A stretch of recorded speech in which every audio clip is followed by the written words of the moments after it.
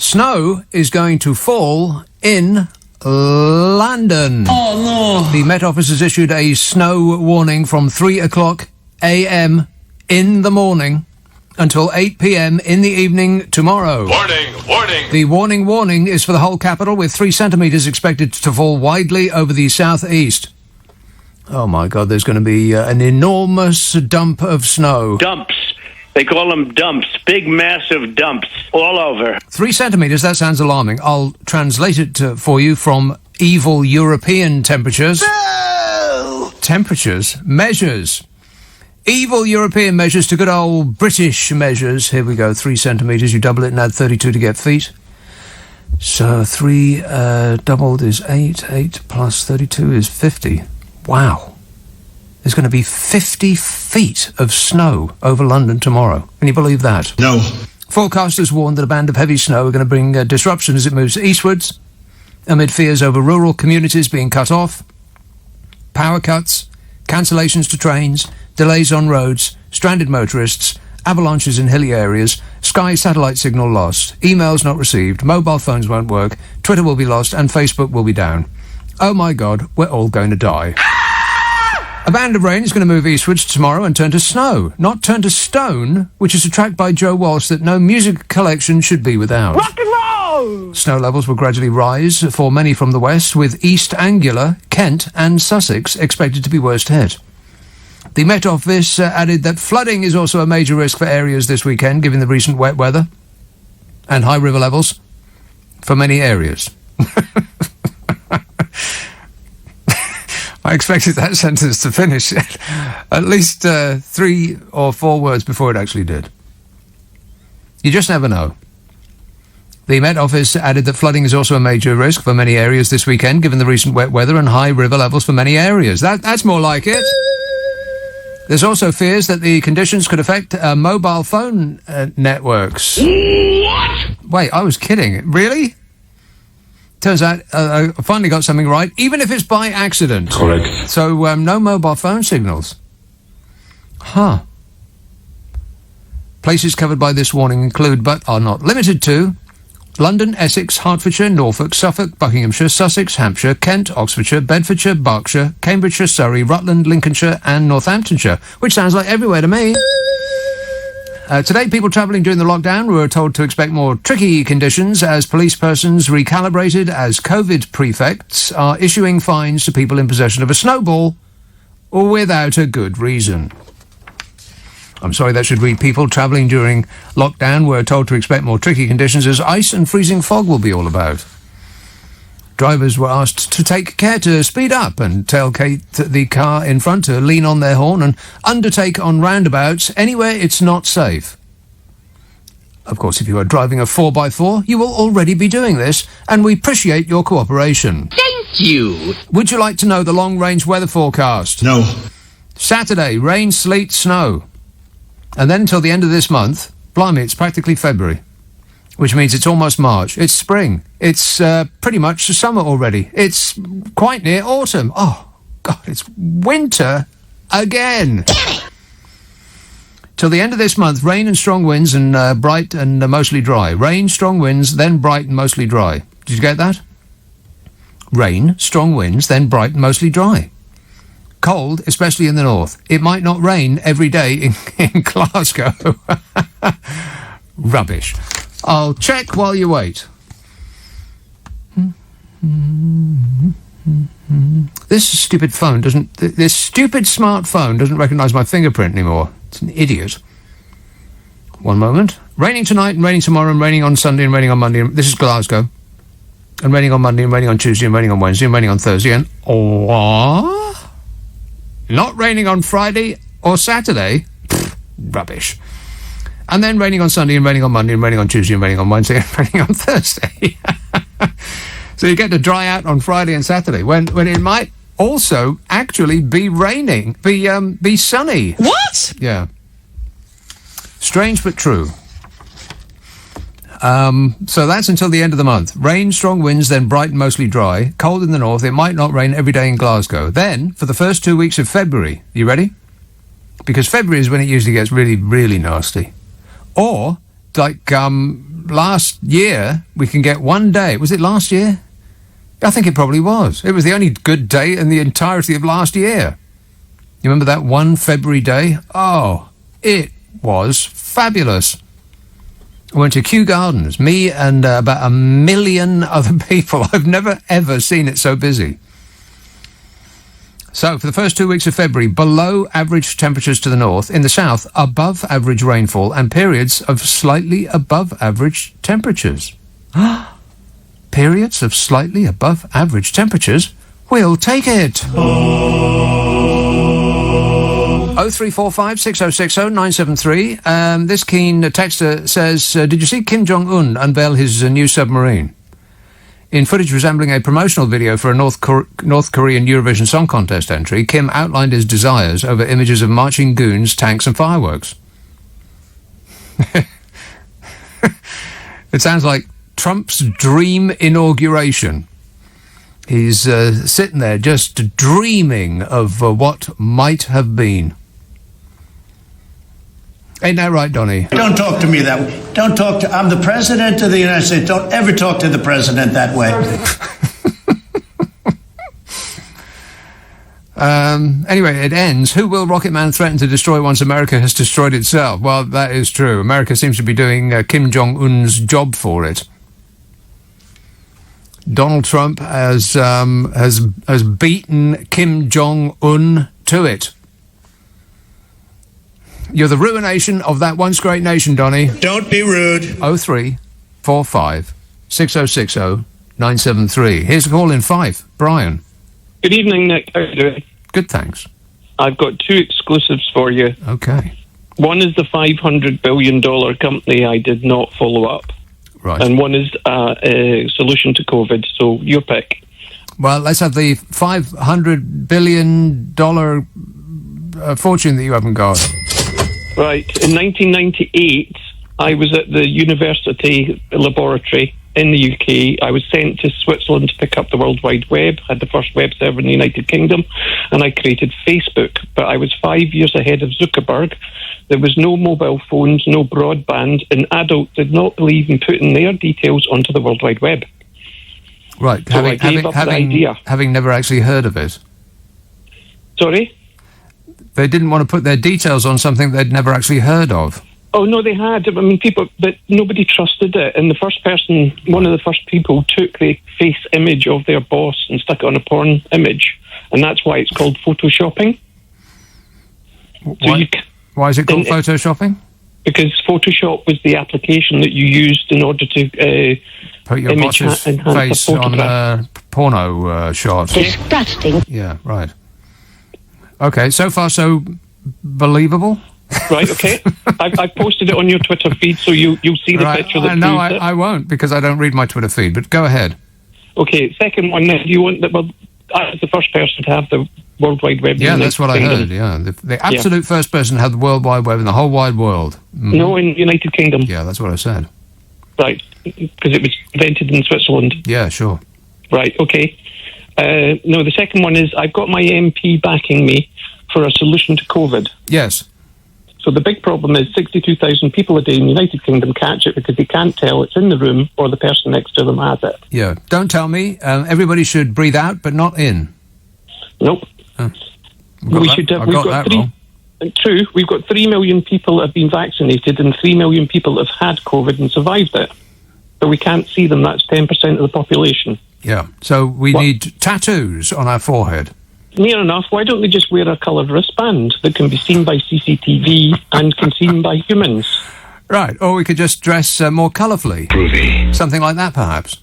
You do know that all of the blue badge wearers in the hospitals have pink stickers if they've been vaccinated. So they're already doing blue badges and pink stickers. Right. So does that get you a better car parking space?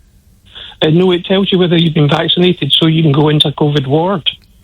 Right. Probably good idea not to go into a COVID ward, though. I mean, just as a suggestion. I'm no medical professional, but I'm in a good company in that regard. I'm not a doctor. But probably not a good idea to waltz into a COVID ward. That's the sort of stupid thing that Boris Johnson would do. Yeah. Wait a minute. It is, but you do know that everybody in a COVID ward has a red wristband on, and everybody in a non-COVID ward has a green wristband on. Oh, well, that's a system that is impervious to fault, being as how they could just take the wristband off. Swap them. Swapses. I'll do swapses with you.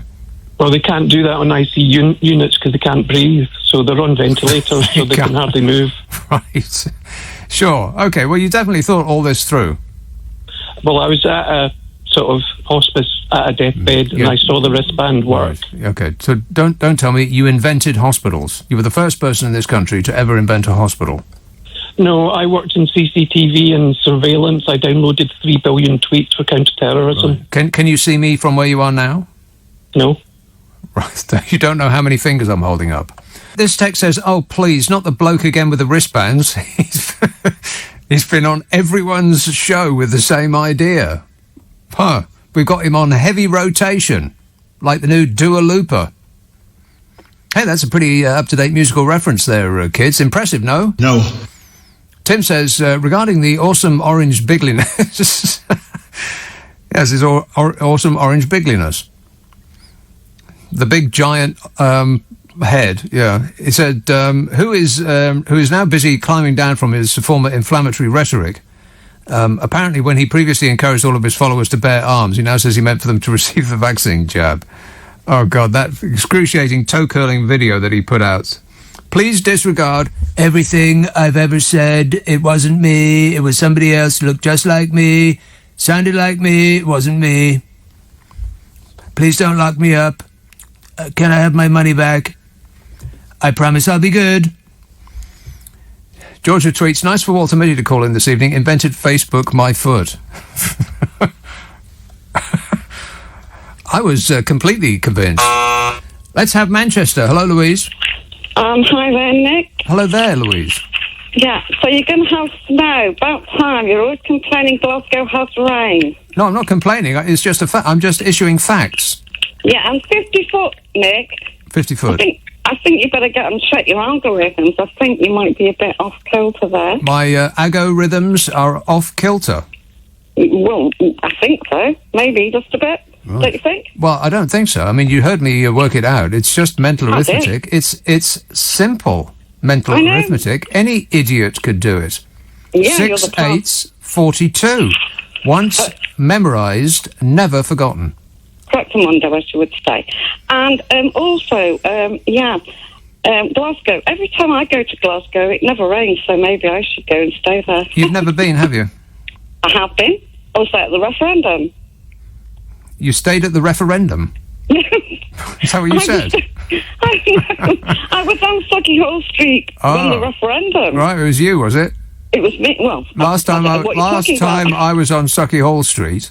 It was so funny. I've got a vivid mental image of it. This a gaggle of girls came out of this bar. I mean, I was walking home, I think, from work, and this gaggle of girls came out of a bar there, and one of them reached out for a cab door and missed the handle, but leant back as though to pull the door open anyway. Just did an absolutely perfect slam on the ground. It was cartoon-like funny. Did you get your phone out? No, I didn't go. It all happened too quickly. Are you kidding? Yeah, I thought so. And also, Nick, stop griping on about fish. They're happy now. Yeah, they are. People aren't, but the fish are. That's right. Stop whining. Stop whining about the fish. I know, they're happy fish because they're British fish. Oh, stick a cork in it. Not now. And they didn't tell us that fish voted Tory, did they? Of course they did. They kept that one quiet. Those fish knew what they voted for. So that's about all I've got to say at the moment. Well, it sounds like you said it. Excellent work. Thanks a lot, Louise. 0345 6060 973. Rob texts, I'm really sticking to Boris's advice today. It was really clear when he said, Well, that's a bit offensive. That doesn't sound like Boris Johnson at all. Yeah. Wait a minute. Kate tweets, will the British fish stop frowning now? We've been stitched up like a canteen kipper.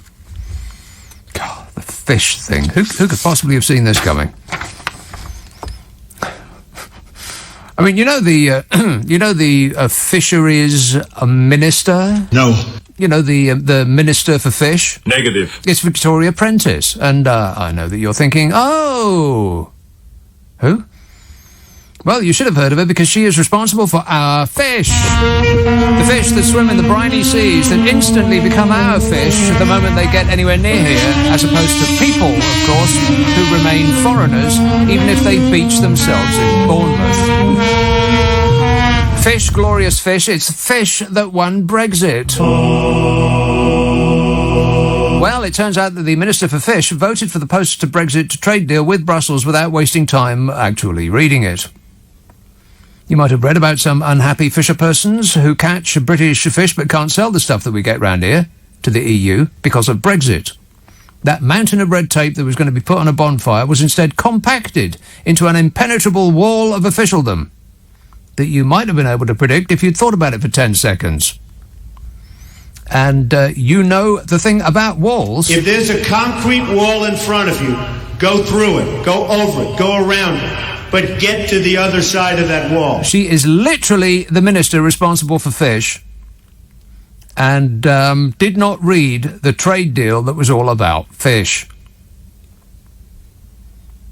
And instead learned about how the deal would affect the industry that is so important to the government. She says, instead of learning about it, she says she was organising a nativity trail, you know, for Jesus' birthday. A nativity trail. She actually said that out loud. And after that became news, Bozo was asked if, as Prime Minister, he had full confidence in the head of fish that hadn't read a deal that was about fish. And he said that he did. Of course he did. Why would a failure to do the least that was to be expected diminish her in the eyes of a man who has spent his entire life getting away with it? Downing Street has said that Boris Johnson maintains confidence in the fish minister after she admitted not reading the post-Brexit trade deal with Brussels when it was agreed because she was busy organising a nativity trail.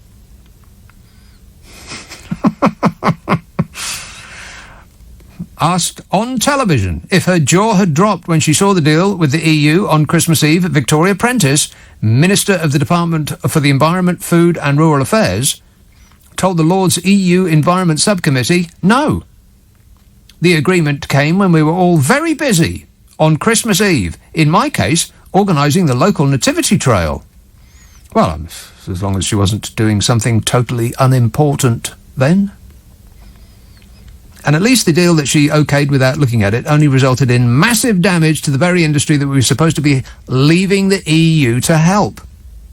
It's almost as though the Brexiters just used fish as a symbol of national identity to get people to vote for something that's not in their best interests. And you know, what she said was the answer to all that totally British fish that's rotting at the port. She said that we should eat it. Well, here's the news, Victoria, the Minister for Fish. We don't like the fish that we catch round these parts. That's God's little joke. We don't like mackerel and herring and langoustine. So we sell it to the very people that we couldn't wait to get away from. It's, a supernatural joke from the invisible space wizard. Anita texts, I know 2020 was a rough year for many people, but I actually loved 2020 for two reasons. The first was the birth of my son in September, and the second reason was listening to you on LBC through lockdown. I actually listened to your radio show whilst in labour. I bought a copy of your wonderful A to Z book so my son can have a momentum of the weird and unprecedented year that he was born. Thank you. Please play the thank you jingle. I will not. Thank you. Yes, I put together all the suggestions. I don't normally read stuff like that out, but thanks very much, Anita. I'm glad I helped you through the excruciating pain. Yes, I put the A to Z in a book, and you can get it in two ways. You can have it in email form for tree huggers. Yowza. And paperback form for tree haters. It's all of the work that we did over the Christmas period, the A to Z of 2020, which at the time, and I know I've said this before, I really didn't think was going to go well at all. I was very concerned going up to the Christmas period. We were going to do the A to Z of the year. I thought we were not going to get anything at all. I'm going to just get 2 calls. One will say, virus for V, and Brexit for B, and there won't be anything in between or on either side. But the response was absolutely overwhelming. Gave me a warm glow inside. And so I've put it in a book. It's by far the biggest response I've ever had on the A to Z. So if you took part, again, thanks very much. And I promised that I would. I put it up as a keepsake, a memento, with the previous year's A to Z to compare and contrast to what you could describe as a normal year. And I put it out at the cheapest price that Amazon would allow. They only let you go down to a certain amount, so I put it down at the very lowest amount. It's about half the price of a cup of coffee, about the price of a cup of tea in a builder's cafe. And it's available on an internet near you. I appreciate it. Let's have South Norwood. Hello, Philip. Good evening, Nick. Good evening, Philip. I saw a story about the new head of the BBC said that one of his favourite programme, they asked him what his favourite programme was, and he said Andy Pandy. Yeah. I mean, the guy, I think he's about 64. Right. Well, I'm 78, and I remember when 78 years old. Thank you, Nick. And I remember when Andy Pandy was on. So do I. I mean, used to like it. Andy Pandy and Teddy and Looby Loo. It was all very, very... actually, thinking about it, it was a bit upsetting. I mean, it was a bit... What? It was a bit weird. Why are children's programmes always so blooming weird? Well, it was in a group, wasn't it? There was a different one every day. There was Andy Pandy's coming to town. Yeah. Dun, dun, dun, dun, Oh, you know That's- as well, no, Looby that Loo. wasn't it. No, well, there was the Flower Pot Men, who were there was a group. There was properly weird. Oh, well, there was, because they're funny, the guy who did the voices for the Flower Pot Men used to do the Daleks as well, Peter Hawkins. Really? Yeah, and there was... That's quite a range, isn't it, There was really? Ragtag and Bobtail. Well, let's not get to bog down in and the Ragtag Wooden or Tops. Bobdale. And, The I Wooden mean, Tops, Flobberdob. so, I mean, surely you must Who watch said Thunder today. Flobberdob? Oh, yeah, Flubberdob, yeah. And weed. Okay. Let that be your final contribution on that show. Saying weed like that. Excellent work, Philip. Alex texts, did you see our verbally challenged PM at the Downing Street press conference on the 7th of January 2021? Wow, it's very, very specific with your dates. Well, let me think about that for 2 seconds. No, I do not watch that misery session. Even if I wanted to, I couldn't, because I haven't got television. I don't know what you're thinking.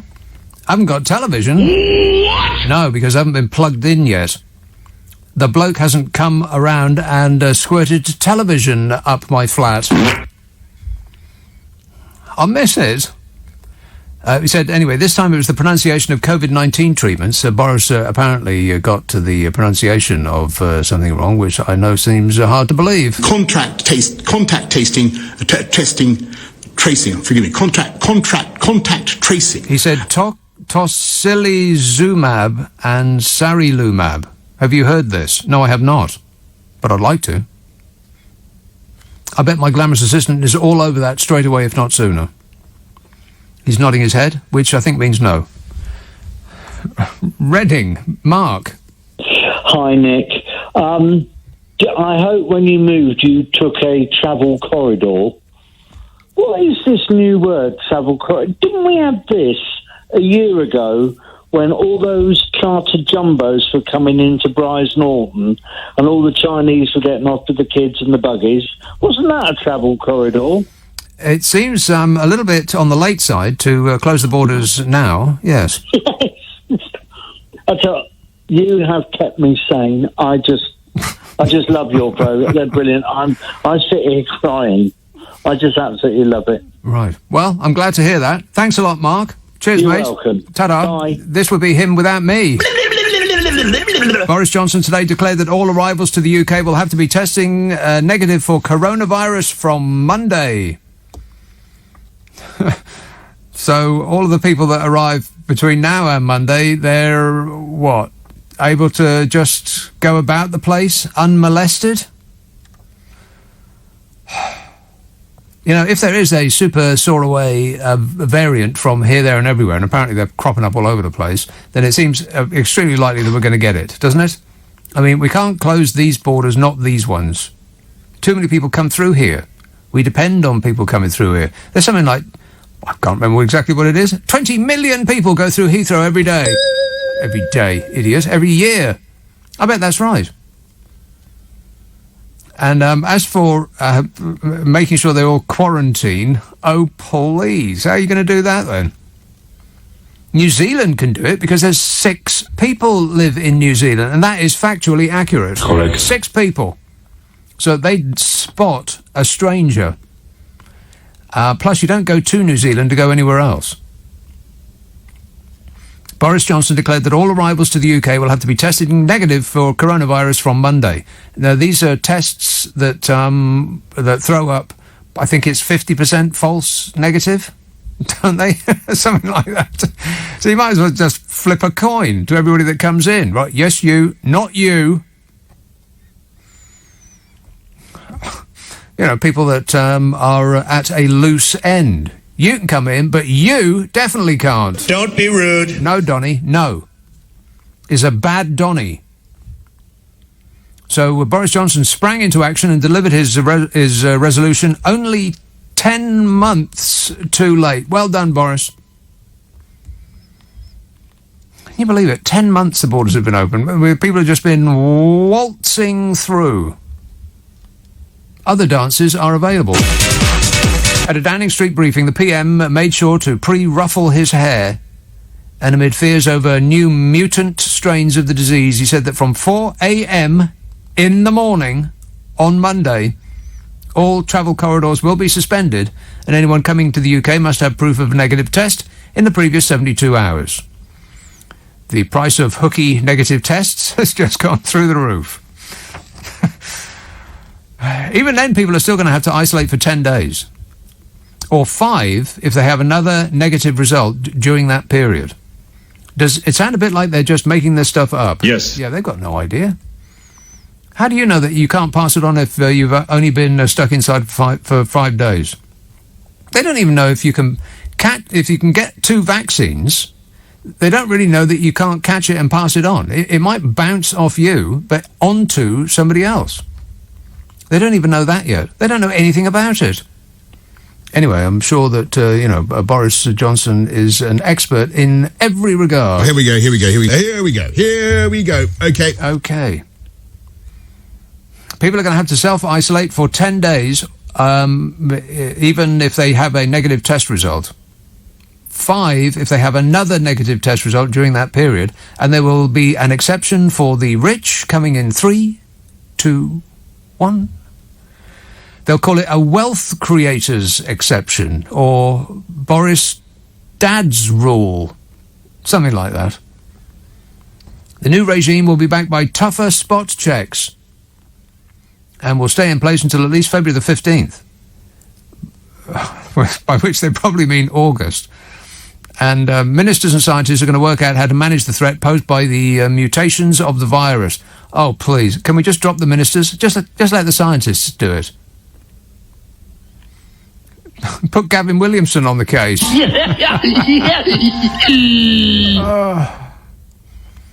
It was revealed today that 11 Britons had one of the variants that have sprung up in Brazil, though it's not yet clear how much of a threat it poses.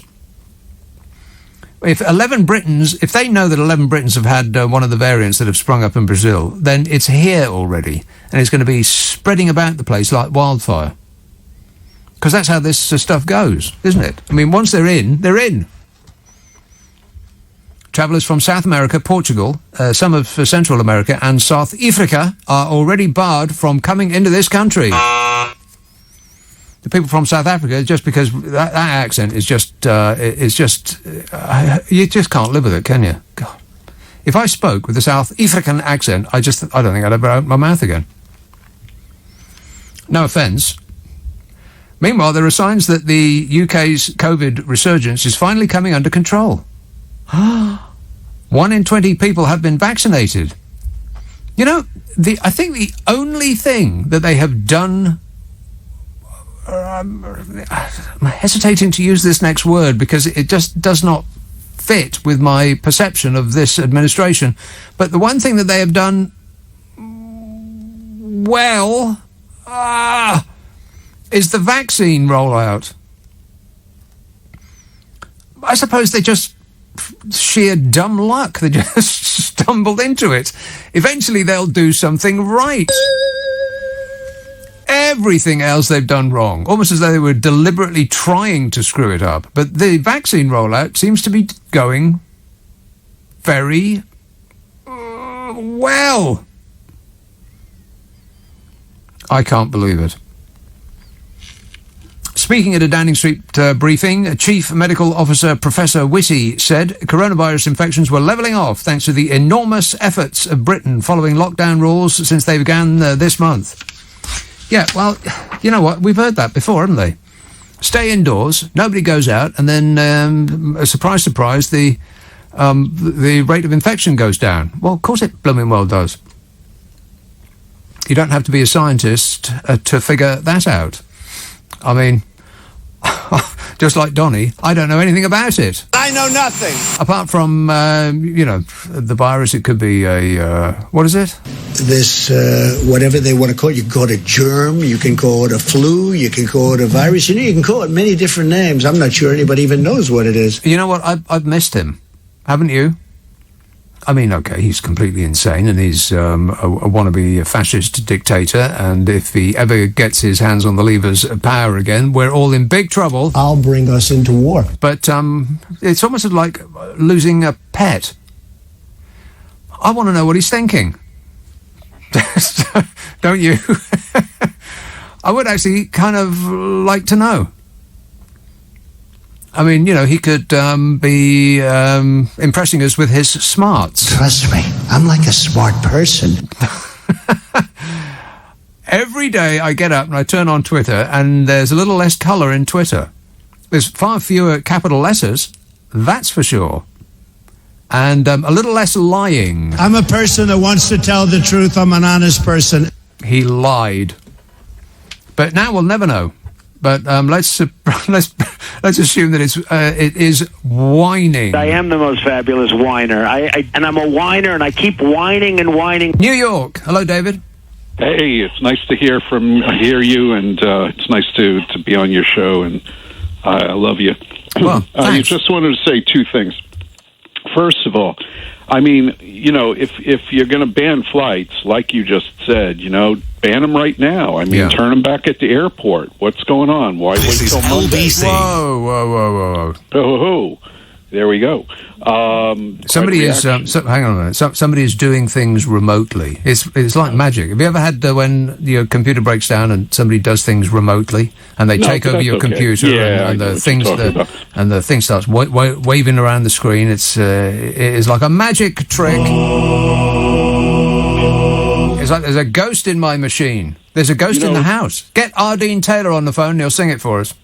So just to rehash this, I mean, why not turn back people, turn them back right now? But the other thing that I wanted to say was, in 2019, I came to London, I flew into Gatwick, and I was surprised that no immigration officer stamped my passport. I just put it on a glass plate. Yeah. It was scanned by me, and a green light came on, and it said, welcome to the UK. Yeah. And I stopped an immigration officer and I said, can't you just stamp my passport just for a keepsake?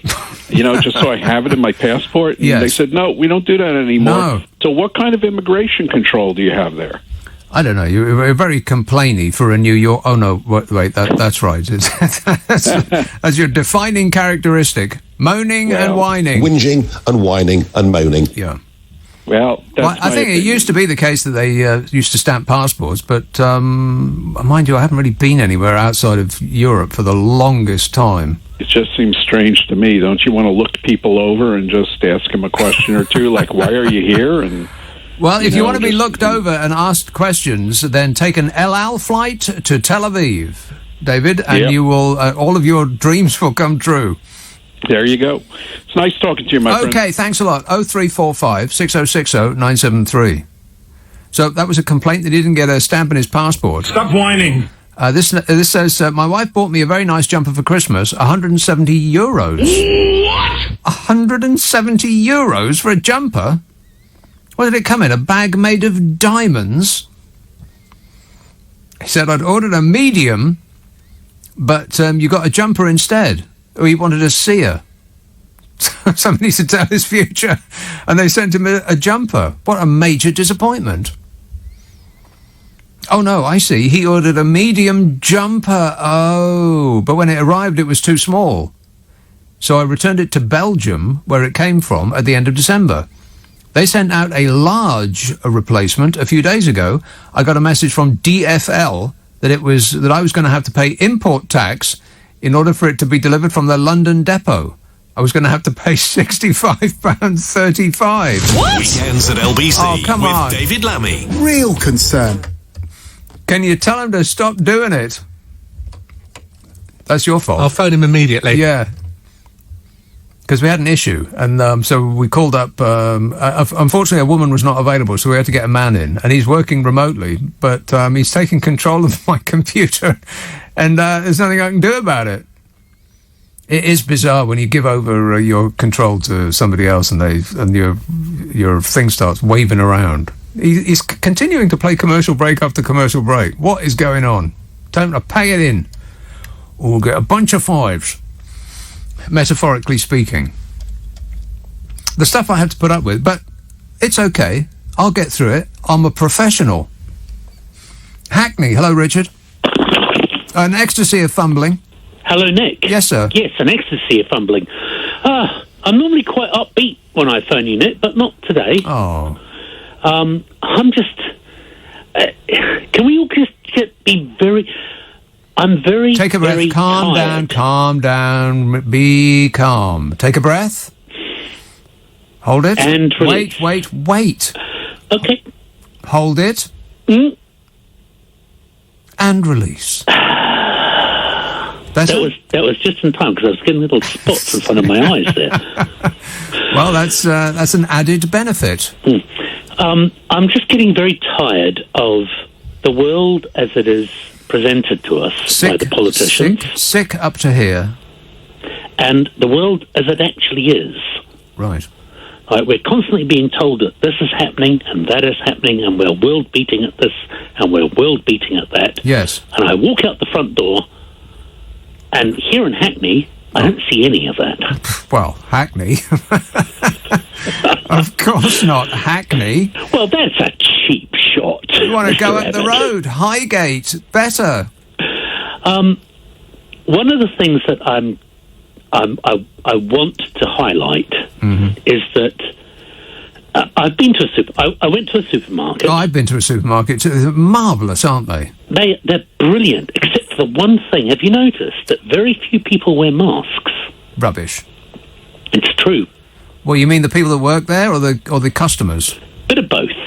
Right, people that work there, I've seen that a lot, yeah, but I guess you wouldn't really, if you had an option, you wouldn't really want to work in a mask all day long. I mean, it's as much as I can do to keep it on while I do, be under no doubt, but it gets a bit moist, doesn't it? It's all blech.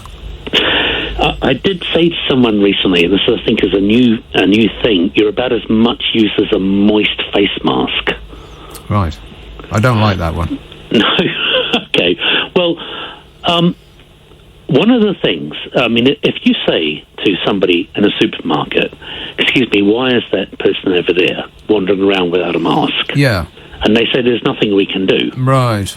And then you say, well, if I lit up a cigarette or started stuffing bacon into my coat pocket and walking out the door, because you have something. Yeah, you have a medical exception. Yeah, exactly. They would say, are you going to pay for that? And I'd say, no, I'm exempt. Exempt, yeah. I'm exempt from paying. For bacon, yeah. Yeah. And they'd say, well, can I see something to prove that? Because that is interfering with my human rights. Well, It's been a year now, Nick. Why are there not exemption cards for people who are actually legitimately exempt from wearing face masks? Because I sympathise with the guy on the door. The guy on the door says, why don't you have a mask? The customer says, I'm exempt. Yeah. The guy on the door has nothing to say. Well, I think that, supermarkets seem to have been beefing up their response in this regard, because I see little posters when I go in there now saying, you cannot come in this store without a mask. No exceptions. And then in small letters, apart from the people who have an exemption. Exactly. And you prove you have an exemption by saying, I have an exemption. Yes. Because, is there not a system whereby if you are actually medically incapable of wearing a mask, and I'm imagining this is a tiny, tiny fraction of the population. Exactly. You go to your GP and they give you a plastic card. Well, you can't go to your GP, see, so you got that wrong. Why not? You can only see your GP over the telephone or a computer. Well, box. They could stand at the surgery door and put one of those barbecue tongs. They could, and they could pass the plastic card out to you. Yeah, because they zip one out there like a frisbee. Yeah, exactly. You could scrabble around on the ground, because you've not caught it, obviously.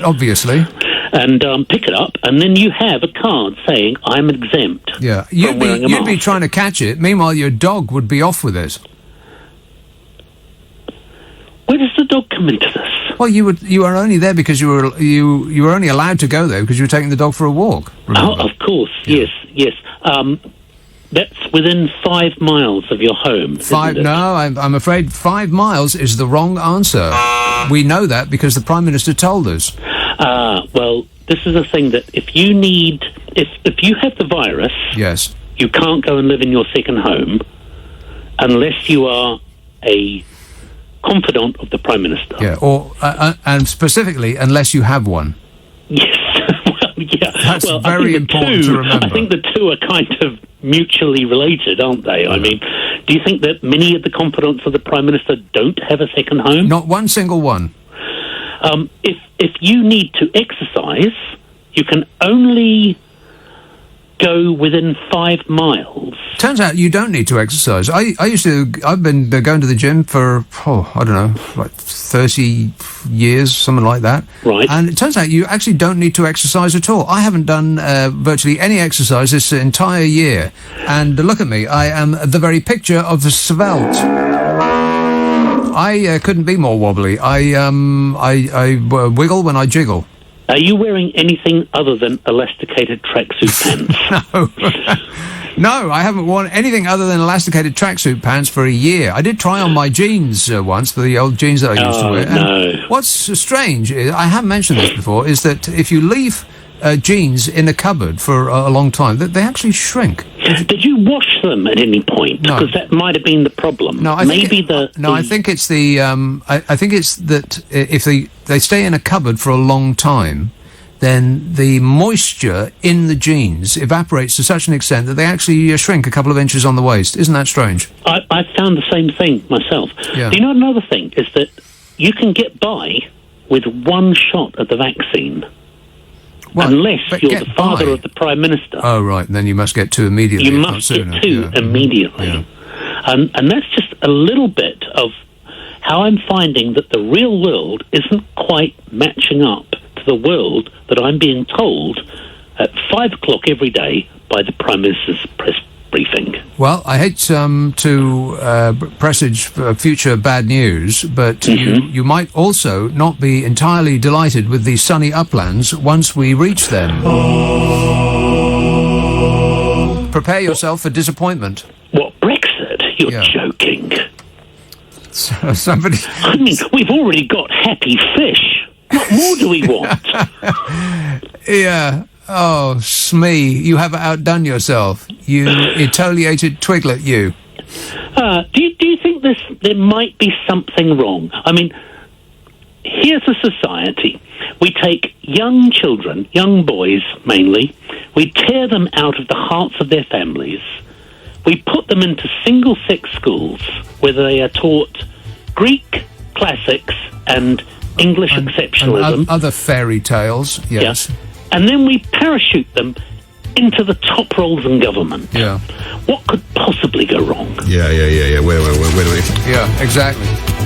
What a way to run a country, eh? Fiona texts, the vaccine rollout is going well because it's the NHS that's managing the rollout, no private contracts to deliver the jabs, as BJ likes to say. Just imagine if NHS England had been managed contact tracing, had managed contact tracing rather than Boris's cronies. Yes, I bet they look long and hard at the possibility of giving the jab rollout to their mates. It's extraordinary, really, that the usual suspects didn't line up in an orderly queue and just put their hands out and waited for that £108 million cheque. Stunning. Catherine in Cardiff says there are exemption cards. I have one, although I still try to wear a mask. Well, we appreciate it, Catherine. Thank you. Kevin says, as far as I know, the guy is there for security, not policing masks. What guy? As far as I know, the guy is there for security, not policing masks. What guy? Huh? The guy at the front of the supermarket. Oh, that guy. Yeah.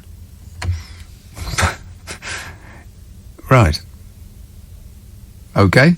Is it the same guy in every supermarket? I think so. Yeah, I think it is, yeah. Let's have New York again. Cliff. Hello, Nick.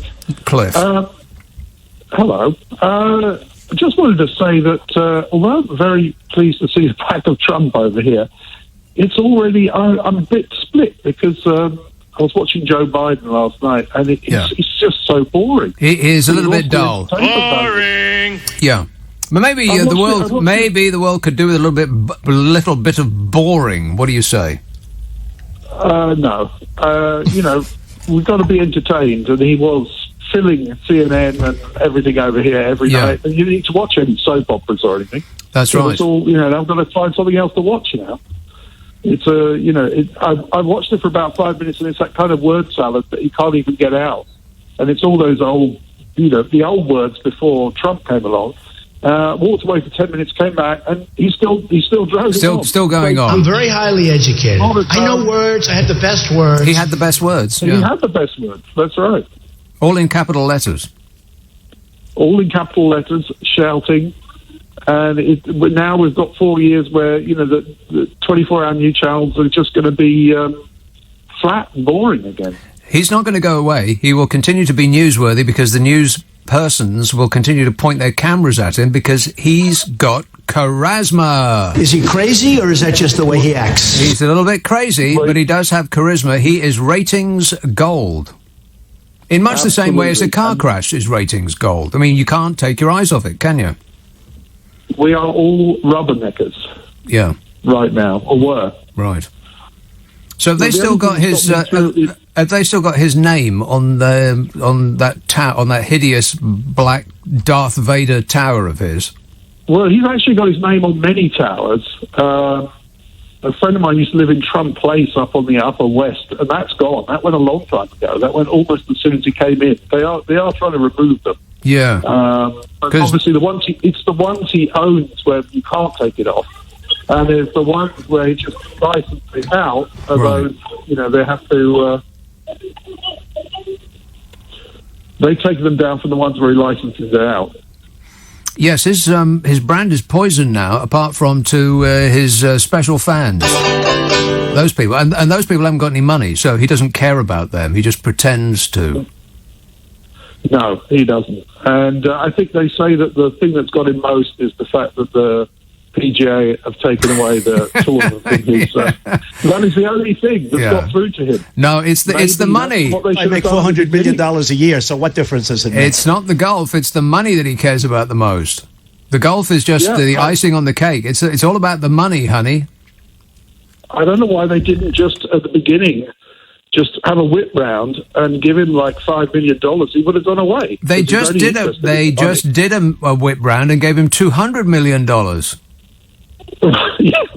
Well, they did, but what I'm saying is the Democrats should have done that. Congress should have done that. They should have just taken it out. just take it out the budget and pay him off. Yeah. Because he's just grifting it, and it's taken him 4 years to grift it up. They could have just paid him at the end of the first year. It would have cost a lot more than $5 million just to pay him off. His debts are $400 million. Here's a guy. This is how successful a businessman he is. He took $420 million from his dad and turned it into minus $400 million. Wow, what a businessman. He really is a tremendous business. He's got a strategy for business. There's no strategy. I have no strategy. There's zero strategy. Yeah. All right, thanks a lot, Cliff. All the best. 0345 6060 973. Catherine in Cardiff says there are exemption... Oh, no, I've read that. And then there was the thing about the guy who's there for policing. Yeah, well, policing masks. But I agree with that first one from Fiona. The reason that the vaccine rollout is going very well is because it's actually the NHS what are doing it. The reason that the test and trace thing was a £21 billion disaster was because it had precious little to do with the NHS. Contact tracing. You get it. You get extra points if you get it in order, Boris. If you get it in order, you get extra points. Extra points for getting it in order. Contact tracing. This says, I've been thinking Donny's best friend Nige has been a bit quiet recently. Do you think he's regretting the alliance now? I think he's beyond regretting anything. I think certainly shame is not in his lexicon. Do you really want me to play that clip again? Should I? Well, maybe later. I'll think about it.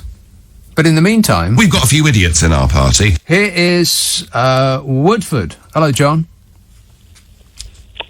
Hello, sorry. Is that me? It sounds like you, John. Yeah, it does actually. Sounds just like you.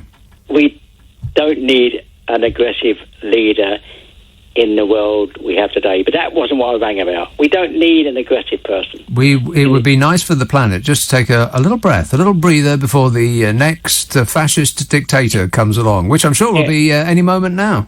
Let's just get a Biden. But look, I didn't ring about that. I actually rang about the virus and what we're doing and what we should be doing. Yes. But I was going to say that I just missed the Second World War, thank God, because I'm 75. You missed it? Well, I don't know. Where I was, I may have heard the bang, but... It was in the papers. The thing was, in the Second World War, the doodlebugs and the V1s, when they went over, people scampered to the undergrounds and tried to keep safe. In fact, a lot of people got killed once going down the underground to get safe. Right. And the point is, people aren't as scared of the virus, which actually is killing quite a few people. I don't understand the attitude. Well, I do. The attitude from younger people is that this thing is not going to affect me. It bounces off anybody under the age of 50, they think. And therefore, why should I have my life ruined? You see, for older people, a year of their life, say you're 50 years old, the year of your life is 1/50th of the time that you've been alive. But if you're 15, then it's a 15th of the time that you've been alive, an enormous chunk. I mean, you can remember as a lad how boring Sunday used to be. It just seemed to go on forever. Am I right? No, I had Sunday school. I know what you mean. I know what you mean. Yeah. Right. So even a day in your youth just seemed to drag on forever. So imagine what a year for a young person is like. So I think that I'm not recommending it, but it is understandable that they would chafe against the restrictions. I don't think you're being sensible. Why are you saying this? Look, the fact is death is death. And when you're young, it's one of the things you worry about when you are young, about dying, because it happens around you. No, but the fact is that people must have worried then and rushed to the undergrounds and the air raid shelters not to be bombed. but they don't feel that they're going to be bombed. And it is completely different, though. I mean, bombing is highly indiscriminate, and regardless of what age you are or what health you are, if you get bombed, then that's it. No, hang on. No, you can't say that. I am saying it. The virus is indiscriminate. It will kill people of 40. I've heard many cases on your radio show, people talking to LBC saying how when they were 40, they thought they would never get ill. They ran every day. They were always fit, and all of a sudden they ended up on an oxygen tank, and they were held down for a month. And some went into I understand that. You will always get individual anomalies, which is what you've just described. But overall, if you look at the graph, anybody under the age of 50 is vanishingly unlikely to be negatively affected. Maybe of course, there will be some people that are, but we're not talking about everybody, are we? We're talking about averages, are we not? No, I do understand that. But it's a shame. Maybe we should never have said that. Maybe we should have said it could have hurt everybody, and then more people would have been more careful. I think people have been massively careful, don't you? No. What? Never. For God's sake, how can they be careful? Of course they are. I live in Woodford, which is a London area. My God. Woodford, should have said. Woodford. Notorious Woodford is. The only bloke that's not look, the fact is, it's a dangerous thing. Like bombings they're dangerous, but they don't seem to worry because it can't happen to them. But I think they realised it could happen to them when they were being bombed. Well, it's a completely different peril, though. No, it's death. Yeah, but you can't get out of life alive. See, the young can't conceive of their own demise. It just doesn't occur to them. That's why they do stupid things. It's because they can't. They haven't got the experience to be concerned about, speeding or running into traffic or whatever it might be. My God, are you a psychologist? Are you really? I can't believe what you're saying. I'm not sure that you're right, but it does take some thinking about. And no, I'm John, my advice to you is don't think about anything I ever say, and that is I think you could find be right. Excellent maybe advice. You've got the right idea. Thank you very much. Thank you very much. I appreciate it. Thank you. Thanks, Jan. Hello, Nick. Hello, Jan. How are you? I'm great, mate. Now, good. Now then, before the break... Now then. Yeah, now then. You can't say that. Oh, no, you can't say that. I just remembered who that is. Yeah. No, you can't do that anymore. I apologise for... don't worry. Oh, okay then. Never mind. I don't mind. Never mind. Now then... I was going to say... I am very sorry. But forget it. Okay. Now then, before the break, you mentioned your podcast with Carol. Oh, yeah. That's what I've rung up about. Is it? Yeah. I was listening to the latest one, and... at the end, it sounded as though you've changed your mind about working from home. Huh? About working from home? Yeah. You sounded as if you changed your mind. Changed my mind? Well, in the first lockdown, you were all for it, weren't you? Yes. Stop the commute and... I know. all that. Oh, I remember, yeah. It was because you're talking about something that I said like over a week ago. I was just because we've done one since. It'll be out on Monday, so I thought I had my head in the wrong place. Yeah. I get you. Yes. Well, I'm completely right. Mm. First, I was right, and then I became even righter. Right. How come? I changed my mind from being right to being even righter than I was before. I think you'll find that is correct. Well, I'm not so sure about that. You disappointed me because, I thought you were really all for working from home. I am all for working from home, unless it's other people. Unless it's you. Unless it's people that I have to ring up on the phone for business, which I have been doing a lot lately because I moved house. My God. The actual house move itself was a breeze, relatively speaking. The movers that I had were excellent, despite the appearance of their vans and everything about them. They were excellent in every regard. I couldn't praise them more highly. I mean, they didn't have to charge me quite that much, but whatever. Everything else around the moving has been like changing your address with companies. Hard work, isn't it? Yeah. Hard. You couldn't believe how hard it is. Some companies, it's an absolute dream. Like banks, for instance. Some banks will allow you to change your address in an app. and you do it in about 10 seconds flat. How about Yeah. that for modern technology?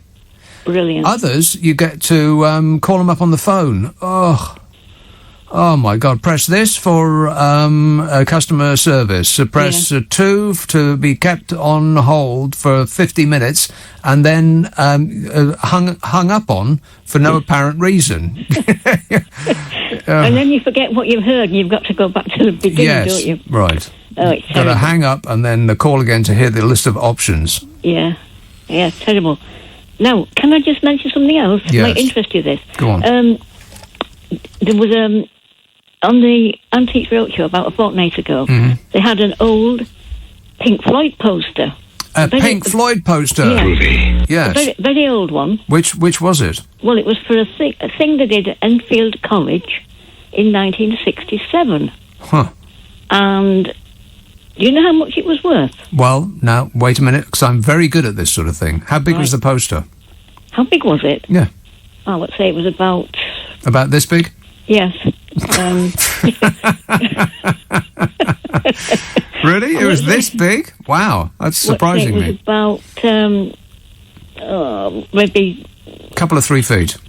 3 feet by 1.5, maybe. Right. So it was in excellent condition, no doubt. It wasn't bad. Right. And it was Pink Floyd at Exeter College, did you say? Enfield. Enfield. Well, if only it had been Exeter. The tickets were money. The tickets were 8 shillings. 8 shillings, right. Yeah. Which is about £42? 40 what? £42 in new money? Something like that. Yeah, something like that. I think it would have gone for £250. You're way out. Go on. Between 8 and 12,000. What? 8 and 12 grand for an old Pink Floyd poster? Yep. God. That's what I thought. Was it like colourful and beautiful? Did it just have their name on it? It had the name on it, and it was sort of pink with... well, I can't really describe it. Yeah. But why don't you look it up on the... I most certainly will do nothing of the sort. No, but you could look it up on the... Yeah, but I won't, though. I don't want to, and you can't make me. All right, then. All right, but thanks for the news, Jan. Thanks for spoiling it for me, because I usually play along with that game, and I'm very, very good at it. Well, not this time. Not this time, no. This was a special exception. Yeah. All right, well, you certainly have shown me a thing or two. Good. Keep your eyes peeled, Jan. I will. All right, thanks a lot. 0345 6060 973. Yeah, I've been calling to change my address and just to, give people my new information. And you can tell if somebody's working at home instantly that you get them on the phone. Because they just sound as though they've been hypnotised. They sound as though they're on drugs. People who are working from home are not sit up straight and at it like they are in an office. They're not working at top speed. They're working at the speed that they normally achieve in their homes. And in their homes, they don't have a parade of strangers marching through their living room. So they're talking to you in the way that they would talk to somebody in their living room or their kitchen, which are almost always friends or family members. And so they're a bit presumptuous, really. They're talking to you like they're your friend. And they're so slow. Because they're not het up and ready to go as they would be in an office surrounded by other thrusting business persons. They're just so relaxed. They all sound as though they are on drugs. Want to score some pot? And many of them probably are, particularly in the financial sector.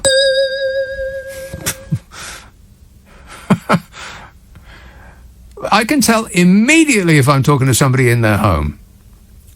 Oh, hello. How can I help you? Sit up straight. Turn the lights up high. They need the thrum of a hubbub around them in order to, work at maximum speed. They need somebody looking over their shoulder. They need somebody who was going to take their job. But if they're at home, you see, that's the antithesis of all that. When they're at home, they are in relax mode. So that's the way of working that they bring to working at home, as though they are not working. I mean, I think it's a great idea. The entire human race getting up at 6 o'clock in the morning to squeeze into a train you can't sit down in for $5,000 a year, your season tickets, and squashing into office blocks is completely insane that everybody does that every day. I mean, aliens from space will be looking down at us thinking, what on earth are these people doing? Why can't they be happy where they are? They start over here every day, and then they rush over there, and then at the end of the day, they rush back again. What's that about? Aliens from space must be thinking. So, working from home is great, but it's the attitude of people who are working from... I mean, if you're an artist working from home, it doesn't make any difference. If you're creating music... Rock and roll! Like Pink Floyd, they could work from home. I mean, Dave Gilmour works on a boat. Doesn't get more relaxing than that. But if you're working in what used to be a call centre and now you're working at home, well, you're not really working, are you? Not really. Not at the same pace that you used to be. And even if you are, then it's a little bit. I can't quite think what the word is. It's a bit more personal. I don't want to be addressed in a personal way by somebody from a financial services company that I'm trying to change my address with. I want to be called Mr. Damn it! No, you may not call me Nicholas, and you certainly, absolutely, and totally may not call me Nick. If I owe you money, it's Mr. Habit to you. 0345. And so don't even get me started about getting stuff delivered to the house. Oh, my God. The amount of stuff that I've had to order. Ethernet wires to try to get the internet to get over 3 megabits a second. 3 I'm getting. I mean, that's practically dial-up speed. And so I bought every instrument under the sun to try and get that to work better. I've got hi-fi repeaters and Ethernet cables and, oh my God, it's the list of things that I've ordered off the evil company.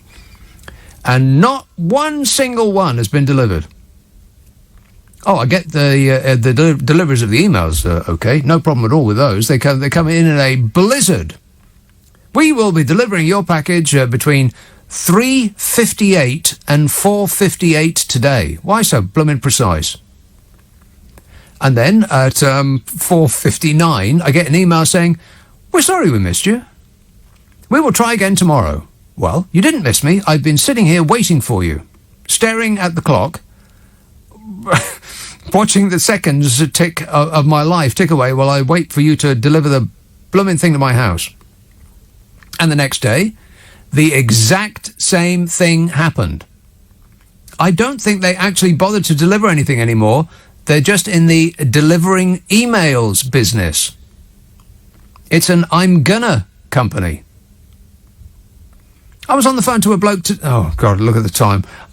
Briefly, I was on the phone to a delivery guy who was supposed to be delivering to me, giving him directions to get to where I was. And as I was on the phone to him, an email came through saying, oh, we're sorry we missed you. We'll try again tomorrow. But you know me, I never complain. Chris says, you have to wear a mask to stop you from spreading the virus. Are the people who are exempt from wearing a mask also exempt from spreading the virus? Well, if they've got a note. Tanya in Corby says, did you see Boris's face when the lady was having a vaccine? He was enjoying it too much. Uncomfortable. No, I did not.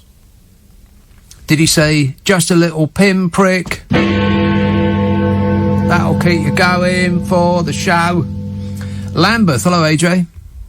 Hello, sir. Yes, sir. I wanted to bring it to your attention that I find it very interesting that although we have a planet full of celebrities, or A-listers, or household names is the better way to say it, that we don't have any household names deaths due to COVID. Can you think of any? Well, Tom Hanks was the biggest celebrity who first caught it. I'm not talking about catching it. Yeah. I'm talking about deaths. Deaths. And I find that very interesting with the amount of numbers of deaths that we have. And when you say interesting, you mean suspicious. You can take it however. That's a yes, isn't it? I just find it interesting. Suspicious, you mean? Interesting. Little bit suspicious. That's my word, and I'm sticking to it. Right. Interesting. Yeah. Right. What's your thoughts? I don't really have any. Does this show sound like I have thoughts? It was. There was actually a word that you said to somebody, but I've been holding so long. I can't remember the word now. But there was a word that you said at the beginning of A, which I found very interesting as well. Do you mean suspicious? No, I don't mean suspicious. But a word that begins with A. Affirmative. That one? No, it wasn't affirmative. It was a good word, and I thought, oh, great word. How about this one? Absolutely. Was it that one?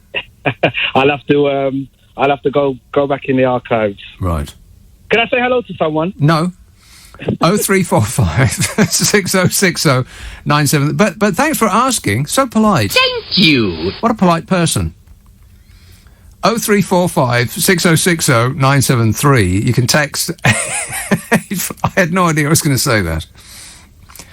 I was just reacting on the spur of the moment. So let me think about that for a moment.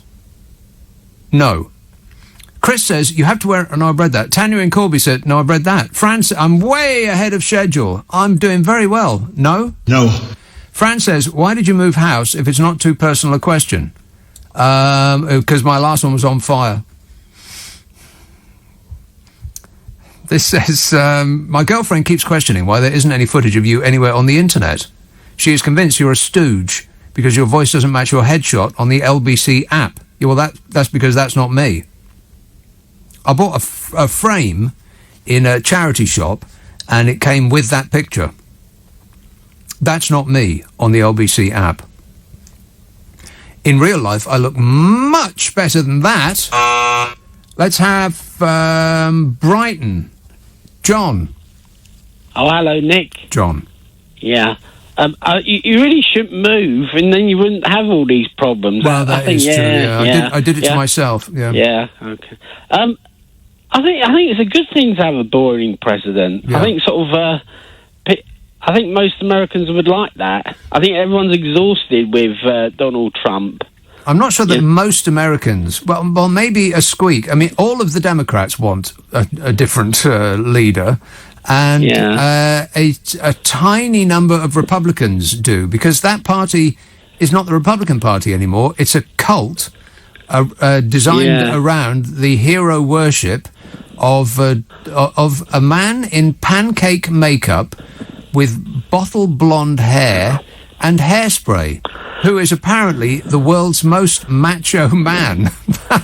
Yeah. Who also, by the way, dances to YMCA. Oh my... You've got to be kidding me, you dinglings. That's the guy you worship? That's your macho man? Yeah, I think the Republicans are just scared of him now, aren't they? They're just sort of... you wonder why none of them is... You know, when he... threw that vice president, I can't remember his name now, Pence under the bus last week. You just saw how utterly ruthless he was, and that he doesn't care about anybody but himself. If you are a fly in Donald Trump's orbit, you will get squashed. It happens to everybody that associates with him. Everybody ends up as roadkill. Do you think anything in the next 5 days? Do you think anything more crazy could happen? Do you think any, apart? I mean, I don't know. Well, it's so unpredictable now. I would not have predicted an armed assault on the capital of the United States of America. That's not what I would have predicted. But Yeah, you wonder what could happen next.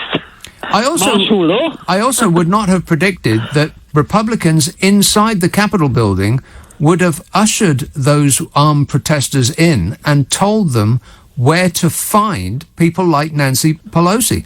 Yeah. That I would not have predicted either. Mm. I also would not have predicted that the Republicans would, by a majority, still support Donald Trump after he's tried to stage an armed coup.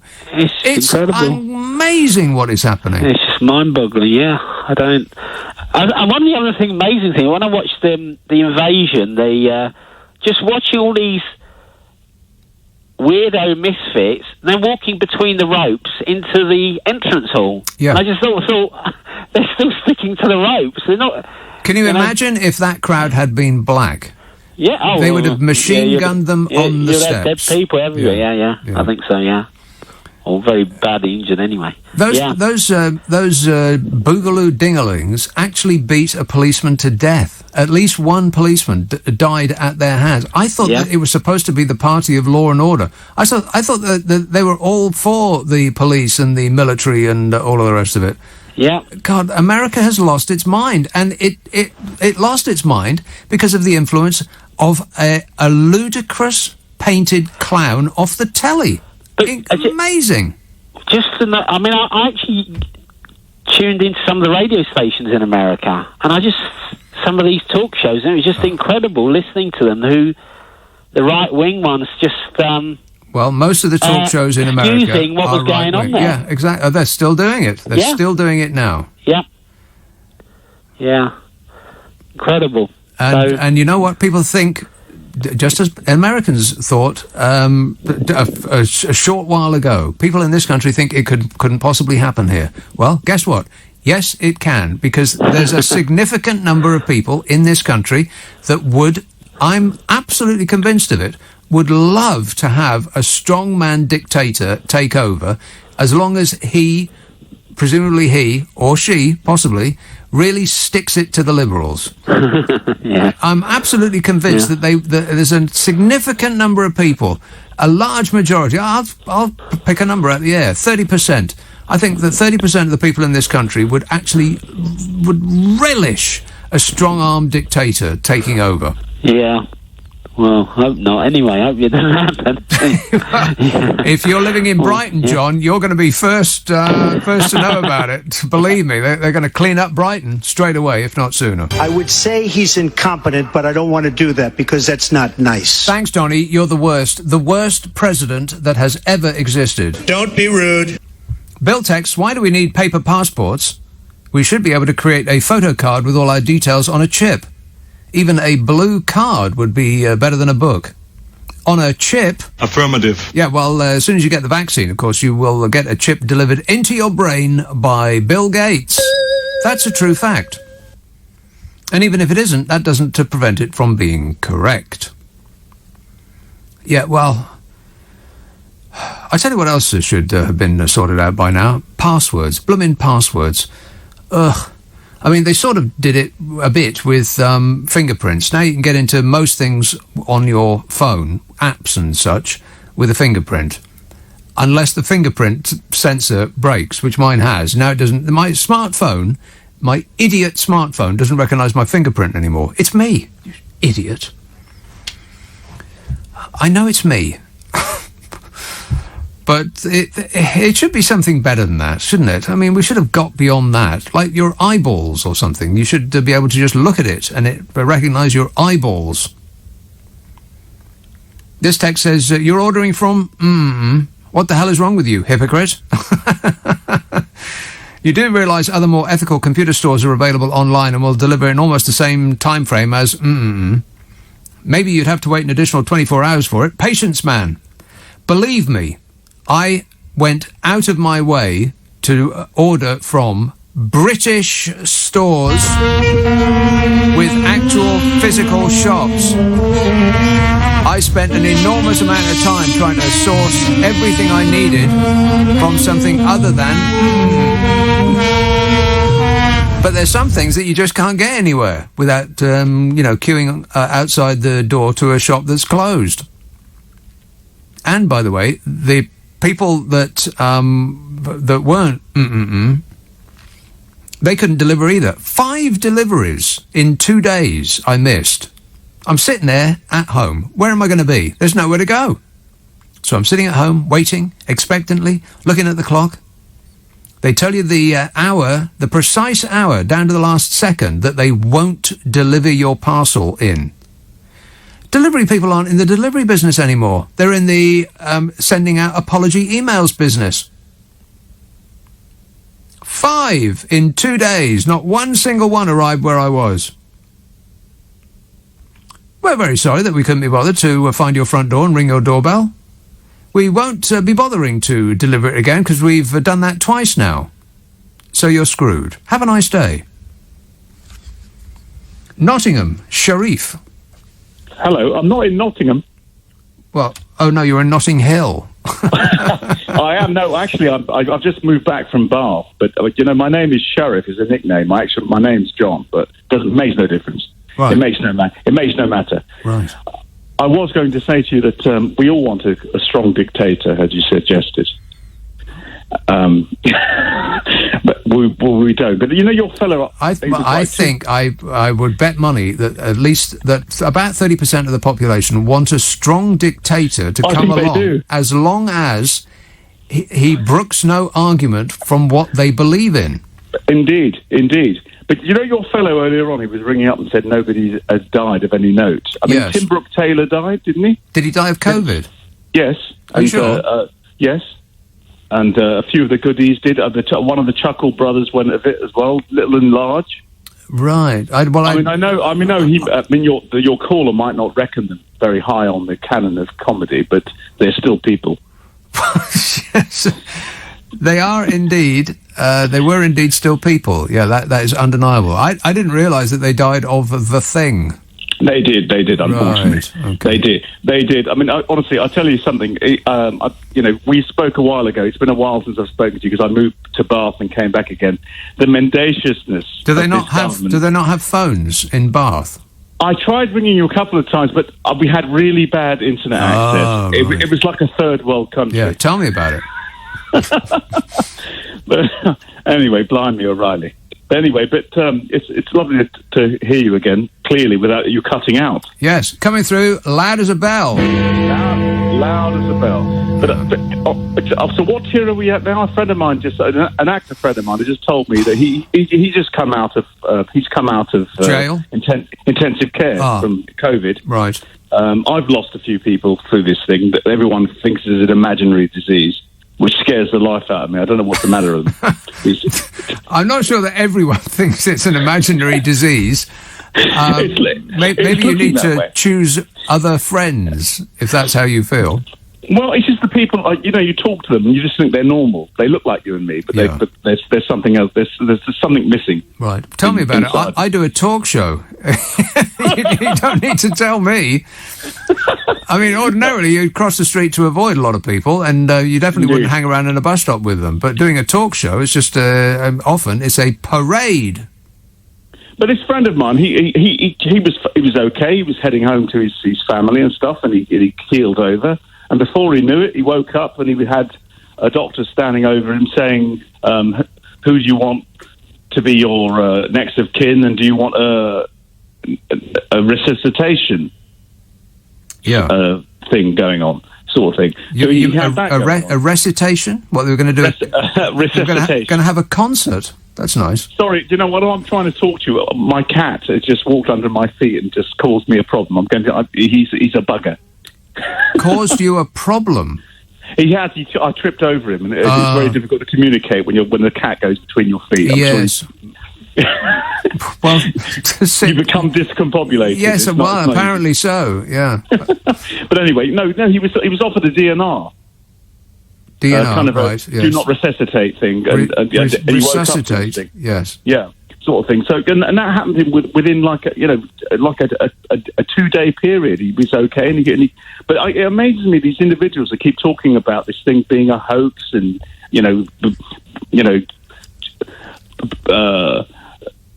it's a microchip in the brain and all this malarkey. I mean, what's wrong with these people? I think that people find comfort in an explanation that allows them to either ignore reality or to embellish it. I think that's true. Well, Donald Trump has definitely he is galvanised that. Yes, precisely. He is a walking conspiracy theory. Yeah. Oh, God, I was so looking forward to him to go away, but he's not going away quietly, is he? Well, I think it's... as long as his torture is long and painful, I don't mind if he goes away. It's if he comes back... I keep saying this. If you're watching a horror film and the monster is dead 15 minutes before the film ends, the monster's not dead yet. You haven't properly killed it. You're going to have to, metaphorically speaking, in case the FBI or the CIA is listening, you're going to have to kill him, metaphorically speaking. You are going to have to bury him up to his bottle blonde hair in lawsuits. He's going to have to be in court from now to the rest of his life. What? Nick, I want the final fight to be between him and Giuliani. Because they've turned against each other now. Yeah, they could fight for the last bottle of hair dye. Yeah. All right, thanks a lot, Sharif. That cat needs your attention. The reason that your cat is winding itself around your legs is because you're paying attention to something that's not it. Cats hate that. That's why whenever you're reading something, they come and sit on whatever it is that you're reading. I don't know what they think that you're doing, but they know that you're not paying attention to them. And so they think, well, there's something dreadfully wrong here. I'm going to remind him of me. So, because he's staring at something, but he's not staring at me. So I'm going to go and sit on the thing that he's staring at to remind him that I'm here. And that he should be actually paying attention to me, is what a cat thinks. Either that, or they just think, I know what's really going to annoy him. I'll go and sit on the newspaper, and he, being an easily controllable, doughy sack of lard, he will think, well, I can't move the paper now because the cat's sitting on it. In much the same way as if you're sitting down and the cat sits on you, you cannot then move because the cat's sitting on you. It takes precedence over your pleasure. You can't get up and fix yourself a nice snack. You can't get up to reach the remote control. If the remote control is just slightly out of reach, you'll try everything in your power not to move the cat while you reach, straining muscles to get to the remote control. Cats know this. Cats are evil little monsters in cute, furry coats.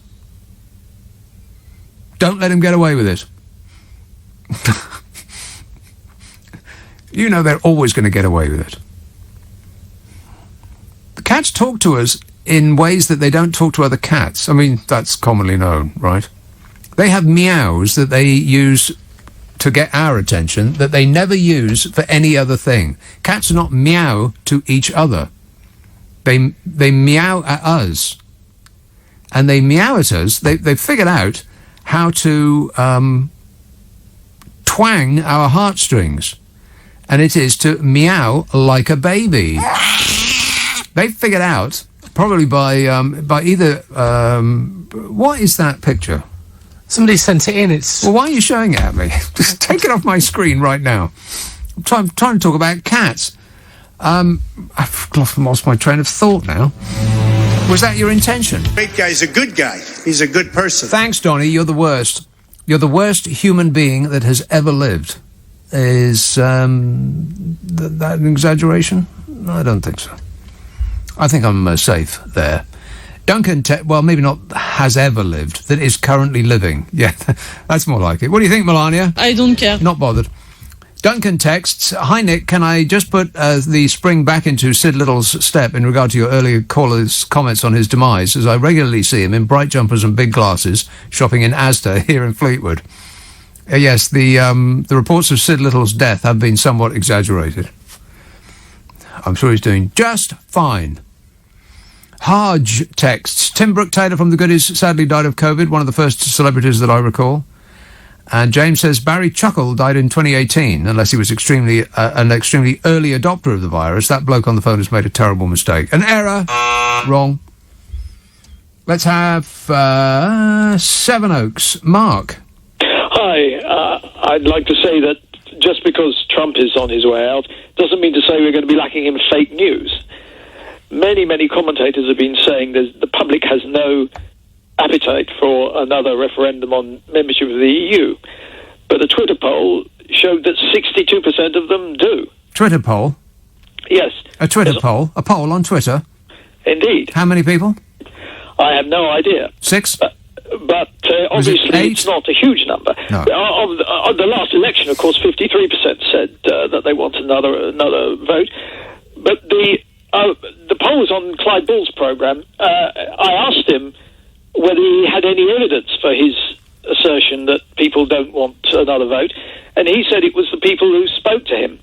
And then I asked him, well, that sort of roughly speaking tallies with what I heard on his show, but right. I then asked him whether he knew of any polling evidence, and he didn't, so he ran a poll.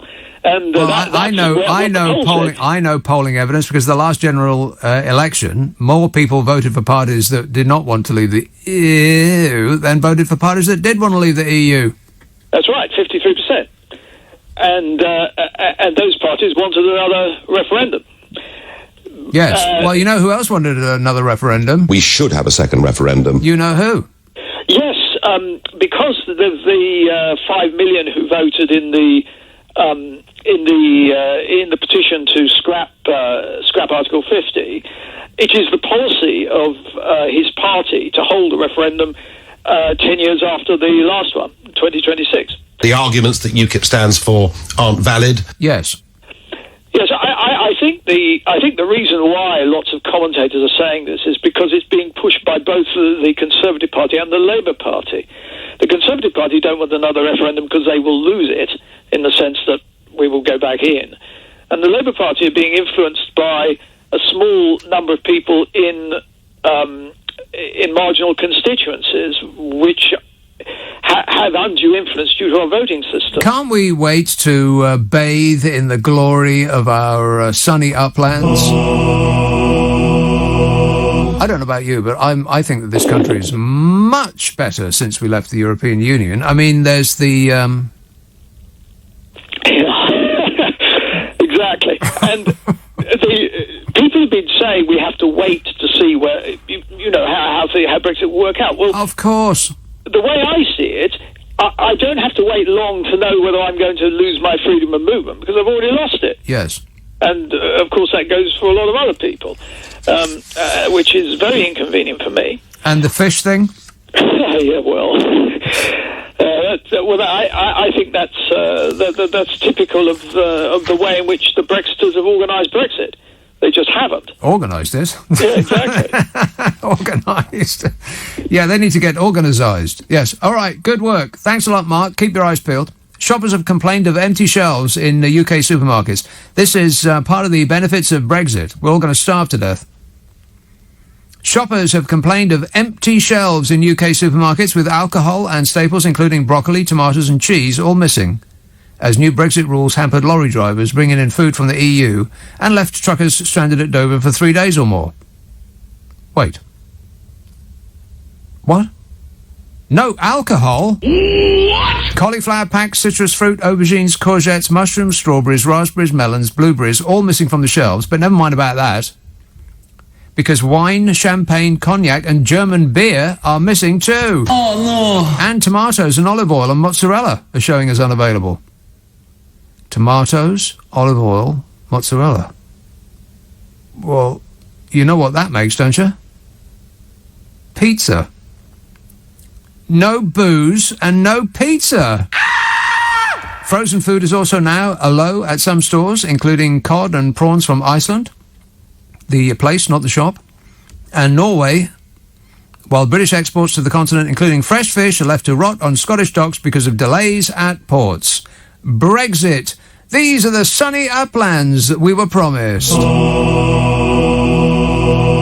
Experts have warned that supplies are being squeezed by post-Brexit red tape. You know, that red tape that would not exist once we left the European Union. So I suppose we haven't left yet.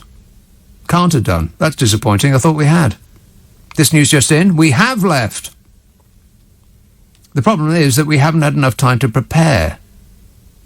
I mean, the referendum was only 5 years ago, so little time to plan ahead. It's probably Jeremy Corbyn's fault. I expect it actually is. That bearded weirdo has done it again. If only we hadn't suffered through the last 10 years of a Labour government under the catastrophic leadership of Jeremy Corbyn's premiership, then we would not be in this mess. That's the true fact. 0345 6060 973. Here is Worcester Dave. Good evening, Nick. Yes, Dave. System. Huh?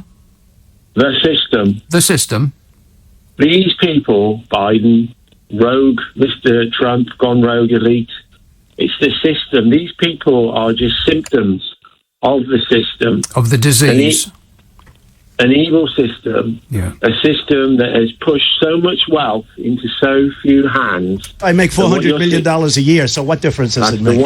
So what you're seeing in America is the peasants, the people, us, the people. Yeah. The dingalings. Yeah, realising that our representatives, all millionaires, billionaires, living in mansions, none of this. $8,737,540,000. Yeah. Poverty, homelessness, mortgages, anything, nothing affects them, right? So what you're seeing as America declines, as all empires do, because they've created a monster in China, the corporations, their real friends, the corporations, the fascist corporations that have just corporations. I mean, yeah, they're fascist, all right. Well, and they've created perhaps not fascist, but they're corporations. I think they are. I think they're fascist and evil, and they've set up a monster in China, and that monster now is coming back to haunt America. Well, the corporations didn't set up a monster in China. He managed to ascend to his position without the help of corporations. Now, what's happening now? Biden, who's been an architect of that for many, many decades, he's been involved in an architect of what? An architect of creating the corporate dream of cheap labour, China, and all the rest of it. In what way has Biden been doing that? All the deals and the wheels and all the. Well, name a deal. Name a deal that Joe Biden has been responsible for. What they did, the Glass-Steagall was one of the big ones they were involved in back in the 80s when he was there. They all passed it through capital, like they did when they privatised everything and set up the corporations to take over. They were all involved in that. It's all there. It's all verifiable. Oh, God, Dave, seriously, you need to stop reading the internet, because it's not doing you any favours. Anyway, the reality is now that the people are realising, and I think they are. And I feel sorry for America, but it's the same here, that they're realising now, and they're rising up, and they're sick and tired of it. And it terrifies. It terrifies the decadent, rapacious, evil elites. Right, okay. Because they've got nowhere they're going to go, man. What I'm hearing is just a lot of buzzwords. It's a lot of slogans and phrases that you've picked up from bits and bobs that you've read on the internet, and you've sort of compiled them all together like. Can I ask you one question, like Nick? some sort of soup of crazy. Nick, I'll ask you one question. Yes, and then I'll ask you one. Sure. Well, if all what I'm saying is not verifiable and true, now, if I become unemployed or if I lose my house, that affects me, doesn't it? Do you think Joe Biden will ever be unemployed? Do you think Joe Biden will ever lose his house? There's the difference, you see. All these things that affect us don't affect them, and yet they represent us. Go work that, always our Americans' cousins would say. Go figure. Go figure. It's called a racket. Right, but is this a question? Well, I ask you, does it affect them? Well, of course it does. Of course it doesn't affect them. They're rich. And why are they rich? What skills have they got? Well, making money. Where from? China. They made money from China. And the corporations. Honestly, Dave, I know you think you're sounding smart, but I've got bad news for you. Let me ask you this: what's the you mentioned it? What's the Glass-Steagall Act? Well, the Glass-Steagall Act is it was one of the many like they did here, where they dressed it up in the academic propaganda speak, and they said it would increase the wealth of the general population. Right. So you don't know. Okay, I was just checking. Thanks a lot, mate. Pearl texts, Nick, that's not fair. I've been working from home for almost a year now. This was me banging on about how people that work from home sound, as though they've been hypnotised, as though they're on drugs or something. Want to score some pot? They're not sitting up straight. They're not at it, at full speed. Because all of their senses are telling them, I'm not at work. They're telling them, I'm at home. This is my relaxing place. This is where I go and turn off my mind and float downstream. Hello, you've reached Megabank. How may I help you? That's what they're like. Immediately they pick up the phone, I can tell if somebody's working from home or not. And I know that it's going to take twice as long to get through the phone call, and they're going to be presumptuously personal. They're going to want to call me by my first name, and they're going to want to chat with me, because that's what they do at home. That's not what they do in their office. At their office, they're blasting through their work as quickly as they possibly can, and they're getting the next call on, and they're at full speed. But at home, everything's calm. It's like, hello, you'll be calling a bank, and it sounds like you've reached the health food shop. Hello. Anyway, Pearl texts, Nick, that's not fair. I've been working at home for almost a year now. I work more than I would do in the office. I finished at 8:30 today, and it's Friday. I can't wait to get back to the office so I can have my home back. I currently live at work, says Pearl. Yeah, that is, I know what you mean. But you see, you finished at 8:30 today. See, if you had been in an office, you'd probably have finished at 5, because you would have been getting through your work more quickly. Fiona in Devon says, why can't the mask exempt wear a visor? Huh. Yeah. Why can't the mask exempt wear a visor? Excellent question there, Fiona. Christchurch, Phil. We just want Donald Flump. Yeah. I'm from the deep south. Hallelujah. God bless KFC. Other chicken brands are available. Are they?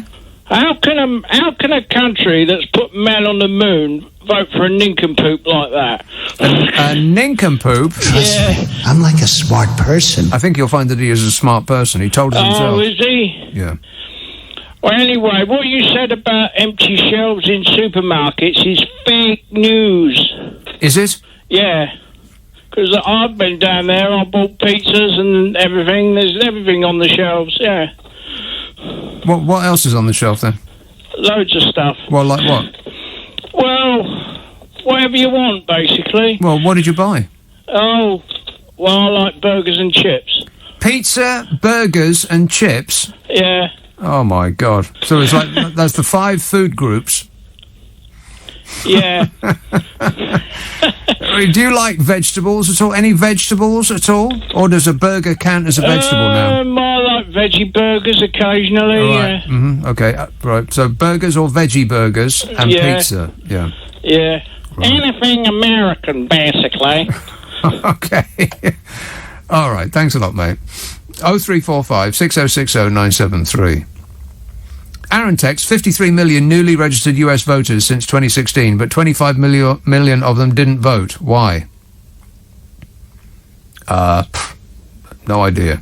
The coronavirus, perhaps? A president telling them that so you can't vote by mail because it would be crooked while there was a virus running amok? Gaz says, Nick, it's not mind-boggling, it's actually frightening what has happened to democracy in the USA.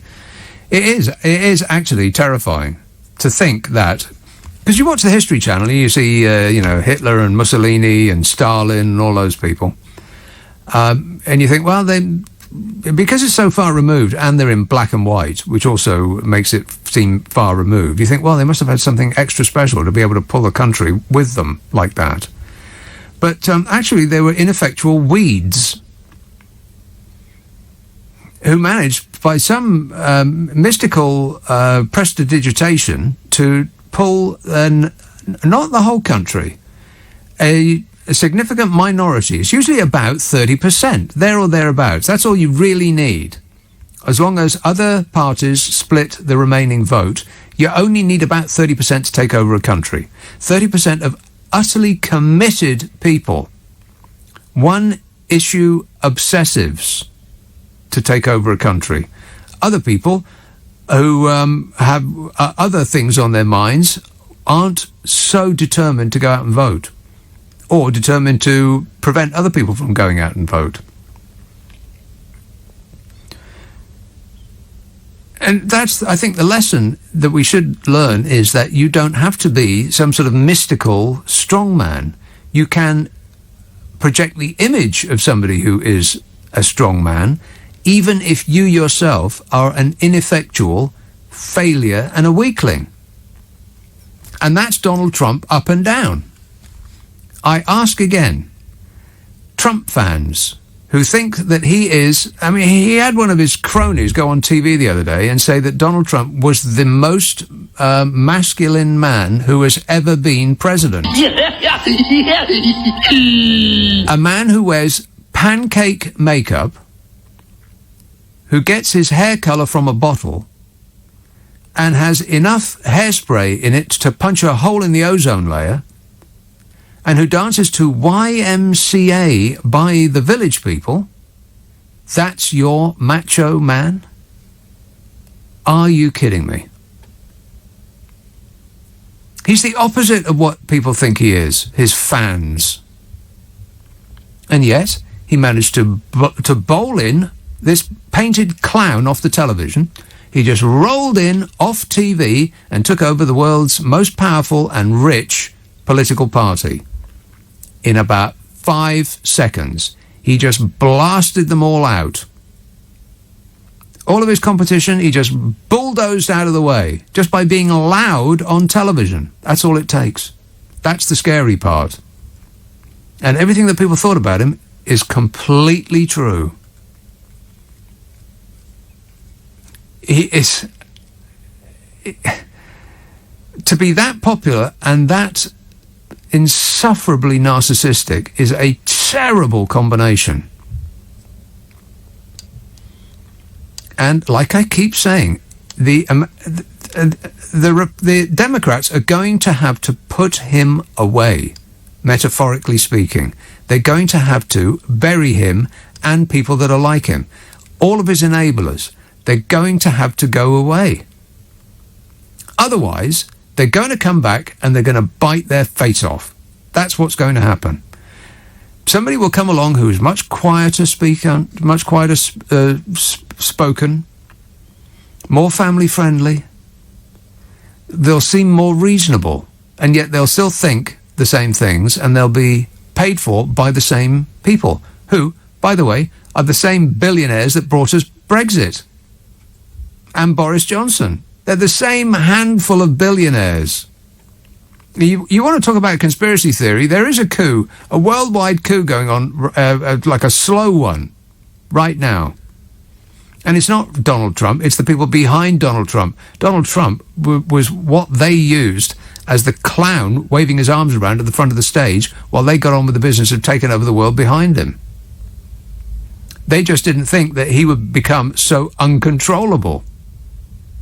Surprised the lot of them, he did. But they stuck with him because, he managed to get a lot of people to go along with him. This is why the Republicans are frightened of Donald Trump now. Not because it's Donald Trump. They're frightened of his ding-a-ling fans, who are so out of their minds that they still support him, while claiming to be American. The American dream is dead. Yeah, I don't believe it ever existed. If people can call themselves Christian and Americans and still support a man who led an armed assault on the Capitol building that left, 5 or 6 dead? A policeman was beaten to death by his fans, and they still support him. And that can happen in America. And if it can happen there, as it always does, it can happen here. Yeah, you should be frightened. It is terrifying what's happening in the world right now. And remember, there's something that's even worse that's coming our way, and that is a global recession, the likes of which we've probably never seen. The effects of which we haven't really felt yet. It's almost as though we've been insulated from the consequences of what it is that we're doing now.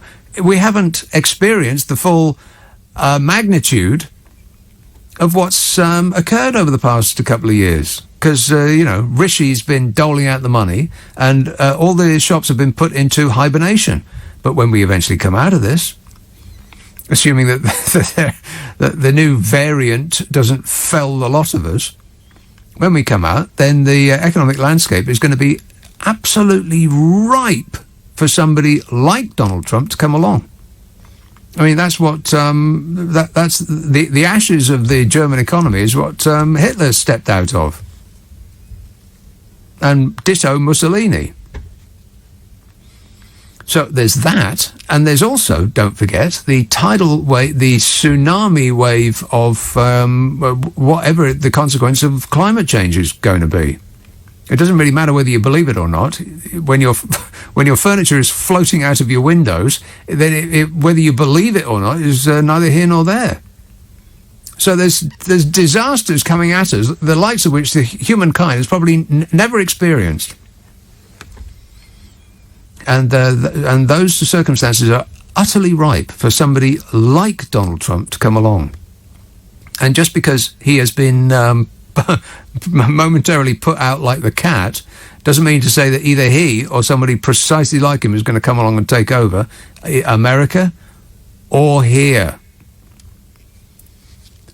And if you think that it couldn't possibly happen here, that we're not that kind of people, that we don't think like that, then you haven't been paying attention. Mike in Bolton says, another famous person to die as a result of COVID was Bobby Ball. Okay, this is just becoming a list of the recently deceased. This one says, why don't lions meow? Because they don't have to.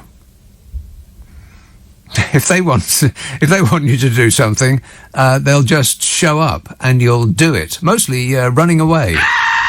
And don't forget the screaming. This says, I'm glad I'm not touring anymore because Europe is going to be a nightmare like it was in the 1970s.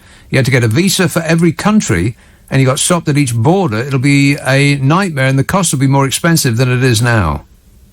You used to tour in the 1970s. Well, which band?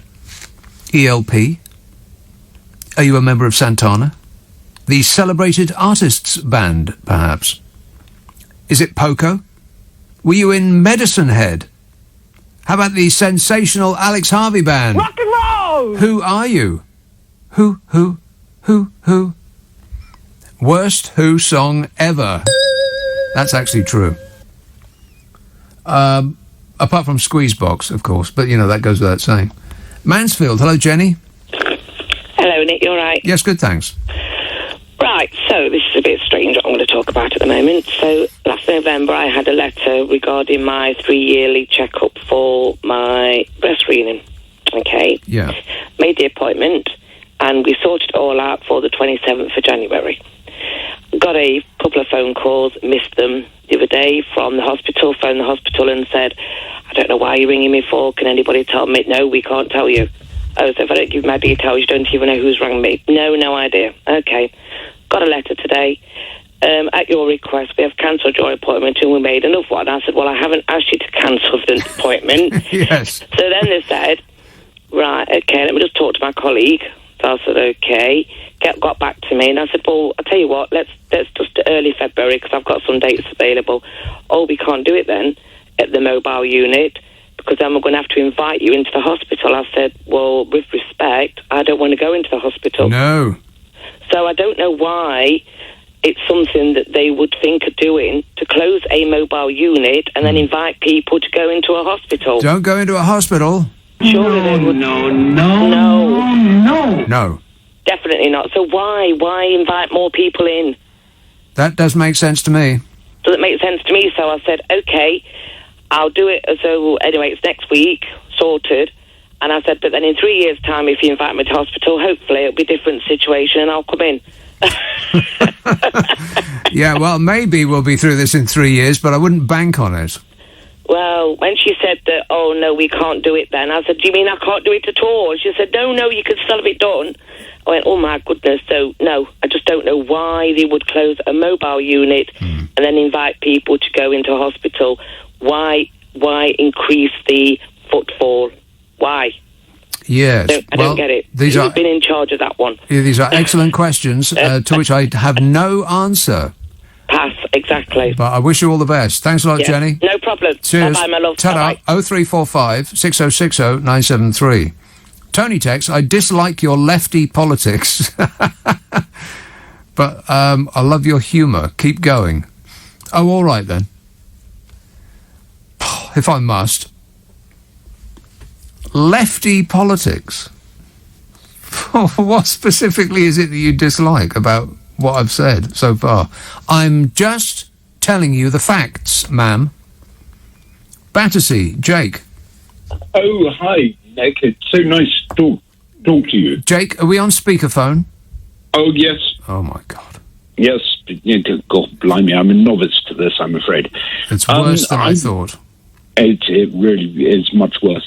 I'm just amazed that you describe dear old Donald as being a macho man. I know how many wars has he started? Not me. It's his fans, his cult members think that he's macho. I feel that his fans, of which I must say I am one, I rather enjoy the fact that he's not a macho man. If you look back at 2008 and how many people Obama was able to bomb within 7 days compared to the number of people that Trump has bombed in 4 years. And can you give me some numbers? It is utterly irrelevant. What are you talking about? Why is that irrelevant? You think that his fans like the fact that he is not macho? No, I think that's what you just said. You think those people who showed up with automatic weapons and bullet belts and camo gear and military helmets, you think they think that Donald Trump's not macho? His actual spokesperson went on television and said these words: Donald Trump is the most masculine man that has ever been president. Well, that is his opinion, but I bet it's not his opinion. It's Donald Trump's opinion. He was Donald Trump's spokesmodel. Did you see his 5-minute speech on Twitter? Yeah, comical. Asking for unity. Absolutely risible, pathetic. Right. I can sum up that 5 minutes in a couple of words. Please don't send me to jail. That's what that video was. Well, and then we get on to the second impeachment. But you say that 5 people died it was 5 or 6, something like that. His fans beat a policeman to death. It's so divisive to say this type of thing. How many people have died during the BLM riots? It's divisive for me to say that Donald Trump and his enablers told his fans to march on the Capitol building to break in a trial by combat is what his personal lawyer said. His personal lawyer being Linwood or well, I tell you what, if your personal lawyer needs a lawyer, then there's something seriously wrong. Oh, come on. Every politician needs lawyers. You're not even listening to what I'm saying, are you? No. Okay. Another wind-up artist, I'll assume. I mean, to assume anything other than he was just being a wind-up artist is too alarming. I mean, to contemplate that he was actually serious is just too worrying. And I refer you back to the comments I made some while ago. You see? You think it can't happen here? He's not alone. There's loads of people like that. Absolutely loads of them. Itching for some pretend strongman to come along and really sock it to the Liberals. They don't want to hear any contrary word. and they'll glory in the in those sunny uplands that we've been promised that will never come to pass. But just the thought of it, just the thought of it really sticking it to the Liberals, to sticking it to anybody that doesn't agree with you.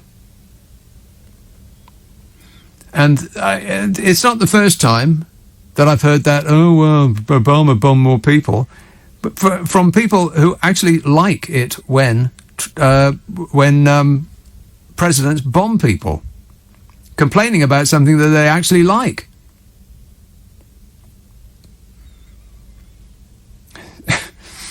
You want to talk about a war? Trump is engaging in a civil war. There's no other way of putting it. That's what he started. It's a more divided country than at any time in history, specifically because of him. What Obama did or did not do with the wars that were already existing when he came into office is neither here nor there. The inherited wars. Absolutely. From you-know-who.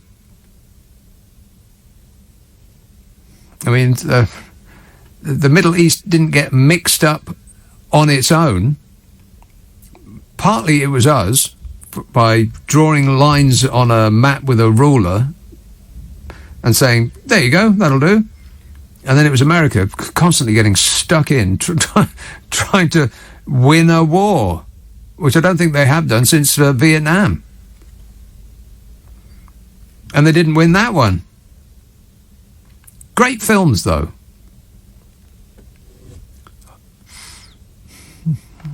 Tony says, oh no, I read that. Aaron says, 74 million Americans voted for Donald. Have you ever thought they might be right and you might be wrong? No, not for a single second, Aaron. Not for a single second. 8 million more Americans voted for Joe Biden. Hillary Clinton got more Americans to vote for her than voted for Donald Trump. They keep throwing that number out as though it actually means anything. I mean, Jeremy Corbyn got millions of votes. Should he be the Prime Minister of this country? Just because you happen to get a certain number of votes. It's usually the person that gets more votes gets to win. Unless you're constantly... unless you are riven with victimhood. That unless you win and everybody else loses, then you're going to do this. Until the end of time. Whining and whining and whining. But don't take my word for it. I am the most fabulous whiner. And I'm a whiner, and I keep whining and whining. Come on, we're running late! Archie says, Trump stabbed his supporters in the back with that speech after the riot. He might have to flee the U.S. Well, that's the benefit of, two benefits. First, it's the benefit of being the head of a cult, not a political party, because he is actually, it is a cult. And so the cult fans will never leave him because it's kind of like a religion now. And the second part is that's the benefit of having dinglings, dopes, as your fans. I love the poorly educated. He actually told them to their face that he thinks they're idiots, and they whooped and cheered. Woo! He thinks we're poorly educated. And he did. He stabbed his supporters in the back. But if you know anything about Donald Trump, that you will know, and could have predicted ahead of time, that he will stab you in the back because that's the kind of man that he is. Oh, shut up! Everyone in Donald Trump's orbit has always been stiffed by Donald Trump. They always end up as roadkill. Rudy Giuliani now is refusing to pay his bills, apparently. They all get killed by this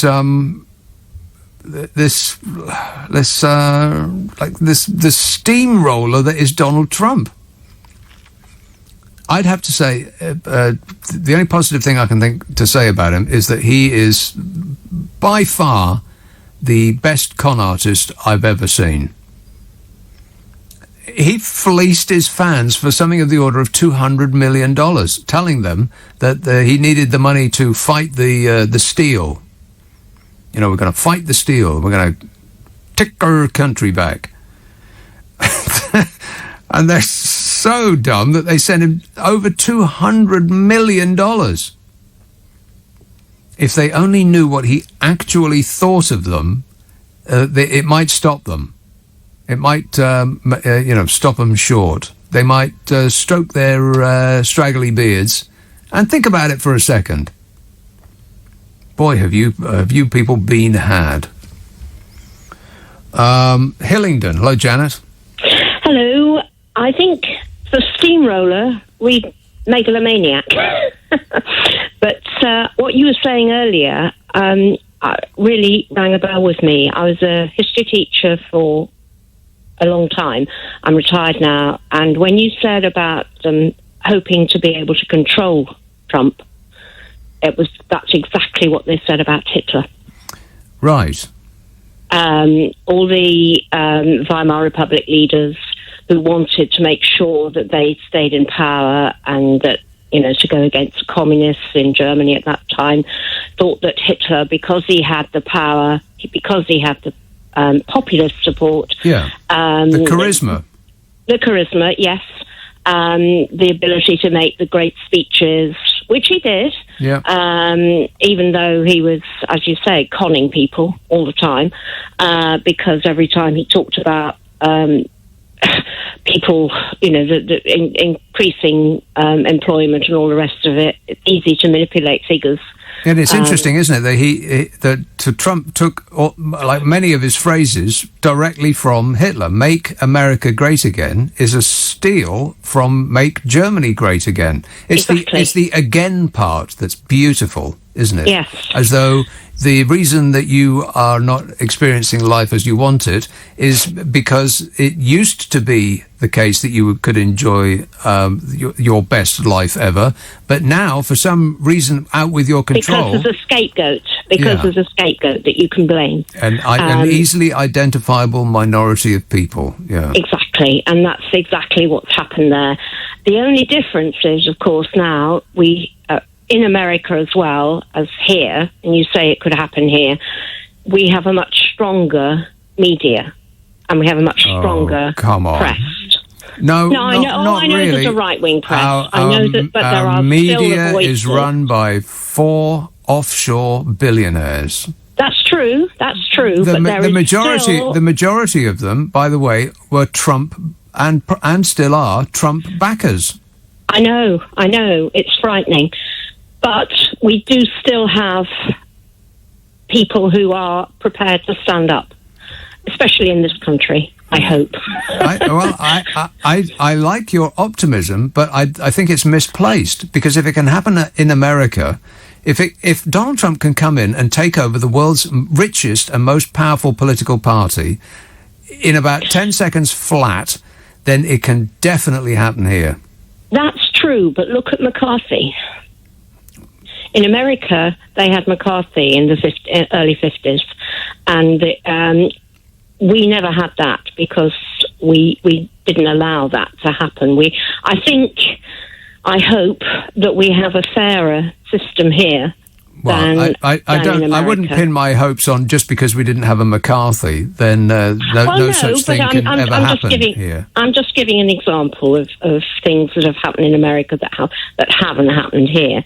But what's frightening is the populist elements, the people who, as you say, don't think. And as a teacher, I'm afraid to say there are an awful lot of people who don't think and who accept things that are in the, as you say, the more right-wing press, and just accept it. It's not even that they don't think; it's that they take. It's almost a badge of. What would be the phrase? It's a badge of honour not to think. It's pledging your entire being to the cult, which obviates the need to actually think. Quite. No, I agree with you there. In fact, I agree with an awful. All the things you were saying about Trump are things that I've been saying, and I retired 2 years ago, But I was, every lunchtime when I was working, we used to discuss what was going on with younger members of staff. This is a history department we were used to looking at lots of different sides of arguments and things, and we just couldn't believe what was happening, both with Brexit and in America. And it's interesting, isn't it, that in this country and America, we got two, not identical exactly, but they're very much out of the same pod. Ours is a thoroughly British clown, and Donald Trump is, as things in America often are, bigger and louder and more colourful and louder. Did I mention louder? Yes. But they're the same people, and they think the same things, and crucially, they were put there by the same people. It's the same handful of billionaires that keep coming up over and over and over again. If people want a coup, well, they want a conspiracy theory to believe in, well, how about that one? Well, exactly. I agree with you totally, because I'm waiting to hear about my mother, who is 93, having her vaccination hopefully next week. She is in a care home now, but when I was talking to one of the managers, saying it's the younger members of staff who are not going to have the vaccine. Yeah, that's right. Because they read the internet. Yeah. Yeah.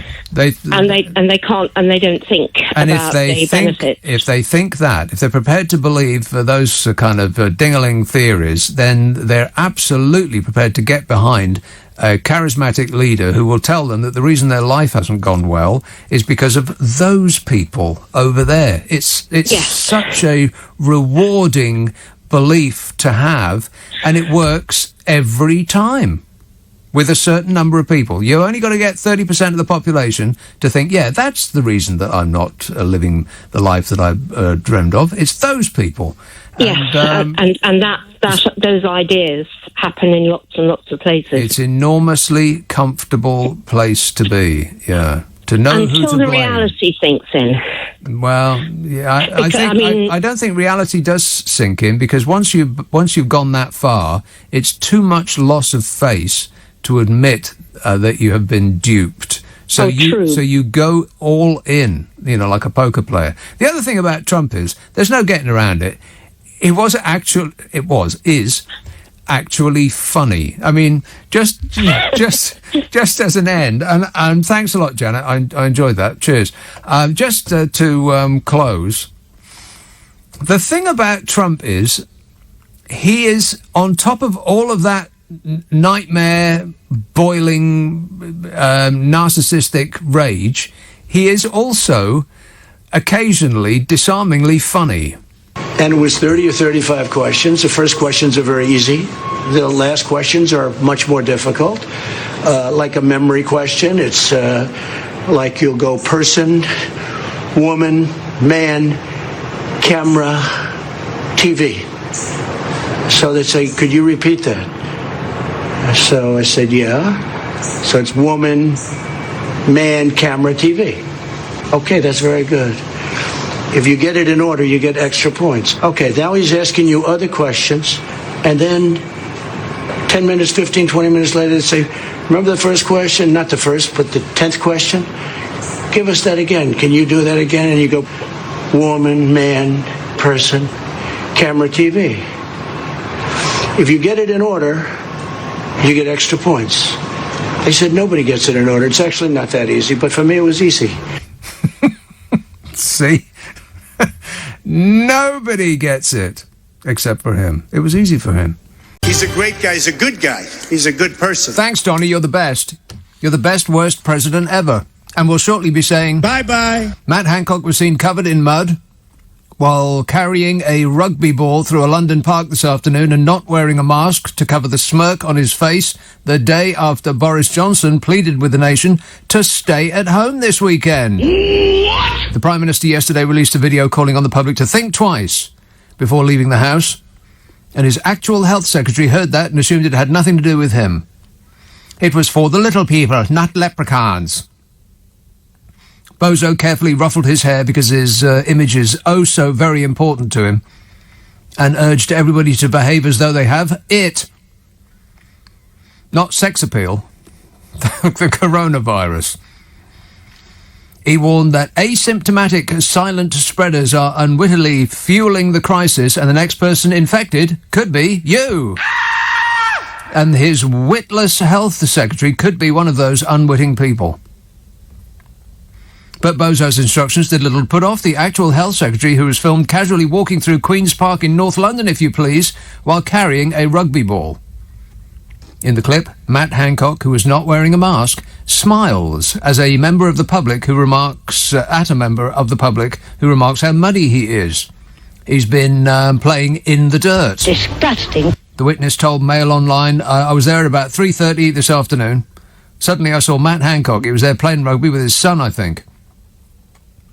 Lockdown rules state that people can leave their homes for exercise by themselves, with the people they live with, or with a legally permitted support bubble. I'm sorry, it's just such a silly phrase, bubble. I mean, we're all living in a bubble now, eh? Official guidance does not rule out ball sports, but I'm pretty sure they forbid playing ball sports in a crowded, small play area with loads of strangers not wearing masks. Look it up on the World Wide Web. It's crammed in there. Ministers are launching an advertising blitz to hammer home the importance of sticking to lockdown rules, otherwise punishment. Meanwhile, of course, the Cabinet are doing their best to publicly ignore these rules and rub it in our faces. I mean, are you telling me that Matt Hancock does not have a garden? So he had to go to a tiny little park crammed into a microscopic play area with what looks like about 100 other people. And guess what? There are some signs of fraying compliance today. Gosh, I wonder why. Police arrested anti-lockdown protesters, and shoppers were seen leaving supermarkets without masks. So it's my right and I can do what I want. Because I suspect the people that are telling them to stay in and not go out of the local area are going out and straying far and wide. I think that this administration wakes up in the morning and thinks, how can we gaslight the proles? Because it's a bit of a game, really, this running the country lark. I mean, it's a lucrative one, right enough, but it's just a little bit of fun, innit? I mean, you've got Smee banging on about how happy British fish are. I rest my face. They must wake up in the morning and think, let's really stick it to them today. What can we do? Whose turn is it? I know, Boris, you cycle 7 miles away from home while telling people to stay local, but not telling them what local actually means. But it ain't 7 miles, is it? Matt, how about you squeeze into a tiny play area with loads of strangers and do physical jerks? Breathe heavily. All over everybody else. Get Dom back. He must be doing a new eye test. God, what a way to run a country, eh? Dreadful. Meanwhile, Britain's biggest police force is handing out a record 300 penalties a day, which is proof, if ever you need it, that all crime has been solved. I mean, come on. There was 220,000 incidences of violence against the person last year. This is just in the Met Police area, up London way. 220,000 incidences of violence against the person, 173,000 thefts, 110,000 vehicle offences, 61,000 burglaries, and those were just the ones that were reported in London. I mean, let's assume that most people didn't even bother reporting them, because, what's the point? So, shall we say it's 1 in 10? 1 in 10. That means millions of offences of various orders. But no, they're fining people for the for the egregious offence of sitting on a park bench. Would you like to know the clear-up rate for burglary, for instance? No. 6%. 6% is the clear-up rate for burglary. Just out of interest, 94% of burglars get off scot-free. 96% of sexual offenders get away with it. 1 in 10 murders aren't solved.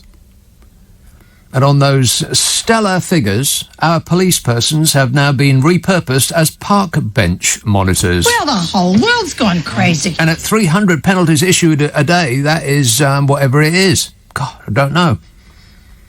I mean, there's more COVID rule breakers fined in the past few weeks than in the first 9 months of the pandemic. Rishi Sunak's eyes must be lighting up. He's in the money. And I still don't know what it means when they say that you can only go out locally. What does that actually mean? Is it as far as you can walk with a limp? Is it 4 miles? Or 7? As Bozo managed to cycle the other day, ignoring the rules that he imposed on us, as you would expect him or his dad to do. I mean, can we get in a car and drive half an hour to reach some vast open expanse to go for a stroll? And if not, why not? I mean, how long did it take Bozo to cycle 7 miles? Half an hour? I have no idea. The wheezing and the panting. Can you imagine? I mean, half an hour away is local, isn't it? If you get in a car and you go half an hour, that's local. I mean, if I was going to the local airport, you would not be surprised if it was half an hour away. In fact, that's pretty close for an airport. But it's not close for a corner shop. So what does close mean? During the first lockdown, the Met Police dished out 4.5 fines per day on average between March the 27th and April the 13th. Now, 300 people a day are getting fixed penalty notices. 4,000 handed out so far in London alone. So that's how the government are going to rebalance the books. They plan to fine their way back to prosperity. That is, specifically, fines for you and me, not for them. They get a pass. When we do it, we're COVID-idiots. When they do it, they are acting perfectly reasonably, and anyone who says otherwise is being unhelpful. Scotland Yard Deputy Commissioner Sir Steve House said officers were accelerating more quickly to enforcing rather than listening to excuses from COVID rule breakers this time around. And that is quite and proper. Quite right and proper. Punishment first, evidence later. Sir House said, we've seen a significant increase in the amount of fixed penalty notices that were issued. He says, the number is increasing quite rapidly day on day. I wish it weren't so. I wish everyone was abiding by the regulations. Well, you could start with the cabinet and try them first. I mean, what are the regulations? The government website says you should not travel outside your local area to exercise. So what does that mean? I mean, talk about a grey area. Your entire local area is a grey area. What constitutes local? I mean, it clearly covers a 7-mile radius, because that's what Bozo did in his bike. So you know you're within the rules under 7 miles, because the actual Prime Minister demonstrated that for us this week, and he said he was within the rules. But what if there's a better place a little further on? And as you're in the car, why not 30 miles? What difference does it make?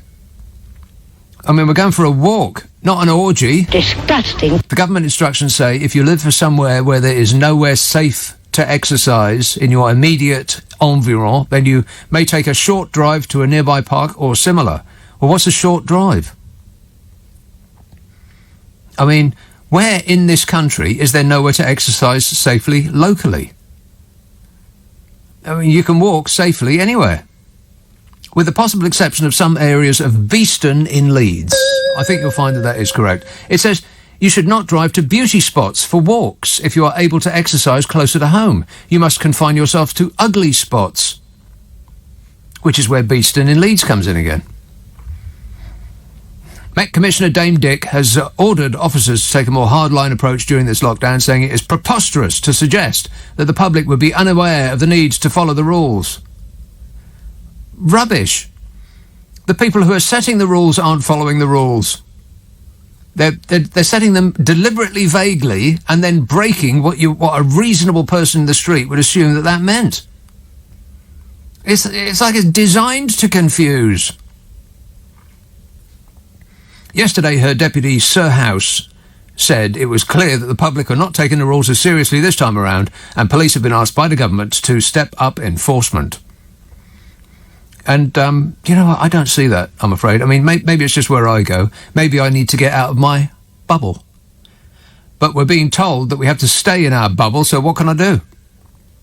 Everywhere I go, people are masked up, swerving to avoid each other, terrified of the lurgy, not going out, the streets are empty, the supermarkets are desolate. Where are all these people breaking the vaguely written rules? Just curious. Here's a call in East Yorkshire. Hello, Mike. Hi, Nick. How are you? I'm great, mate. Good, yeah. I was a bit amazed and a bit horrified the other day when Grant Shapps announced the latest travel restrictions. Yeah. Maybe I'm amazed to the way you have me on. And he announced it all. Rock and roll! Yes. And he announced it all, and then he said, and we're doing this because we take a precautionary approach. Now, where did the precautionary approach come in last February? With the late lockdown, and then we had July the 4th, Independence Day, cascade of openings, help, eat out to help out. Yes. Then we were told to have the, what do they call it, circuit breaker in October, but we didn't do it. They held on. Yes. Did it in November. Then we had to open up for Christmas, party time. Yeah. Where's the precautionary We're having a party. Don't forget sending the schools back for one day. The super spreader event of the year. Absolutely. Hey, your notes are good. I mentioned that to your producer yesterday. My what? I said you must have good notes. But the other thing that struck me... Notes? What do you mean, notes? Can you remember what Grant Shapps did before he was an MP? Oh, I don't know. He worked in a bank? No. He was a get-rich-quick skin salesman. Right, yeah, that's all coming back to me. And a newspaper accused him of doing that. He took him to court and then folded at the last minute before he got to court. I don't know anything about that. Don't drag me into that purple crimson nightmare. But got nothing to do with me. What struck me with the precautionary approach bit was, can you imagine him with all these punters in front of him saying, give us a few grand in 6 months, you're going to be a millionaire. What they mean by precautionary is we don't actually do anything, when it should be done. We think about it for 10 months and then do it. Taking a precautionary approach. That's what that means. Let's not rush into anything. It's not like it's an emergency or anything.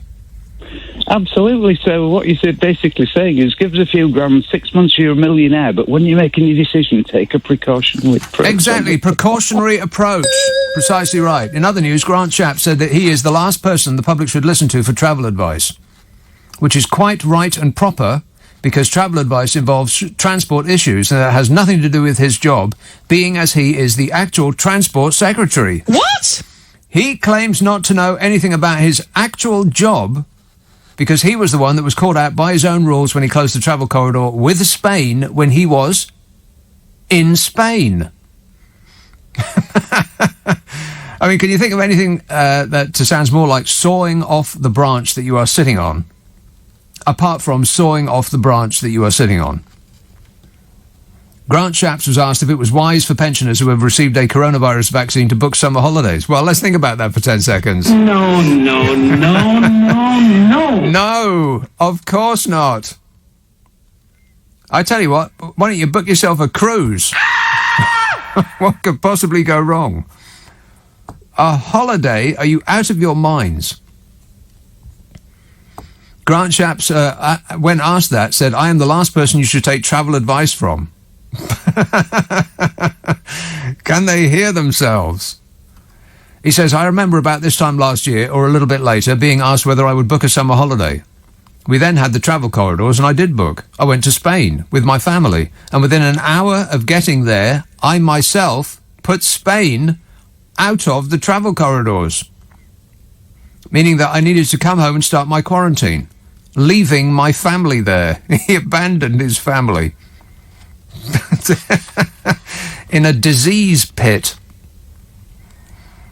He says, don't take travel advice from me, which is both funny, given what he does for a living, and I hesitate to say this, also a tiny bit disarmingly charming. So it helps to remember, if you are disarmingly charmed, that this is the same Grant Shapps who has consistently voted against paying higher benefits to those unable to work due to disability, always voted for a reduction in welfare spending and housing benefit, voted against a banker tax, and for reducing capital gains tax, which is how the rich stay so bloomin' rich. So let's not get carried away and heap praise on someone just because they jokingly admit a failing. And he was asked, because apparently there's a big jump in pensioners booking holidays because they think that once they've had a jab, then that's it, they're good to go. Well, I'm no doctor, but I'll have to assume that the answer is... No. No, you are not good to go. National Express said its coach holiday business, which predominantly caters for pensioners, has seen bookings nearly triple for spring and summer trips compared with the same point last year. Head of Holidays and Travel, Jit Desai, said, but there's definitely a trend of customers being comfortable that they will have had their vaccination and be protected from spring onwards so they can start to make travel plans. Well, that doesn't sound like a very good idea to me. But then I'm not an expert. Jit says some are telling us that they've already had their jab and can't wait to go on holiday once guidance allows again. Really? Guidance? You're looking for guidance from this fella? Yeah. Wait a minute. Yeah. Okay. Best of luck. Jit says some are telling us that they've... Oh, no, I've read that. She said it twice. Repeating herself. Some are telling us that they've already had their jab and they can't wait to go on holiday once guidance allows it again. Yeah, but the scientists don't actually know that once you've had your jab that you can't catch it and spread it to somebody else. They don't know that. I mean, there's precious little they know about this thing at all. Plus, there's the new Brazilian variant, which may swerve the vaccine entirely. We don't know. I'd be quite surprised if this was the end game, wouldn't you? I mean, after all we've been through, it seems like we're getting off a bit lightly. I'm expecting something much worse. I mean, maybe this will be it. Maybe it'll all be great by spring. But I sort of doubt it. Because this thing can mutate really rapidly. I mean, there's something like 20,000 mutations already. And every single one of those is not more deadly than the one we're already used to. Unlikely. And if that is the case, then it seems unlikely that it will remain that way, doesn't it? I mean, I don't want to, bring a doom and gloom into the equation. I'm just feeling a bit doomy and gloomy, that's all. Doomy and gloomy. Yeah, they do that show on the on the telly. The people behind the lecterns on the telly every evening. Doomy and gloomy. We don't know whether you can pass on the virus after you've had the vaccine. Squeezing into a cramped coach with a lot of elderly and ill people doesn't seem like a great idea to me. I mean, I can't wait for the COVIDiot headlines over pictures of elderly day trippers to Buckfast Abbey. Except we know that those headlines are actually reserved for the young, who older people have a tendency to dislike because they're young. And they're stupid and smelly, but that goes without saying. 0345 6060 973. Here's a spy report from St Albans. Frank. Good evening, sir. Yes, Frank. How are you? I'm great, mate. Happy New Year, by the way. Yes, Happy New Year. Good. Yeah, I want to say something about Grant Shapps. Listen, I live in St Albans, but I run a barber shop in Welling Garden City where he happens to be the local MP. In 1992, I opened up my own barber shop, which was in a recession. And in 2020, I celebrated 28 years of being there. 28 years? 28 years, yes. Thank you. That's great. Thank you. That means a lot to me. What happened? Basically, my land. Basically, what happened? We had an empty unit next to us. Yes. And my landlord decided to. There was another shop below us that was actually empty, and basically they opened up a restaurant there, and they wanted us to move us out. So what happened? We moved out, and we signed a new 20-year lease, which is basically in 2015. And basically, we when we moved into our new shop, we invited the local newspapers, the Welling and Hatfield Times. They come down, and then after I opened, I received a letter from Mr. Grant Shapps, which I've never seen before in my life. Never. Received a letter, and it was headed by the Houses of Parliament, Westminster. Congratulations on you signing the new shop, because he wanted to jump on the bandwagon. And I just grabbed that letter. He's never come into my shop to get a haircut while I was there, on my first day I was open. Right, and then he wanted to jump on the bandwagon because... So his hair is not your fault? No, he's there. You know what, mate? If he can't... Listen, I don't understand these about politicians. They always jump on the bandwagon when they want to try and get a bit of publicity. Because at the time I was very popular with Winning Garden City. It was 5 years ago they actually installed the first electric car, where you plug them in to charge your car. And there was only one up your car. Yes. There was only one car in Winning Garden City that the first customer of mine that bought it, that plugged it in. So I went to the local newspapers and I said, listen, guys, what I don't understand, it goes, we're really struggling for disabled spaces in this town because it's the end it's actually the start of the road. Why don't they convert them into disabled spaces to allow people, to get out? Because I always say, when you see disabled spaces in town centres, they always happen to be towards the middle. Right. Can I just ask a question here? Go on, mate. What's this got to do with Grant Shapps' hair? Do you know what, mate? I'll tell you what, I'd love to cut his hair blind because I'm sure it'll be a better job than the way he looks, mate. He's always looked scruffy. Right. Well, it seems to be, the in thing with that lot. It's an artful scruffiness. It's not actually scruffy. It's artfully, carefully designed to look like that.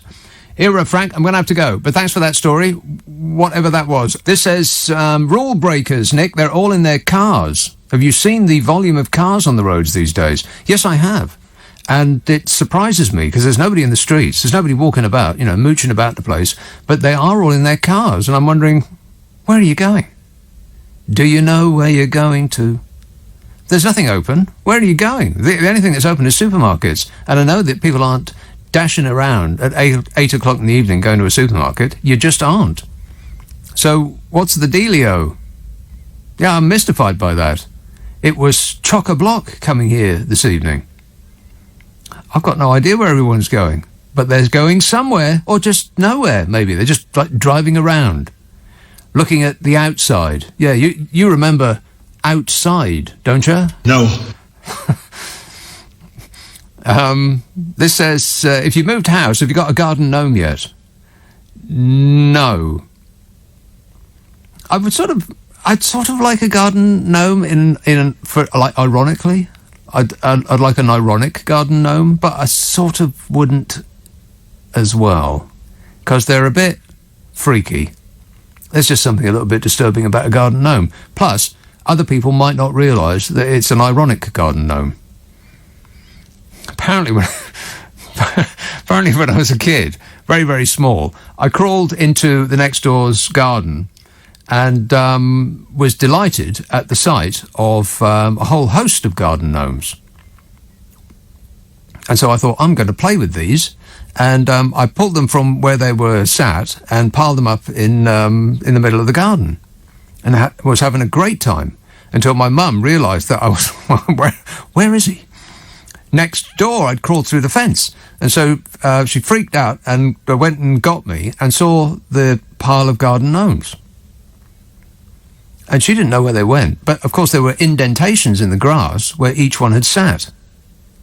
And so she placed them back on the indentations.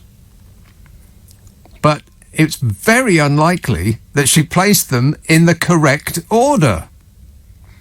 So when the neighbour came back and saw that all of her garden gnomes were not only looking in different directions, but in the wrong places, you imagine... I bet that person is still mystified to this day. Talk about a bizarre and specific form of vandalism. And this says, Oh, stop being such a pessimist. I'm the world's worst for that, but even I've got hope it will end this year. Well, if by end this year you mean the end of the world, then yes, you might be right.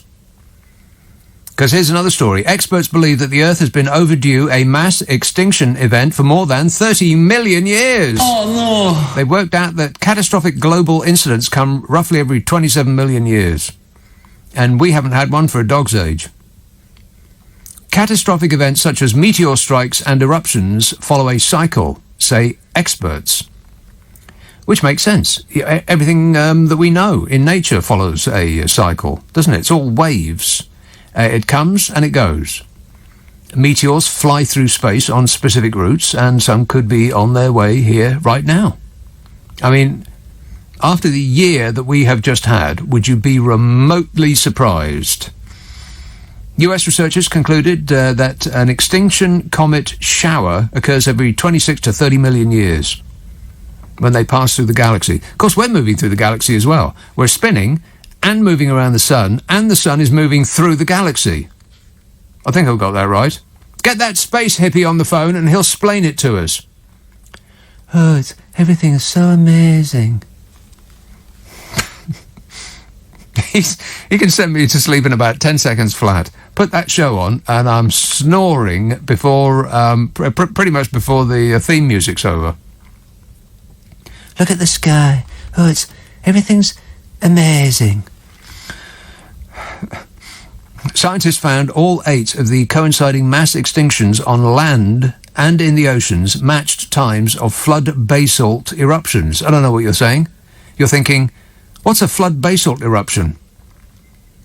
Well, if comet showers hit the Earth, impacts could create widespread dark and cold, wildfires, acid rain, ozone depletion, and potentially kill off all land and marine life. But apart from that, what will it be like? Oh, fabulous. The basalt eruptions are when magma spews out the ground. Apparently, when we get hit by a comet, it has consequences. And all 8 of the coinciding mass extinctions on land and in the oceans matched times of flood basalt eruptions, and we're way overdue. They come around every 27 million years. So maybe we just we had a near escape a little while ago, and we're way overdue. And a flood basalt eruption is when an enormous amount of lava spews up out of the ground and flows on the Earth's surface and creates lethal greenhouse gases and causes heating and less oxygen in the ocean, and all that British fish, they'll be dead.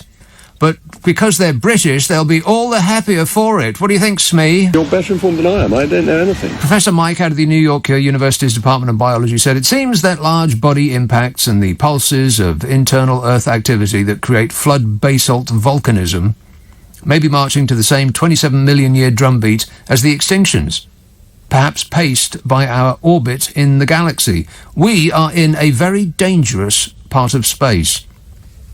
This entire area is a fixer-upper. Professor Mike has said the global mass extinctions were apparently caused by the largest cataclysmic impacts and massive volcanism, perhaps sometimes working in concert. Well, I'm no expert like Smee. I don't know anything. But it seems likely to me that a comet bashing into the Earth could cause a large amount of magma to squirt out the ground. The findings are published in the journal Historical Biology, but they really shouldn't have bothered because I think we'll all be dead soon. Couple of million years, tops. Meanwhile, here's a call in Stockton on... Oh, no. I've been sideswiped. Hello, Brian. Yes, good evening, Nick. Yes, good evening, Brian.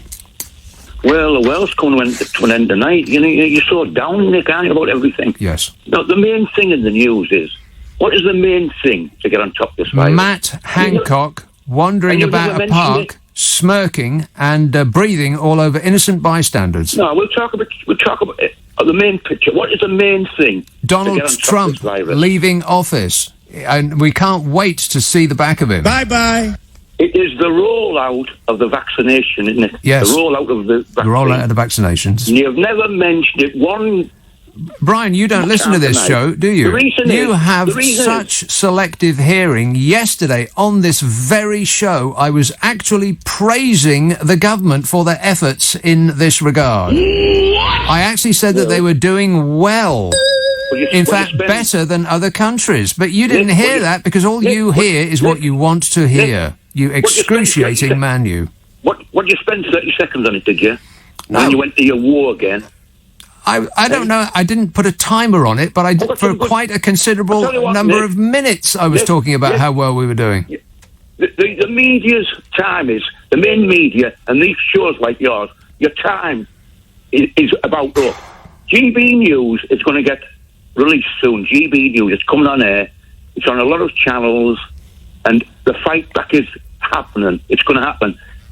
Andrew Neil's presenting it. Andrew Neil, God. Nigel Farage. Struth. That's all we need. Yeah, there'll be nothing fake about that. I'm a nutcase. You will hear both sides of the argument. No, you won't. You'll hear one side of the argument, which is what people like you insist on.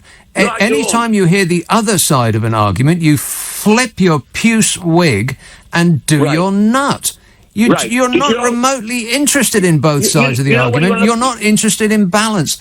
What balance means to you is only hearing your own opinions read back to you, Brian. When you were praising the roll up the virus, yes. Did you also say that France is the worst? Well, I don't have that information to hand. That France is not necessarily the worst in the world. How can you even say that? It's in all the news all over that France are doing very well. Is this all the news that you said doesn't report things like this? Yes, well, they have to report this because it's that bad. No, they don't. You just got through telling me that the mainstream media does not report this, and then you said that it was in all the news. Brian, you're going to have to pick one. I know that you call in just in order to get your blood boiling, because it's the way you get some small pleasure out of life, but you're just too annoying. You really are. You started out criticising me for something, telling me that I never do it. I was doing it on this show yesterday. I made a big deal of it, but you didn't hear that. Very, very annoying. I'm not going to give you the pleasure anymore of having a fight with you. Just remember one thing. I'm right, and you're wrong. Except in this case, this is not me. I didn't do this. Do you want to fix this? If you just fade that down. Fade it down. Yeah. And stop it. Yeah, and then press the add button on the desk if you want to go to the break. Well, there is no break. Is there not a 1:45? Well, there should be, but there isn't. Okay, we'll carry on talking then. We will carry on talking. Oh, okay. I'll do it then. 0345 6060 973. Oh, talking about stuff that will get that last bloke's blood boiling. Let's talk about fish for a little while, shall we?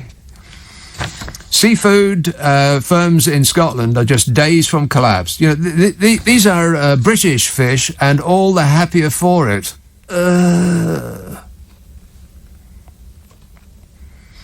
Scottish seafood firms are just days from collapse unless emergency cash is paid out to compensate for Brexit border chaos. Industrial leaders have warned. One fisherman threatened to dump tons of rotting stock outside number 10, which would be a dreadful thing to do. I would not recommend that anyone does that, but if they do, please make sure it's on tape. You know, so that we might identify the perpetrators. Desperate bosses say they face imminent closure as they urge Boris Johnson to deliver on his pledge to finally support the struggling fishing sector. I thought that fish was really important to these people. Actually, I knew that it wasn't remotely important to them, that they were just using it as a weapon. But it's interesting to be proven right so very quickly. Desperate bosses face imminent closure, urge Boris Johnson to deliver on his pledge. Yeah, how's that going, by the way? Fabulous. Exactly. Because the fish thing wasn't just a thing that Boris and his cohorts used to persuade the credulous that they were doing this to restore our British glory, surely. I mean, they were really seriously concerned about the plight of the honest fisher person, weren't they? And if you believe that, I have a ton of rotting herring I'd like to sell you. It's actually tragic. I mean, there's precious little funny about it, apart from this administration's insistence that they actually gave a fig about fish, or the plight of the average fisher person. It's just, it was flag-waving. But it's interesting to be proven so right so quickly. I expected there to be at least a period during which they made a fist of for continuing to pretend that they cared about fishing. A third of fishing boats in Scotland currently tied up at harbours, and crewmen are forced to stay on land without pay. And there ain't no fish on land. The industry is estimated to be losing £1 million a day. A day. A lack of buyers has seen many species of Scottish seafood plummet in price by around 50% this week. I find it's just incredible how quickly they got dropped, don't you think? Oh boy, they were all having their picture taken with fisher persons, and they were going to where fisher persons hang out, and they were just obsessed about fish, and they were stroking fish and cuddling fish and giving fish a squeeze. And then the moment that fish and fish-related people served their purpose, they just dropped them and marched quickly away. £1 million a day the industry is losing. Fishermen have been able to export their produce on time following the UK's departure from the EU due to delays with the new customs procedures. Huh. Who could have predicted that? Apart from anyone who thought about it for 10 seconds. Jamie McMillan, Managing Director of Loch Fyne Longasteins, has threatened to dump tons of rotting seafood at Downing Street next week if the problems are not resolved. Huh. He said, we can't continue to let this happen for another week because we will be out of business. See, this is really serious. They don't realise, well, maybe they did realise at the time, but maybe they've just hoped that, the people that are running the show were actually serious. Were serious people, instead of people to whom this is all just a game. We're talking about people's livelihoods here. He says, we can't continue to let this happen for another week because we will be out of business. You're talking about people with families to put food on their tables. Businesses that have been going for generations. We're talking about serious people here. But they've just been used as a prop, essentially. Again, who could have predicted that, apart from anyone who thought about it for 10 seconds? I mean, it's not like they don't have form. Yeah. Wait a minute. Jamie McMillan, Managing Director of Loch Fyne Longasteins, said, we've been screaming for the last 8 months, that we have to get our produce to market within 12 to 24 hours. But, the powers that be were busy pre-ruffling their hair before they left the house, just to maintain their image. They're busy. They've got stuff to do. He says any delays in that process of getting that produce to market within 12 to 24 hours, our shellfish will arrive in France dead. He said we lost 2 pallets last week. It took 5 days to arrive in Boulogne from Scotland, so our goods were rotten on arrival. You could say that about this administration. Rotten on arrival. Here we go. He says we've got no sales to the EU, which is our biggest market for live shellfish, in the last 2 weeks. Yeah, well, people like me, you and James O'Brien, constantly talking the country down. With how many times do you say it over and over again? Our biggest market for exports is the EU. Let's be nice. But no, we wanted to cut all ties. Because they need us more than we need them. I did expect not to be proven so right so quickly. But, once they've got what they want, then what are you going to do about it? Essentially, that's it. That's the guiding principle. Apart from what would Donald Trump do, it's what are you going to do about it? Oh, God, we're being run by the playground bully. Oh, yeah? What are you going to do about it? We've got another 4 years of this. We've no sales to the EU, our biggest market for live shellfish, she said. If we go another week without that, we're finished. But, this is what we voted for. And we know this because everyone that voted constantly say that they knew what they voted for. And the decimation of the British fishing industry must have been right at the top of their to-do list. Obsessed about fish, all right. Couldn't wait to ruin the British fishing industry. Because the industry that they said they loved the most is the first to feel the consequences. I mean, it's ironic, isn't it? Well, it would be ironic. I would call it that, irony.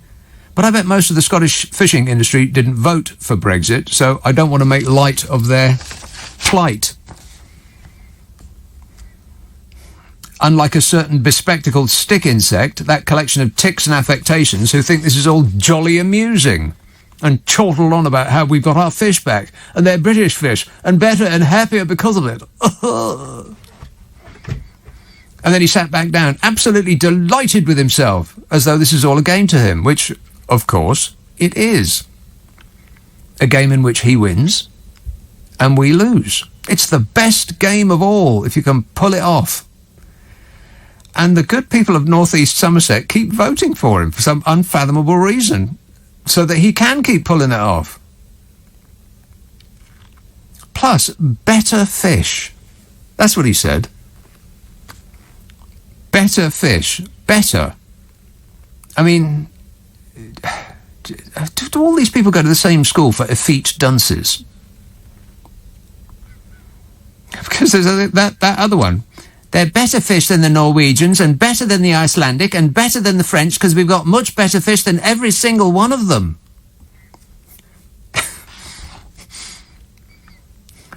On Wednesday, Boris Johnson said he understood what he called the temporary frustration of the fishing industry.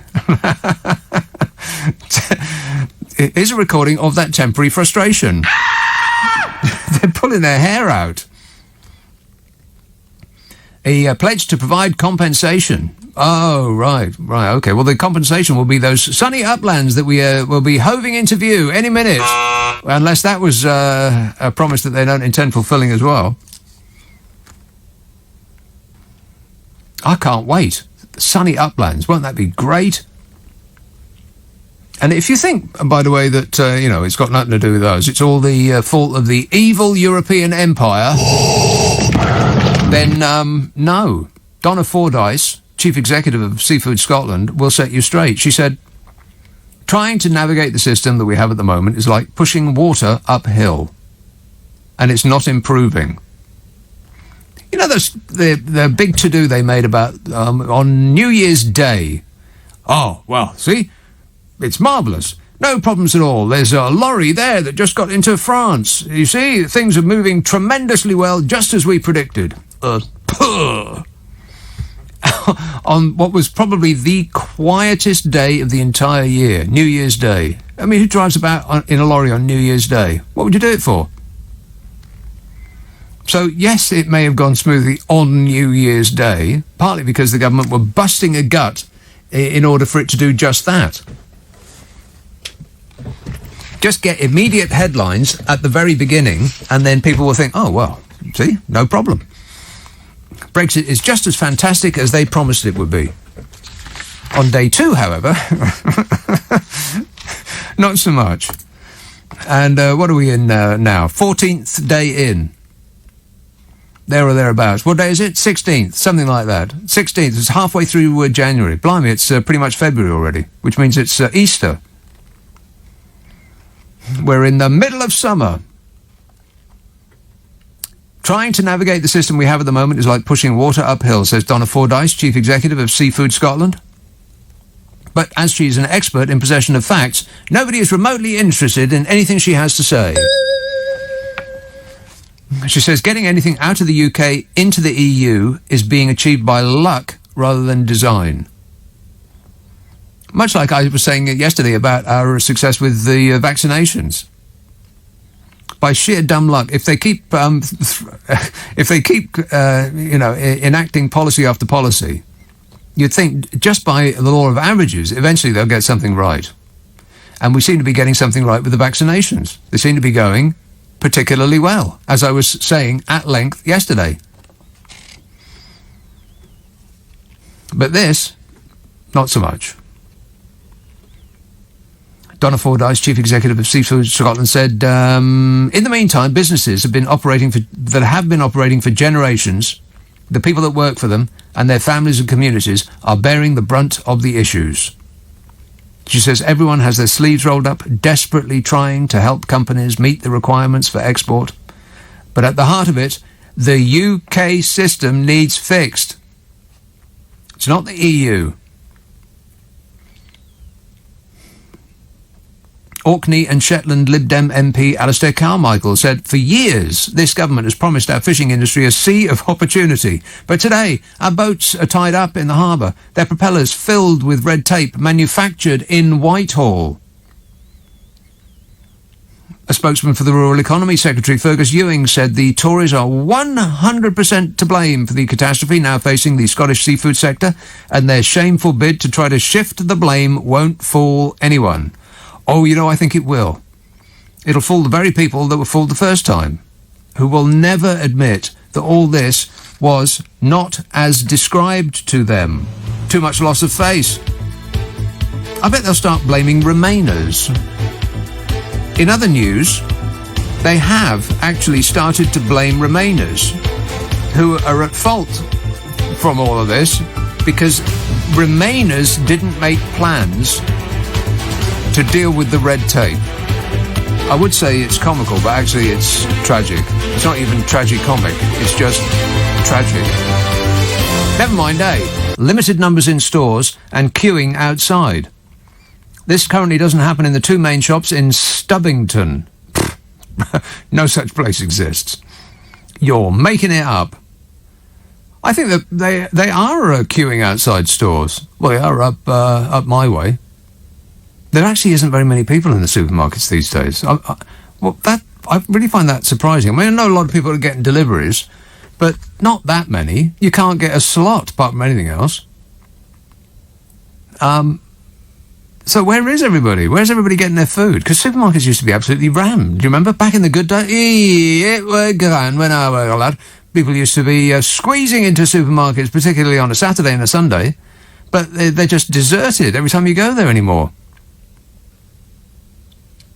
So I don't know what it's like up in Stubbington, if indeed such a place exists, but not round my way. Supermarkets are empty, and they still have people queuing outside. Very, very strict. Matt in Surrey says, what's the fine for telling people that fish are happier now they're British? Yeah, well, there should be some sort of penalty that goes with that. You're better informed than I am. I don't know anything. They should have their stick insect legs slapped or something. They should be tweaked. They should have their monocle confiscated. Let's have Dorset. Hello, Phil. Hello? Phil. Oh, yeah. Well, what's this woman's name up in Scotland, this chief executive? Can't afford ice, is it? Or can't afford ice? Yeah. Well, why don't they invest in refrigerated trucks and things like that? And that might get the food there fresh, mightn't it? Well, not fish. You can't just... if you keep it frozen, it's not going to go off, is it? Right, you've thought about this a lot, haven't you? But it's obvious, isn't it? Not really. If it's fresh fish, then you can't freeze it, because that would make it frozen fish. No, but if you keep it frozen, it doesn't go off. Yeah, but if it's frozen, it's not fresh. Well, in fish and chip shops, the card doesn't go off because they keep it refrigerated, don't they? No, you mean frozen. They don't just get it and batter it and freshly caught, do they? Yeah, but it's not fresh if it's frozen. Well, it's a bit like that 40 Towers sketch, isn't it? You know, he says, oh, it's not fresh, it's frozen or something. Ridiculous, really. Phil, are you seriously trying to tell me that you know the fish business, better than people who've been running well, she's trawlers? appropriately named, isn't she? Can't afford ice or something. I know you called in thinking that that this opinion of yours made you somehow superior, but you actually sound like a real. What's the word? What would be a polite way of saying moron? I can't think of anything right now. I'll get back to you, Phil. There's a man in Christchurch in Dorset who knows the Scottish fishing industry better than the Scottish fishing industry. Yeah, well, you know, it's just, why don't they just buy ice?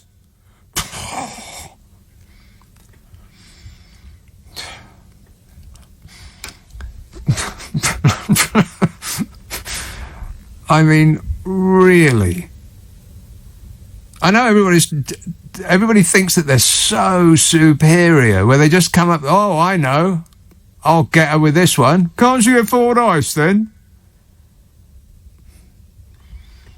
Matt in Surrey says, good evening, Nick. What is the... Oh, I've read that. Miro says, did you hear US taxpayers paid $3,000 a week for Ivanka and Jared's private security to have a portable toilet? That's not even what the nation got in stimulus relief. Stimulus relief. Get it? No. It is worse than that. They didn't get a private toilet. They had to rent out a flat. Yeah, Ivanka and Jared. No! The gruesome twosome.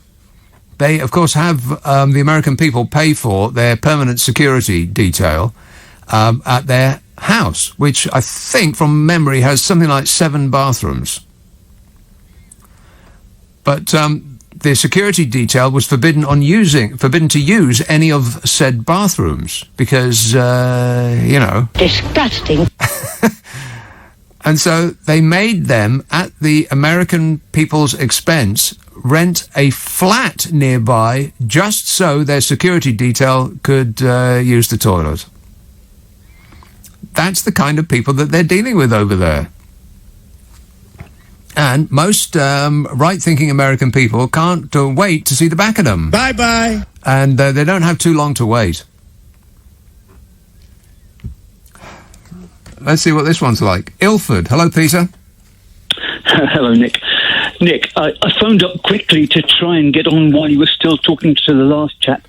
It's not fresh or frozen fish. It was live langoustine that was under discussion. You can't freeze live langoustine because by the time they get there, they won't be live langoustine. They'll be dead. That's the market. And please don't cut off Brian. Don't ever cut off Brian so quickly because it's the best. It is the. It's the best comedy show on radio. Hearing you. Well, I tell you what, Peter, you talk to him. No, thank you. Exactly. I haven't got your wit, I'm afraid. All right, okay. But beautiful show. Thanks a lot, Peter. Beautiful. What, as in? I'm thinking of actually having relations with this show. It's so beautiful. Disgusting. Andy in York says Matt Hancock is Hugh Laurie's George from Blackadder. The voices are identical. Check it out and you will never listen to poor Matt with a straight face again. I never listen to poor Matt with a straight face. What are you joking? Again? He just looks like he's permanently on the brink of bursting into tears, having been caught stealing biscuits from the school tuck shop. Doesn't he? He permanently looks like he's about to get thwacked. But it wasn't me, sir.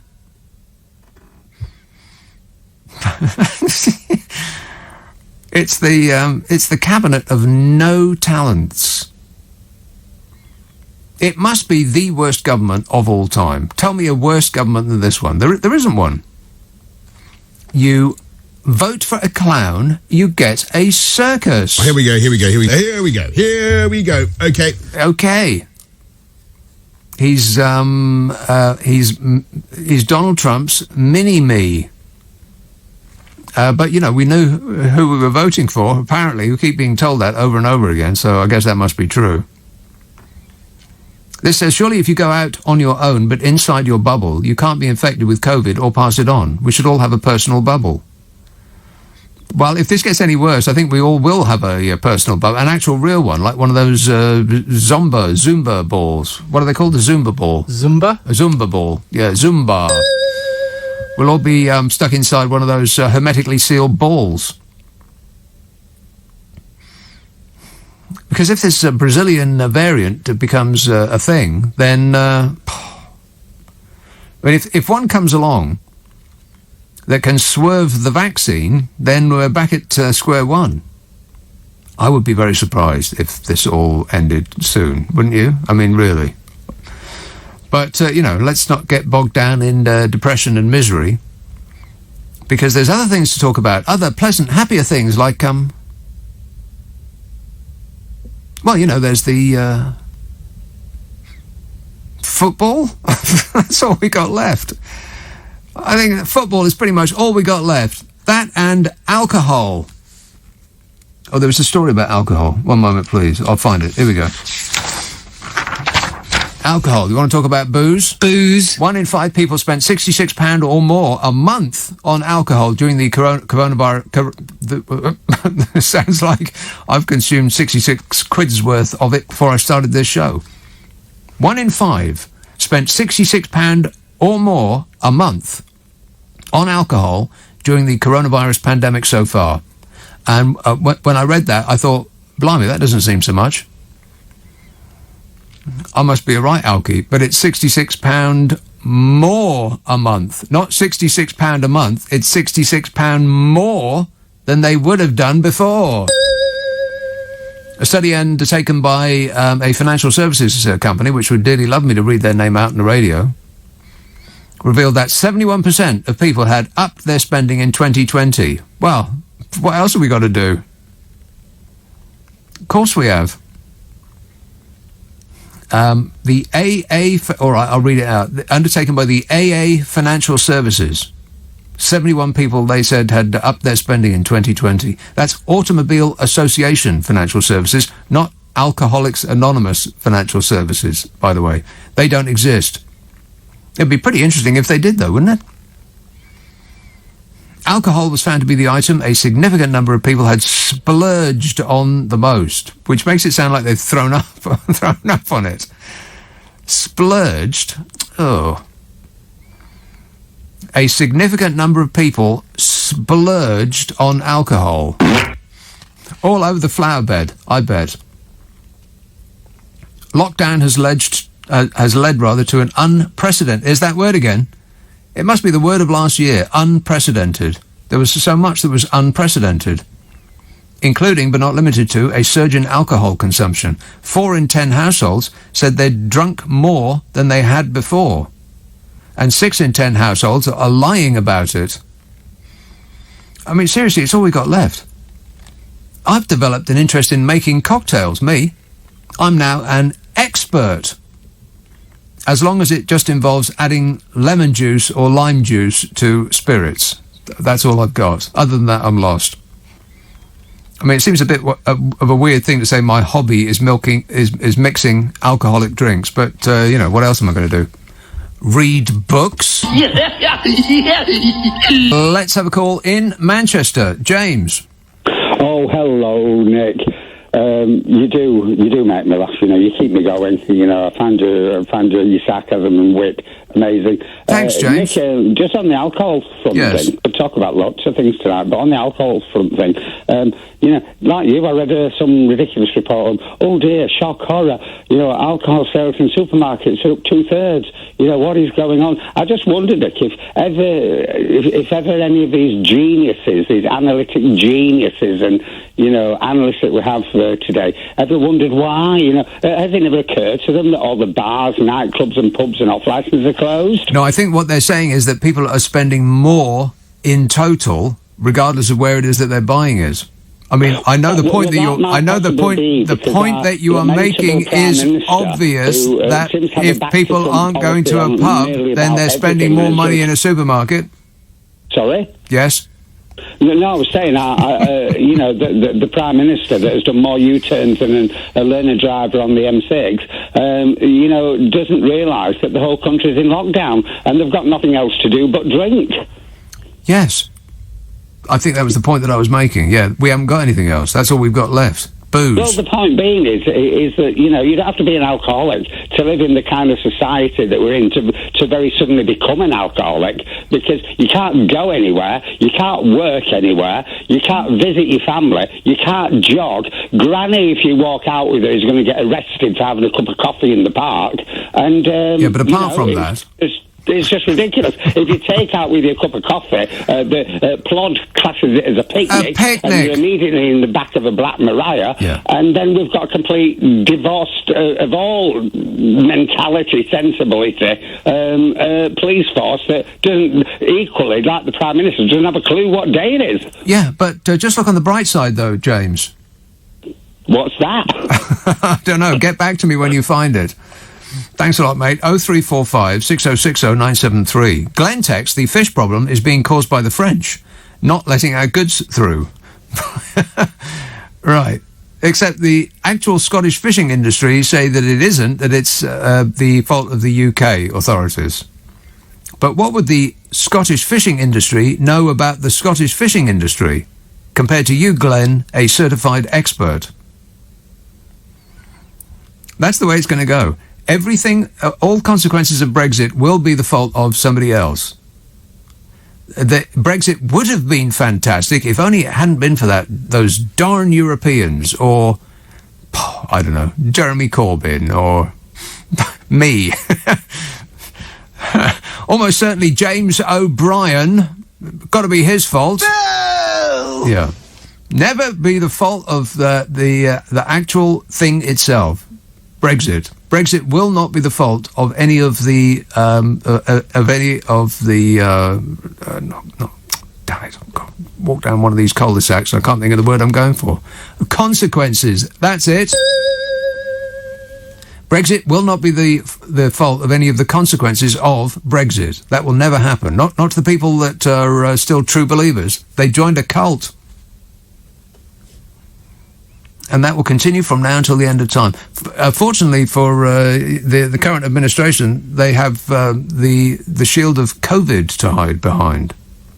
That nothing will be the fault of Brexit. It will be, if you can't blame the French or the Germans or the European Court of Justice or any of the other things that people keep banging on about, then it will be COVID. Oh, if only it hadn't been for COVID, everything would have been fantastic. Those sunny uplands would not be in shadow. It would be actual real-life sun. And that will go on forever. This text says, Nick, you are very over the top. And then they've helpfully included an illustration of what top means.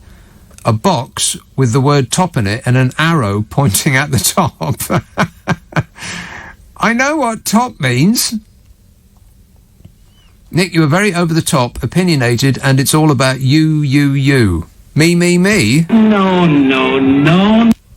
He said, you used to think you give people a chance to speak, but it's me. Well, which is it? You, or me? You've turned into Mr. Doom and Gloom. No, they're the ones with the TV show on the BBC at about 6 o'clock in the evening. Mr. Doom and Gloom. They get a lectern each, with Bozo, the sandwich filling in the middle. Worst tasting sandwich ever. Opinionated. It's an opinionated talk show. Of course it's opinionated. And as for Mr. Doom and Gloom, well, I mean, I'm talking about what's in the news. Point to the happy story in the news. I double dare you. Let's have Blackpool. Tom. Hello? Yes, Tom. Oh, yes. Good evening, Nick. I was going to say Happy New Year to you, but I think I'd better put that on hold for 2022, I think. Yeah. Already. 2021's looking very dodgy. Exactly. Already. Let's not get carried away with all this Happy New Year stuff. Definitely premature. I was just touching 3 or 4 points that you discussed in your first hour. The practice of rolling around in plastic balls on hillsides and across swimming pools is zorbing. Zorbing, right. Correct. Zorbing, yes. We'll all need our own zorb ball. Absolutely, yes. That does sound like a good idea, actually, doesn't it? We could bounce to work. And do exercise at the same time. Yes, but having, social interface with each other might prove difficult. Disgusting. You wouldn't be able to, bump uglies. Scrap the cycle lanes in London and replace them with zorb lanes. Yeah, well, it would be entertaining for the casual observer. I'd like to see that. Your burglary statistics, you seemed very crestfallen when... Did you say they were down at only 6% and the police were not effective in, detecting them? Yeah. Was it 6%? Not effective detectives, yes. Yeah. Well, the good news is, keep up with the news. As a result of this huge data loss from the police computer system, that's right. The effective detection rate has probably gone up from 6% to 6 trillion. 6 trillion percent. Yeah, that's right. You can't not solve a crime that doesn't exist. Yes, and to use the Pritzker will now be able to give commendation medals all round. Yeah. Pritzker being Boris's Eton schoolboy nickname for Priti Patel, of course. Yeah, former square around. It's more of that. The more shoving their elite education down our throats again. And then he'll come out with some old fairy story nonsense about Greek gods. I mean, that's a thing for a grown-up to spend his time learning about. Yes. Anyway. Very useful. Yeah, exactly. It's useful to act superior to the proles, is what it's useful for, and nothing else. Yes. When you say PPE to Boris, he seems to think you mean politics, philosophy, and economics. Yes. Not virus security wear, so to speak. Yeah, PPE is how they get to where they are today, by studying something useless that will never be used in any way. PPE, on the other hand, is how to write cheques for £108 million to your mates. Yes. I hope somebody's on. Just as an aside, I hope somebody's all over that. By the way, £21 billion got spent on a test and trace system that does not work. Contact tracing.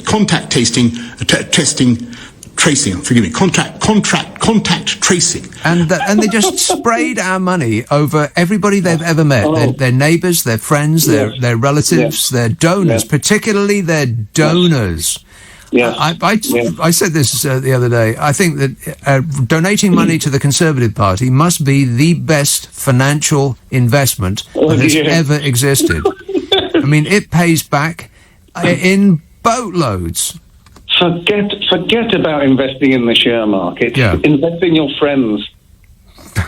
In government. So I really do hope that somebody's actually taking notes and that there will be consequences for this, because it just doesn't seem right. How can it be?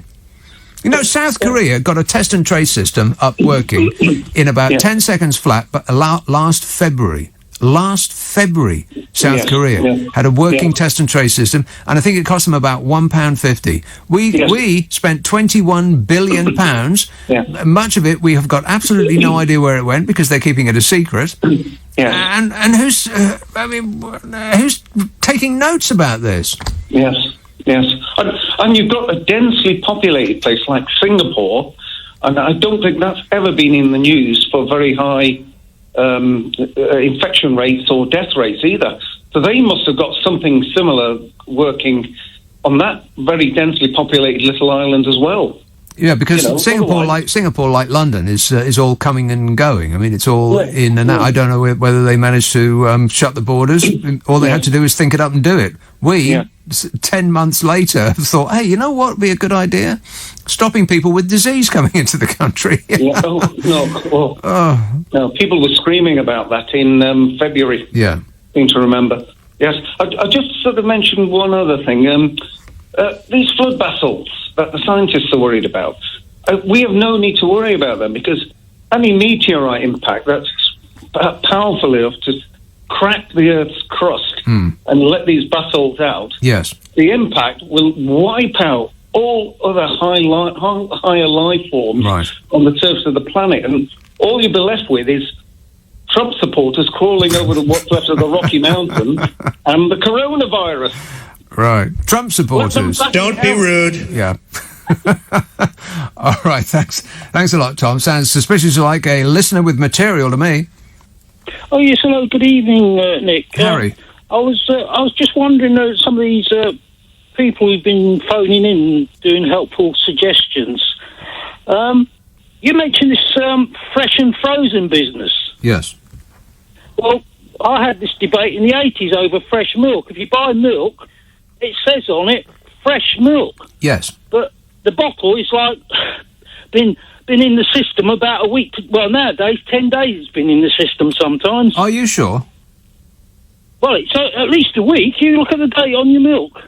But the date is when it's over, not when it started its life. Yes, but if you buy it after 10 days, it's definitely not fresh. It was only fresh when it came out of the cow. That was the debate we had in the 80s. Please, I don't want to think about that. Sorry about that. Came out of a cow. Disgusting. Yeah, that was the debate in the 80s when they put fresh milk on cartons and things, the word fresh, and a few of us said, well, how can it be fresh? Because it's only fresh the day it comes out of the, where. Please. It's bottom. You don't have to say it. Oh, right, okay. You were talking about But just back on that before we go on to something else. Oh. That does seem a bit weird, though, doesn't it? Now, coming to think about it, why put fresh on? I mean, they're not going to sell off milk, are they? That's right. It's fresh as opposed to what? It was a real conundrum debate some of us had in the sort of like mid-80s. Right. Well, I don't recall that. I must have been... No, not you. It was people who used to deliver milk and go around shops. I didn't. There was a bloke who delivered fresh milk, and he pointed it out to me. He said, how come this milk I'm delivering is called fresh? What surprises me is there's still milk float people. Milk float people. What do you call them? Milkmen. Milkmen. Yes. Milkmen and women. Milkmen and milk women. Yeah, sexist. Milk float people.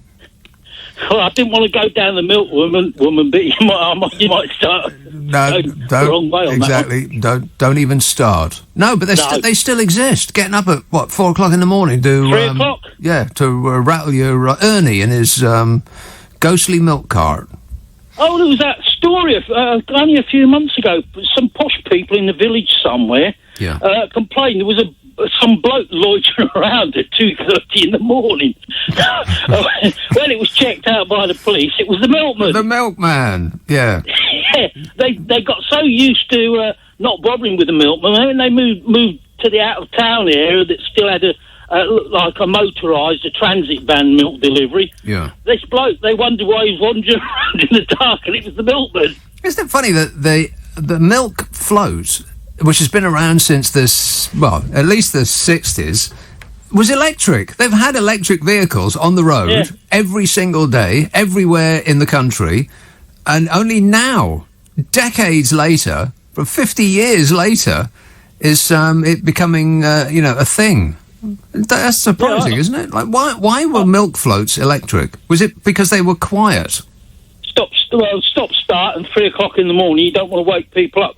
When it was a horse and cart, you couldn't complain about the clip clop of the horse. Well, no, I suppose so. It was a diesel engine throbbing away outside their door. Yeah, exactly. I suppose so. Yeah, but if they could get it together to have the technology then. It was so widely used. I mean, everybody used to get milk delivered, didn't they? You used to go down to the shop. It was delivered in a bottle. I like that. That old the old long bottle, not the short, stubby, fat one. I like the old long one. And by the time you picked it up, the blooming robins had had the top of it. Oh, and then you had the sterilised milk that's got. You can still get it, as far as I know. It's got that crown on the top. A crown? You know, like a beer bottle. They seal sterilised. It's sterilised. It's one beyond pasteurised, and it's a very long bottle. I know I saw one 10 years ago. Yeah. And it's sealed with an actual crown. You have to use a crown puller to open it. What do you mean by crown? You know, a bottle of beer, when you have a bottle of beer, and people drink out of the bottle, don't they? They've given up drinking out of glass for the last 25 years. Yeah, despite the fact that... pull that top off, right, so you call that a crown, I got you, right. That's a crown. Yeah, people drink it out of the... crown. I suppose it does. People drink out of... Corona. People drink out of... Oh, yeah, you're drinking from something that's been sealed with Corona. Yeah, people drink out of the bottle despite the fact that they don't know where that bottle's been. I mean, you'll wash your glass, you'll inspect your glass for cleanliness, but the bottle... the glass looks clean. But the bottle could have been anywhere. I'll tell you where the bottle has been. The bottle has been, if it's a beer bottle, it's been sitting in the yard out the back of the pub where the dog is kept. And the dog will probably have relieved itself all over it. But you don't know that because your lips go straight on the bottle where the dog has been. Can I talk about you getting a bubble wand? Okay. I've got one here. I was going to give it to my sister's grandson. It's circus. You get these circus acts do them. This is a toy one. It's like when you blow bubbles with one of those rings. Yes. Well, this is like an elongated, curvy ring, and you dip it in the fairy liquid solution, and you end up creating a giant bubble. Right. So you probably might find it useful. No, not at all. Why would that be useful? Well, I thought you were gonna. Everybody's got to be in a bubble to avoid the plate. Right. The bug. Yeah, I think it needs to be a bubble that doesn't pop as soon as you touch it. Well, we'll just have to work on it a bit more. But we've got plenty of time. Boris has got the diary. Right, we've got nothing else to do. You're absolutely right. Okay, well, work on it night and day, and as soon as you come up with something, let me know straight away. All right. I've got a project for you, Nick. Actually. And another thing, yes. Yeah. Well. This chappie down at Christchurch, down at Christchurch Harbour, I'm wondering if you could sort of learn more about fish by going out on Nigel Farage's fishing smack. Yeah. Me stuck on a boat with you-know-who. I'm a nutcase. Yeah, I don't think so. But thanks for the good advice. Cheers, Henry. Or Harry, if that is indeed your name. No. In a boat with Nigel Farage. We've got a few idiots in our party. A few idiots in that boat. No. It's a no from me, and furthermore... No. Yeah. What was I going to say? It was something about, when we were talking about milk, bottles, dogs peeing on them. I know that that's true. Publicans, I mean, I know you can't go to a pub anymore, but when they do, publicans keep the bottles in the yard out the back. They also keep the dog out the back. You do the maths. And you put your lips on that bottle. Disgusting. Awful. But you will inspect the glass and you'll send it back if it's got a smudge on it, won't you? You've got no idea where that bottle... Ditto cans. It's amazing we're not all dead yet. Emma in Fulham says, I live under the Heathrow flight path and there are still regular flights going in and out throughout the day. Fact. Who are these people? I don't know, Emma. Is one of them Jeff? She says, P.S. Your Brian Cox sounds like your Gavin Williamson. That is a lie. That is fake news. Bromley, hello, Luke. Hi, good evening. Luke. I'm concerned. I'm concerned for you. I'm concerned for us that the news is going to get very boring soon because we're not going to have Trump and we're not going to have Brexit to talk about. Oh, I think Brexit will be the gift that keeps on giving because every, it's not, it's barely 2 weeks since it's happened. And so far we've got the industry that they promised that this was all about is on its last legs. And we're not even out of the first month yet. So there's going to be consequences, believe me. You sound very optimistic, but I'm not so certain that we're going to have the same 4 years of daily, hourly news about Brexit like we used to have. No, not like we used to have, no. You know, the stuff that really sort of like, and then obviously Trump is going to be off the scene a little bit. But, I think he's probably going to do a few tricks just to keep himself in the news somewhat. But, Biden is, let's face it, it's going to be a bit plain and boring, isn't it? Yeah, Biden. It's going to be like going to a library. Yeah, nothing to see there, really. It's going to be as entertaining as well. I think into a library, I think. No, exactly. I think the Donald Trump show will continue because he is facing so many court cases, and I don't know if in America they will have cameras in the courtroom. Gosh, I hope so. I want to see him under cross-examination. Just the very idea. Well, you know that Scotland have been told to expect a big American plane to land there. Did you hear that one? Have they? Yeah, that was on the news about 4 days ago. So Scotland were warned to expect a giant American plane to arrive. I just and it's due like on the inauguration day or something. Why? I just wonder what's he going to go to Scotland for? So he can stay on his golf course, I suppose, and just get out of the way for a bit. Did you not hear that one? No, I did not. No. Well, I wonder if it's his last trick to try and get Air Force One stuck in Scotland. What do you reckon? He's going to hijack the presidential jet while he still can. Well, I wouldn't put it past him. And he'll probably take the front wheel off or something as well. Yeah, something like that, and sell it for as much as he can get on eBay. Sturgeon was on the news because she said, he's not going to come in because we were in lockdown. We're not accepting anyone in. Yeah. And I just wonder about that. So, yes, we're going to have to keep the news excited. I mean, goodness, it's going to be a bit bland if we was talking about lockdowns all the time. Yeah, well, you're right. I think the news is going to it's going to slow down a bit. Yeah. Yeah. I mean, last year as bad as last year was, we were charging through it at top speed. We could barely keep up. It was a constant 24-hour-a-day newsgasm. But this year might be a little bit slower. Good point, Luke. So we're going to have to enjoy every last little minute of you-know-who's stay in the White House. But he does have a couple of tricks up his sleeve. There's a little time for him to do, well, anything he blooming well likes. I'll bring us into war. And I'll come to that in just a minute. Thanks a lot, Luke. What the hell is going on? You're leaving, Donny. That's what's going on. But he's not going quietly, as you would expect. President Donald... That is never going to sound right. President.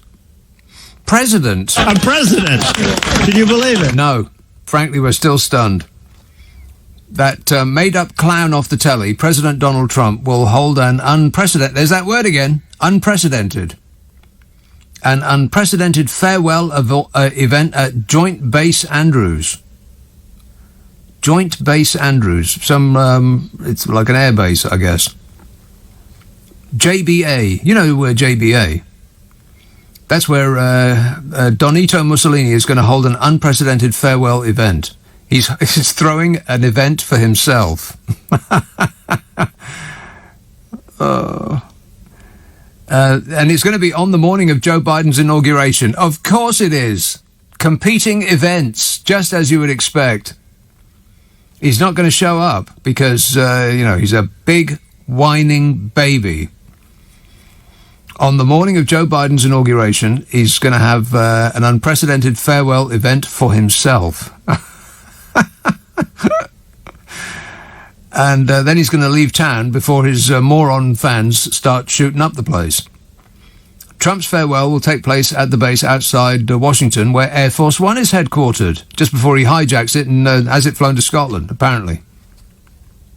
No president has ever had his own send-off ceremony at Joint Base Andrews, because they always show up for the next president's inauguration.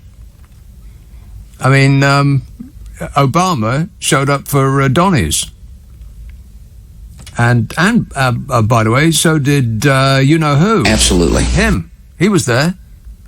And listen to that unhinged speech by Donald Trump. The American dream is dead. And Bush said something like, well, that was some weird... I'll clean it up for you. That was some weird stuff. He looked at Obama after Donny had stopped reading that speech and said, whoa, what was that about? As did the rest of the world. And it was all downhill from there. So Trump's throwing himself a parade. Oh, that'll make him feel special. Like a special little boy. No president has ever done this before because, well, no president has been like Donald Trump. I can be more presidential than anybody. Well, it's not too late to start, Donny. A couple of days left. It is literally Donald Trump giving himself a parade. He's playing with himself. You know, if only he could be at home in his bedroom watching himself giving himself a parade on TV, he would be so happy he would be giving off sparks. He'd be giving off sparks and the hairspray on his head would explode. You don't need to put all of that product in your hair. You just don't. Officials are considering an elaborate event that would have the feel of a state visit. You know, like somebody important was arriving instead of you-know-who leaving. They're going to have a red carpet and a colour guard and a military band and a 21-gun salute to drown out the noise of his dinglings firing at the Capitol building.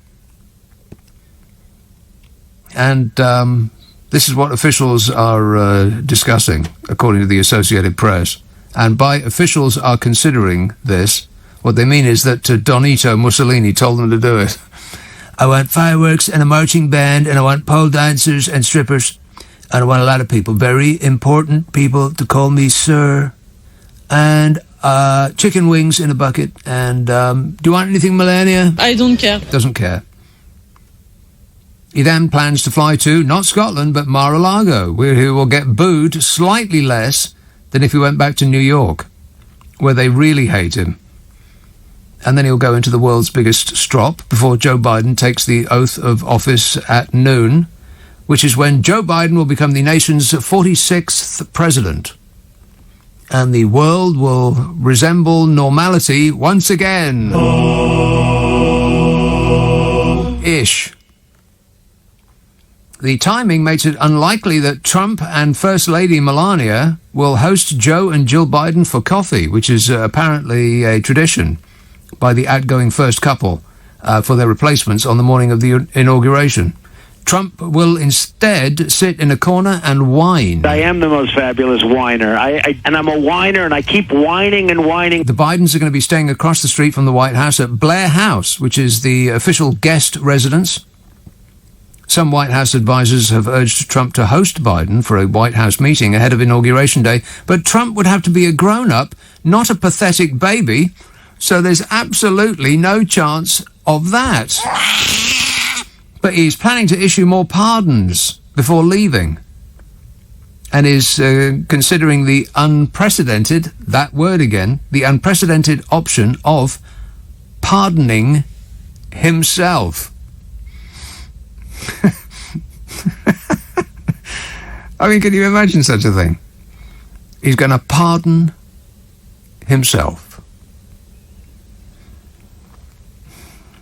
Leaving while he is still president will also allow Trump to use the call sign Air Force One for his flight to Palm Beach, Florida, and you know how much that will excite him. You can sit up front, you know, with the grown-ups. If Trump left Washington after Biden takes the oath, he would have to ask Joe Biden to let him use Air Force One. All outgoing presidents have to make such a request, which is, of course, always granted. But you know that if it was the other way around, there's no chance the baby tornado would grant that to Joe Biden. If it was the other way around and Joe Biden was asking him if he could use the plane, there's no way Trump would allow it. Trump said he was not going to attend his successor's inauguration on January the 20th, to which Biden replied, one of the few things that he and I have ever agreed on. He said it's a good thing him not showing up. So Vice President Mike Pence is going to attend the event instead. So it'll be interesting to see what Mike Pence looks like when he's not gazing adoringly at the back of Trump's head. Oh, by the way, I love this bit. Apparently, Trump has yet to outline any plans for selecting a site for his presidential library. Yeah, right. They could archive his tweets.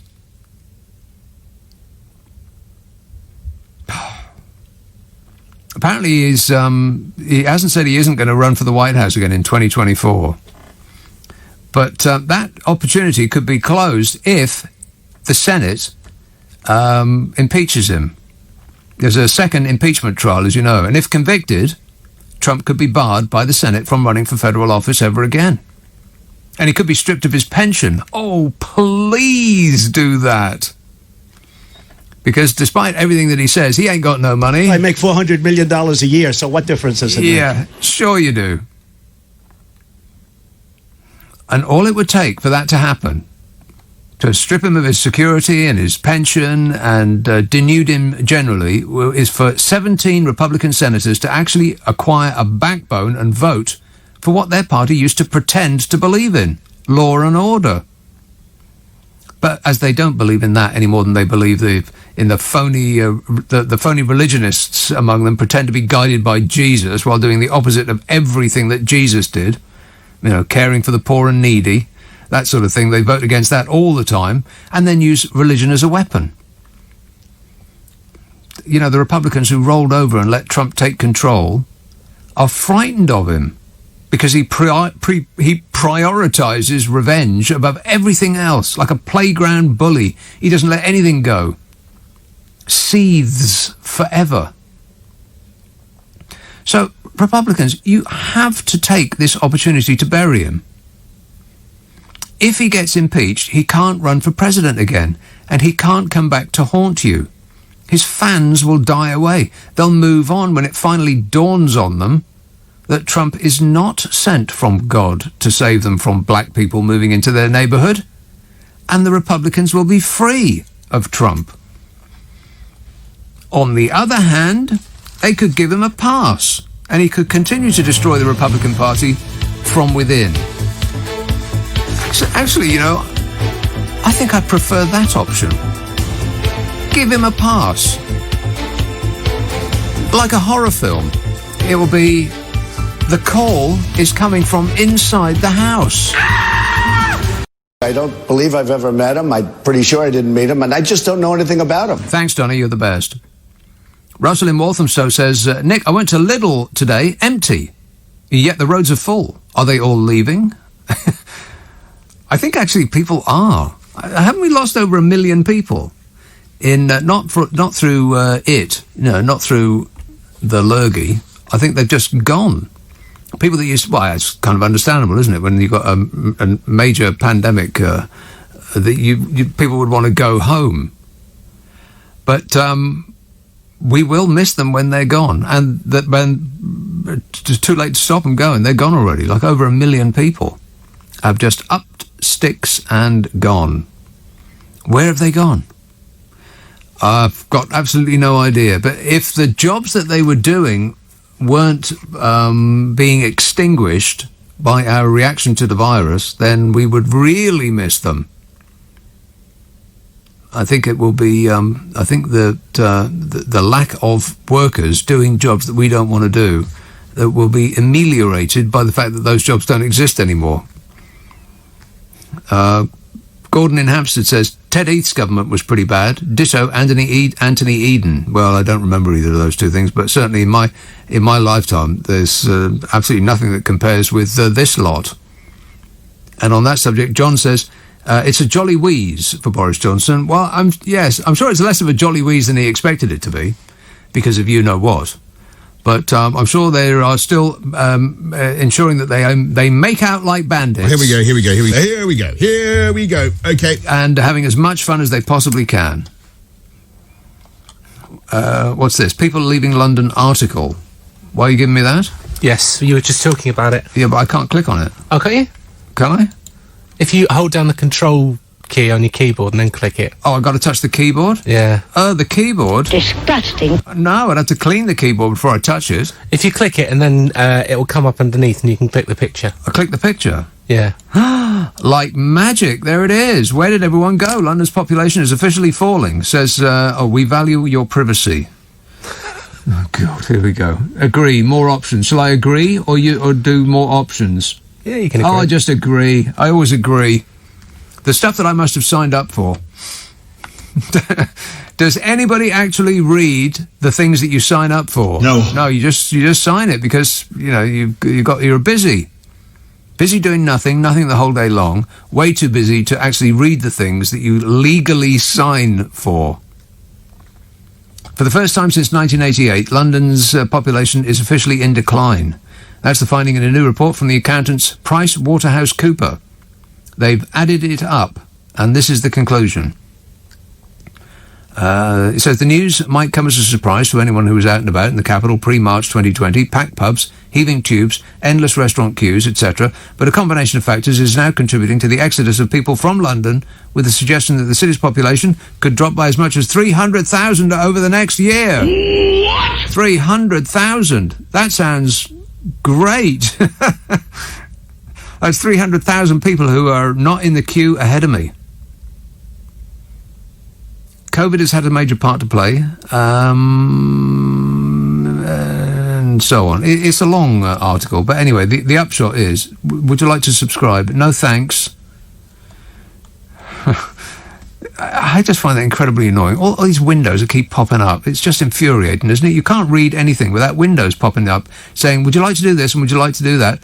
Just click here for more stories sent to your email. And you have automatically been signed up for getting irritating messages for the rest of your life. No thanks. Brexit has inevitably been a factor, it says. Skip to the end. Net EU migration to the UK having fallen since the Leave vote. Can't wait to get out of here. And once we get back, on our feet, the consequences will be that all of the jobs that we didn't want to do ourselves won't get done. All of that cleaning up after us, all those dirty fingernail jobs that we don't really take to very much. We won't want to do them, so they won't get done. And then we'll be begging people to come back. This says they are up in arms. They? Who's they? They are up in arms at this affair. What affair? This is mystifying. I'll just read it, shall I? No. They are up in arms that this affair has cost us $300 billion. But hey, no worries, giving the banks $500 billion in 2008. Our money, anyone care? And then 3 emojis that look like smiley. Back in the day when people used to wear very, very baggy T-shirts and yell, "I see." It looks like 3 emojis of somebody coming up, doesn't it? It's exactly what that looks like. Get those smiley faces a seat and a bottle of water. Look at that switchboard. This is the quietest night I can ever remember. Is this thing on? Last night and previous weeks couldn't get through the calls fast enough. Tonight, everyone is in lean back mode. I think it's because people are working from home. Everybody's just relaxed. Everything is calm. I was talking about this yesterday. Working from home. As many as a quarter of British employees could end up working from home permanently.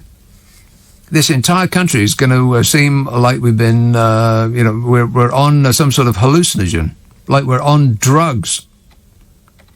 Almost every chief finance officer surveyed by Deloitte, 97% of chief finance officers expect more flexible and home working in the long term, which is expected to lead to a 5-fold increase in the number of people clocking in from their spare room or kitchen table. So you'll be on the phone to a company for whatever it is for ages. It will take for ages. Because people who are working from home talk to you like they're your friends. Not like you're a business person on the phone for some business.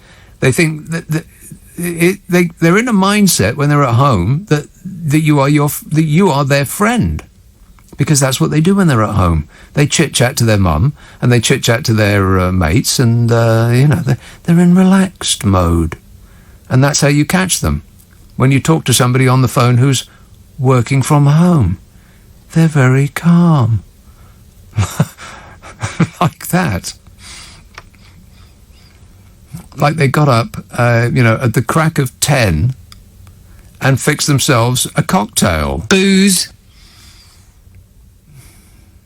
By and large, this massive forced experiment in home working has been very successful, say Deloitte. Well, maybe. Sectors have been able to maintain quite a high degree of effectiveness operating from home, said Ian Stewart, chief economist at Deloitte, who presumably wrote this from home.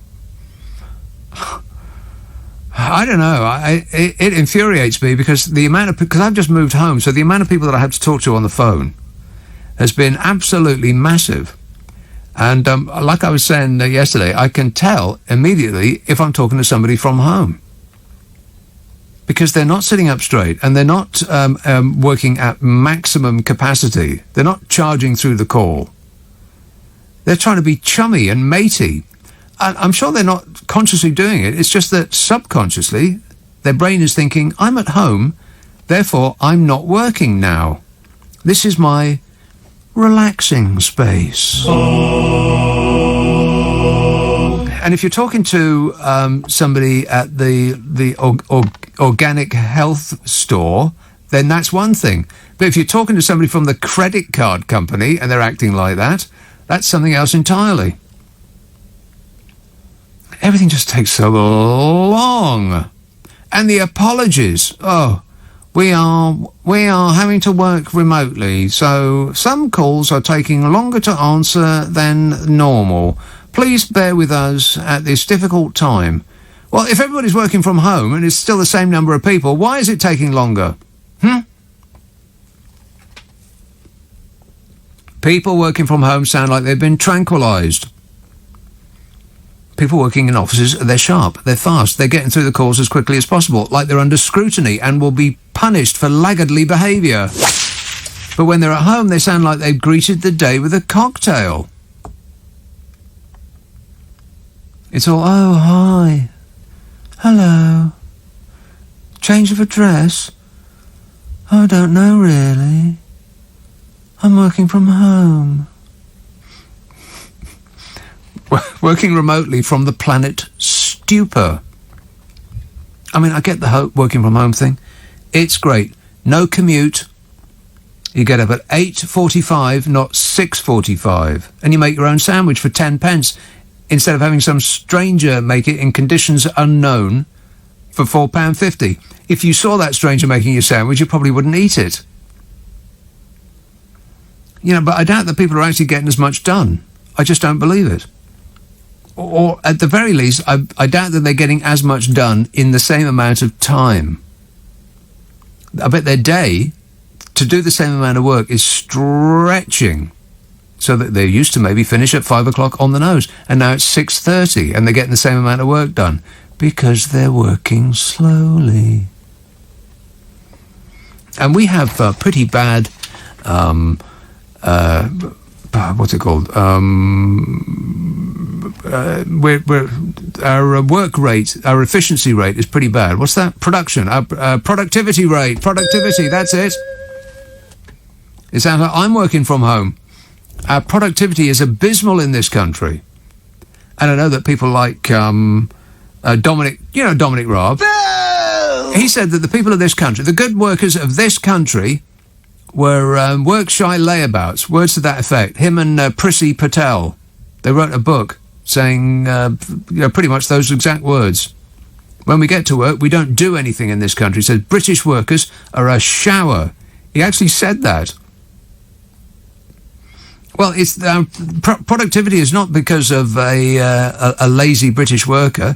It's because management in this country are notoriously bad. They don't put money back into the business. They take the money for themselves, put it in their pocket, and go and buy themselves a solid gold car. That's the reason that productivity in this country is bad. It's not because of the worker, it's because of bloomin' management. They serially underfund their own business because they just drain the money out. But anyway, I doubt very much that people are getting as much work done at home. I love the concept, but I just find it irritating talking to them on the phone because they're just so slow. I mean, I doubt that companies are having their image reinforced by the sound of their workers sounding like they're drifting through space and running out of oxygen. Wake up! It is a good trend, though. Better for the health, better for the planet, better for the local shops and the restaurants, when they open again. But the problem, of course, is that entire city areas have grown up to serve a captive audience of moneyed people who live around an office and work there for 8 hours a day. I mean, we could have changed to working at home over 10 or 20 years, and the infrastructure could have changed slowly too. But this is like a flood in a desert. Animals can't evolve gills fast enough, so they're all doomed. Oh, no. And when huge chunks of the economy are in trouble, on top of the lockdowns and the Brexit, it's like a perfect storm. God, they should make a disaster movie about it. Independence Day. Or Interdependence Day, more like. Coffee shops will miss them when they're gone. And will miss interacting with people. And meeting friends. And making affairs. And calling the other half to say you'll be late from work as you've got to put the intern through their paces. Disgusting. You know, things like that. Let's have a call in Georgia. Graham. It sounds like I'm listening to a shortwave radio. It does.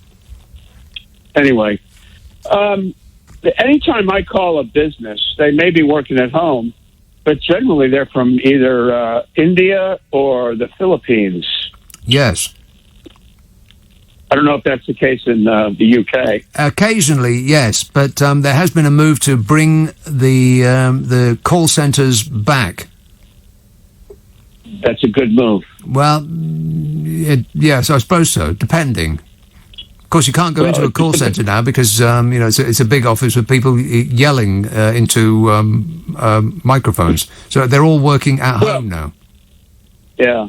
The other thing is I want to talk about was that people leaving London. Now is the great, within the next week, would be a great time for anybody who wants to break into the United States. Because they can join the caravan. They can join the caravan, get a flight to Mexico. Yeah. Yeah, break in. Go down to Mexico, break in. Yes. And, hide your cash, and then get a ticket to San Diego, buy a tent, and go live on the beach. And the government will pay for your everything. That sounds great. It's a great move for anybody who wants to get into the U.S. now. They can. Okay, but I thought that it'd be easy. I thought Donald Trump had built a huge and tremendous wall. No, he only built a foot of the wall. You know that. I think he'd be no wall at all. There was some fence that replaced fencing that was already there. Other than that, nothing. It's easy to get in, though. It's easy to get. Just join the caravan and speak gibberish when you get to the border. And they'll let you in and go straight to San Diego. Yeah, live in a tent on the beach. I've been to San Diego. Why would I want to go to San Diego? Well, yeah, I don't know why you would, because it's full of homeless people now. Right, but where isn't? Everywhere's full of homeless people. You just wait. No, they're all going to California. Well, yeah, because that's where the weather is nice. I mean, you wouldn't want to be a homeless person in Chicago. You'd freeze to death in about 10 seconds. Well, but that's why Chicago sends them all to California. I don't think they send them. I think they leave of their own volition. A one-way bus ticket from Atlanta is $125. I'd be happy to donate. Right. Okay, well, that's nice of you. So, what are you going to always thinking of other people. I know. What are you going to talk? I'm very altruistic. What are you going to talk about when Trump's gone, then, Mickey boy? Probably Trump, because he's going to have lawsuits up to his eyeballs from now until the end of time. I'm very much looking forward to it. Yeah, he's never going anywhere, and he's got those 75 million people. They're not going anywhere either. I bet they do. I bet a considerable number of them do when the dawning realization comes that they've been had. Yeah, maybe. What puzzles me, how much? When in history has there been 25,000 people in Washington D.C.? I don't think since the Civil War, and I imagine that there weren't that many in the Civil War in Washington. What do you mean? 25,000 people, 25,000 military people in Washington. Military people. Yeah, when's that ever happen? Well, I've got absolutely no idea, but we know why, and we know who is personally responsible. That guy's leaving. He's going to leave in the morning. Yeah. Yeah, I find it fascinating.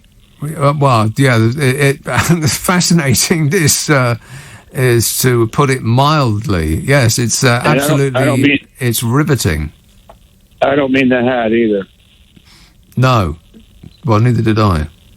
That was a weird thing to say. I must tell you, I love listening to your show on Friday and Saturday night because I get a glimpse into the rest of the world that's equally falling apart as we are. Outside of your borders, yeah, it's the same pretty much everywhere these days. Oh, regarding fish. Yes. You know, I've said this before. I can't get kippers over here. I'd love for somebody to send me 50 pounds. Kippers? Yeah, I love kippers. I love kippers. That's a bizarre thing to say. I've never heard anybody say that. Kippers. Kippers, fried tomatoes and eggs. Love them. God, that sounds absolutely... That sounds like the worst way to start the day I could possibly imagine. No, that's true. Lots of protein. Oh, yeah. And omega-3s. Lots of fish but that's medicine. I mean, I do eat smoked kippers every now and again as medicine, but I don't like it. That's just bizarre. All right, okay. I'll send you some in the post. Watch for it at your door. Thanks a lot, mate. 0345 6060 973. This says, Mark, in the posh bit of Feltham texts, I DJ in Soho, and we always wipe the lip of the bottles before drinking from them because of the massive hordes of mice that crawl all through the walls and the basements of all the bars. But at least the mice eat the plagues of cockroaches. I didn't know mice ate cockroaches. But yes, exactly. When those pounding jungle rhythms, when they're silenced and everybody goes home at night, I'm sure that the place is alive with animals. And I'm sure that mice are the least of your worries. Yeah, come to think of it, I'm never drinking straight from a bottle again. I'd like a glass, please. Or a can, for that matter. You know, some cans of beer, they come with a foil... Have you seen these? I think they're Polish. They come with a foil cap on top of the beer, probably for this very reason. It keeps it nice and fresh and clean and pristine. Because a little wipe of your shirt at the top of a can, which is, sometimes what I do, that's not going to make any difference. Plus, the next lurgy may come from a rat. I mean, why not? The last one came from a bat. Why not a rat? This says, there are still milkmen. We were woken up at 1 o'clock in the morning by one delivering to a neighbour. Well, that seems perverse, doesn't it? 1 in the morning? I mean, these days, it'll either be frozen solid by the time you get there, or the robin will have pecked through the top of it and have helped itself. Or both. Let's have Croydon. Phil. Hello, Nick. Phil. Good evening. Donny couldn't build a relationship, let alone a wall. No. But that's not why I'm calling. Was it 3 wives up to this point? I think 3 wives and 7 children, as far as we know. What do you think about that, Melania? I don't care. She's not bothered. Oh, and billions of enemies. Billions and billions and billions. Yeah. Anyway, I work from home at the moment through lockdown, and I managed to get a lot more done than what I do in the office. In the same amount of time? Yeah. Really? Yeah. Yeah. Far more efficient at home than I am in the office. Well, why is that then? Don't have as many annoying phone calls coming in. Right. People but are using... that's odd though, isn't it? I mean, why not? Aren't you? Because people are using emails. Right. But I find that extremely annoying. Emails, they come and they come and they come, and there's just so many of them. And every 10 seconds, you stop what you're doing to look up to see what that new email is. Well, I have an hour before when I first start work, and an hour after lunch where I answer my emails. Right.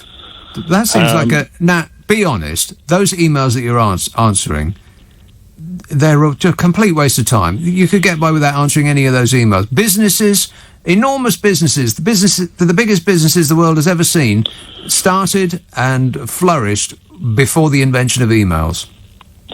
Exactly. But you do have a delete button as well. Well, there is the right-hand option on your inbox of delete all emails, which is my favourite.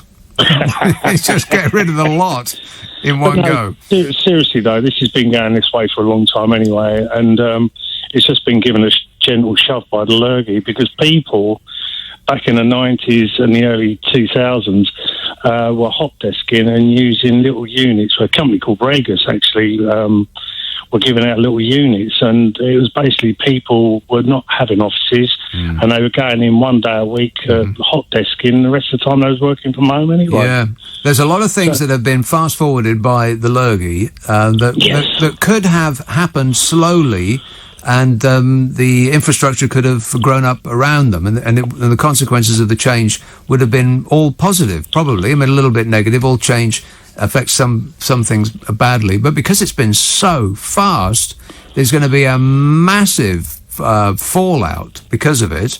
Some people, lucky people like you, you're going to be just fine. You'll continue earning, and you won't have to get up and go out, and you'll save $5,000 a year on commuting and all the rest of it. But it's the poor people who've grown up around office blocks, the coffee shops and the suits. I mean, suits. People who make suits. No one's buying suits anymore. Why would you? Everyone's in track pants. I totally agree. Somebody's sitting there with nothing on at all. Oh, please. Disgusting. That's way too much information. Thanks a lot, Phil. I got to go. Get me a bucket. Here is Philadelphia. Ricky. Hey, Ricky, you're so fine. You're so fine. Hey, Ricky. Hey, Nick. Ricky. So I wanted to pick up on something that you mentioned to the guy from the U.S. that called in. You made a quick comment about Chicago, their homeless people. They don't send them to California. And actually, they do. What? They really, really do. What? I'm just going to backtrack ever so slightly. 2014, I moved out to the States. My wife and I went to San Francisco for the first time. It was a place that I've always wanted to visit. And I was just in dismay at this place where it was surrounded by so much money. I passed Twitter, the giant building, this conglomerate, just massive. The other side of the street was Microsoft, and in between that was this road that was just full of homeless people. And I just couldn't believe how many people in San Francisco, surrounded by all of this cash and all of this tech and all of these billionaires, how many homeless people were there. So I went back to New York, where I was living, and I did a little bit of research, and I actually found out that the majority of the states, including New York, New Jersey, Connecticut, Chicago, all of these places that are cold during the winter, they do offer homeless people the chance to, and I put this in inverted commas, go home to where they may have family. And it's a one-time thing. Every person can apply for this ticket, this bus ticket or this train ticket to go, and doing a little bit of research and speaking to other people in New York, they encourage you. Well, why would you want to be in New York during the winter? Why don't you go to California? And I genuinely was of the same thinking of you when you made that comment to the guy. Surely they don't send them there. Yeah. And the answer is they do. And it's almost like somebody in London driving all of your refuse and garbage, dumping it in Reading, and then going, you deal with it. It's mad, what do people in California think about that?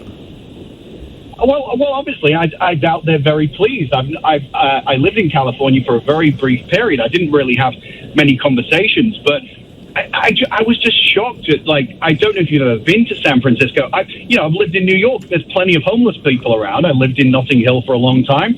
There's plenty of homeless people around, but in San Francisco, it's colossal. It was just so many people.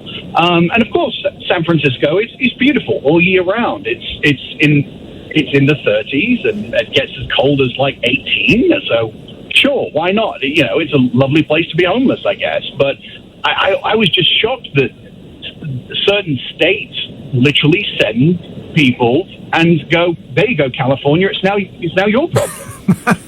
They've solved the homeless problem in Chicago by exporting it to California. Well, that's an interesting concept. Crazy, man. Yeah. Crazy. Well, talking about crazy, what's it like in America at the moment?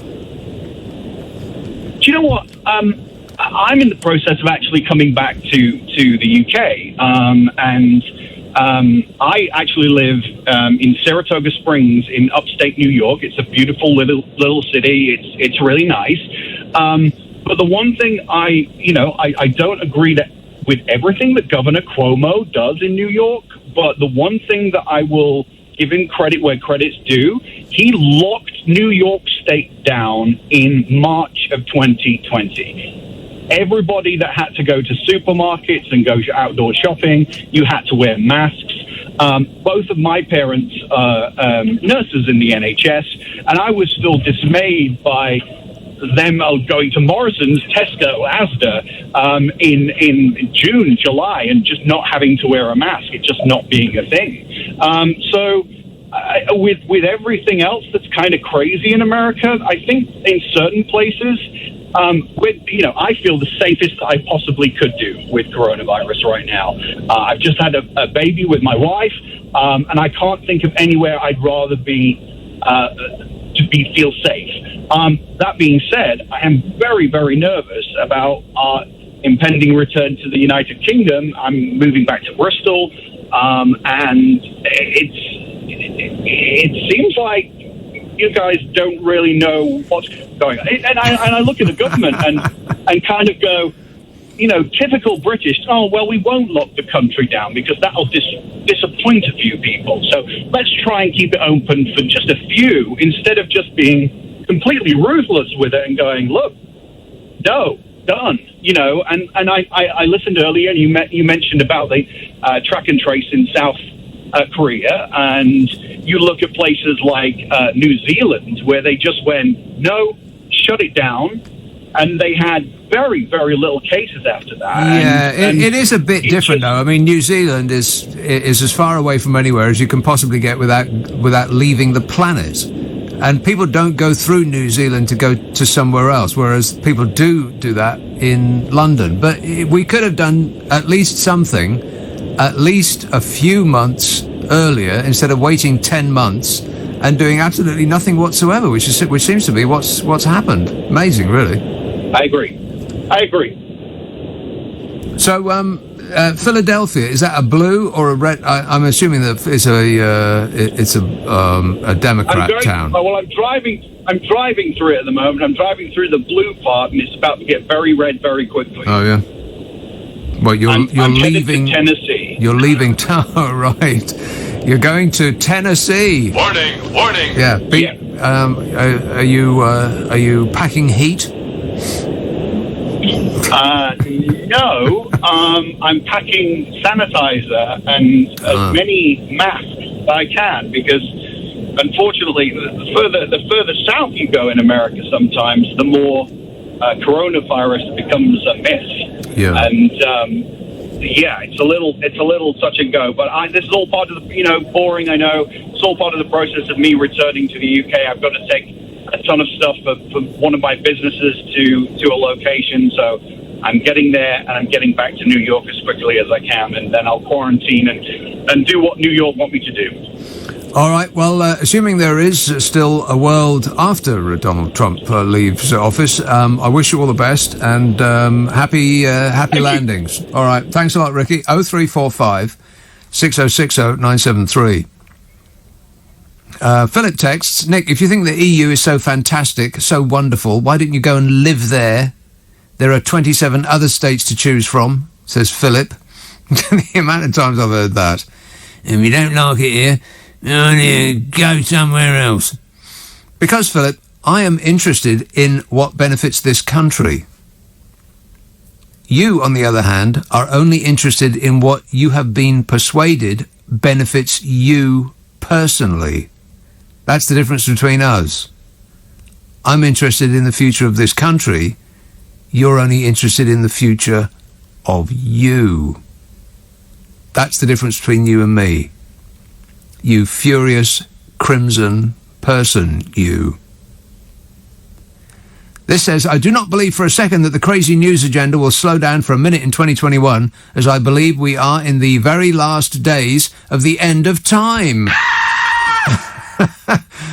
And ordinarily, I would dismiss that thought as being, but I do believe you've got a good point. Yeah, that's what it looks like to me, too. Here's a call in Fife. Andy. Hello there, Nick. How you doing? Good, thanks. Yeah, I was just thinking, I've told you about technology before, right? I don't know if you possess AirPods, right? But I just got them for Christmas. I've got an iPhone. No. And you know what really infuriates me is, right, when I'm listening to music, right, and then it comes on saying that I've had my headphones too loud for the last 7 days, and it's turning the music down. What? And it turns it down. It does what it does. It's like controlling me. It controls you. It tells you what it must be an iPad, an Apple thing. And like after 7 days, I hate Apple. I hate them. Unless they're advertising with us, in which case it's a wonderful company and everyone should have at least one thing from them. And I really mean that. Yeah, I used to be Samsung, but because of my visual impairment, like the actual technology, the accessibility is really good in it. Because I would have stayed with Samsung, but it's just that Apple's got really good technology for reading with the screen readers, and so that's why. What does it do though that the other one doesn't?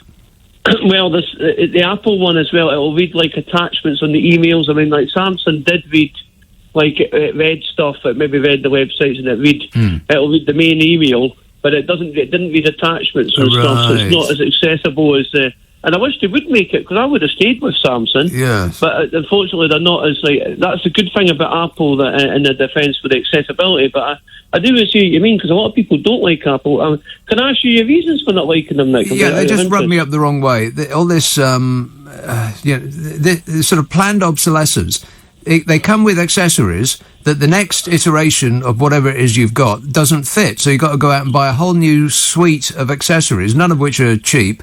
And they keep switching things off. So there'll be a game that, for no reason whatsoever, will work with your one phone, but you replace it for the new phone, and you can't play that game anymore. Like, what is that about? So it's like my light bulb thing. I've got stupidly expensive light bulbs because I like to dim light bulbs. You know, I don't like bright lights in a living room, like I'm living in an operating theatre. I don't either. Yeah, so I like the lights to dim, but most light fittings don't come with a dimmer. So now they've got these bulbs that you can dim the actual bulb, and they're about £30 each. And exactly. 30 quid for a bulb, and they come with a thing that you plug into your Wi-Fi router, and that controls the bulb through an app on your phone. And this company had the nerve to disconnect some of the facilities that you've paid for on this router. And now it says to get what you used to have, you're going to have to buy a replacement router for another 50 quid or something. That's awful. So it's not that it doesn't work with their new products. They actually switched off something that you had and forced you to buy another one. I mean, that just made me I just blew my lid when I heard that. I mean, that's just beyond the pale. That is.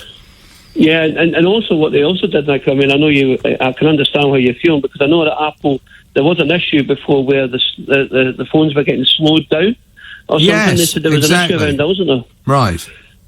Yeah, and can I just also ask you, and just when I laugh at this, because I remember, whatever happened to Ken? I know he was like coming on about Jesus loving you and all that. Whatever happened to him? Is he still pulling up and telling you that night? Every now and again he says, "Have you accepted Jesus into your life, Nick?" That guy. Yeah, that's him. Yeah, what's happened to him? I've thrown him away so many times. I think maybe he's got the message. He's given up. He's given up now. He's just saying he's just put you in the waste bin now. He's going to say, no, Jesus can't save us, man. Exactly. He's given up on me. Yeah. Thank God. Yeah. But just before I go, just back to what you were saying. So your phone listens to you over a period of 7 days, and then says that over the last week you've been listening to it too loud, so I'm now going to turn it down. Yes, it puts a notification up. I mean, I could be listening to a really good song, and all of a sudden this notification comes up, and I've got the screen video on it, and it says, you've been listening to your phone for, it's been too loud, the headphones have been too loud for 7 days, so we're turning the music down. I mean, you can turn it back up again, but it's really infuriating, like when you listen to a great song on your, and you get right, like something by Ken Dodd, for instance. Midway through Ken, and then it turns it down. Blimey. What a nightmare. Okay, well, thanks for passing the bad news on, Andy. Roberta in Boreham Wood says, we can't blame Trump entirely for breaking his oath of office. He's never read the Constitution, and even if he did, he wouldn't understand it. Well, that's rude. Don't talk to me that way. I'm the president of the United States. Don't ever talk to the president that way. I mean, he is undeniably funny, just not intentionally. Every now and again, he will intentionally make a joke that is sort of funny, but usually it's just aggressive. Like to punch him in the face. Like that. Which wasn't meant as a joke. Yeah, okay, so I take that back. That wasn't meant as a joke. But, every now and again he says something that's funny.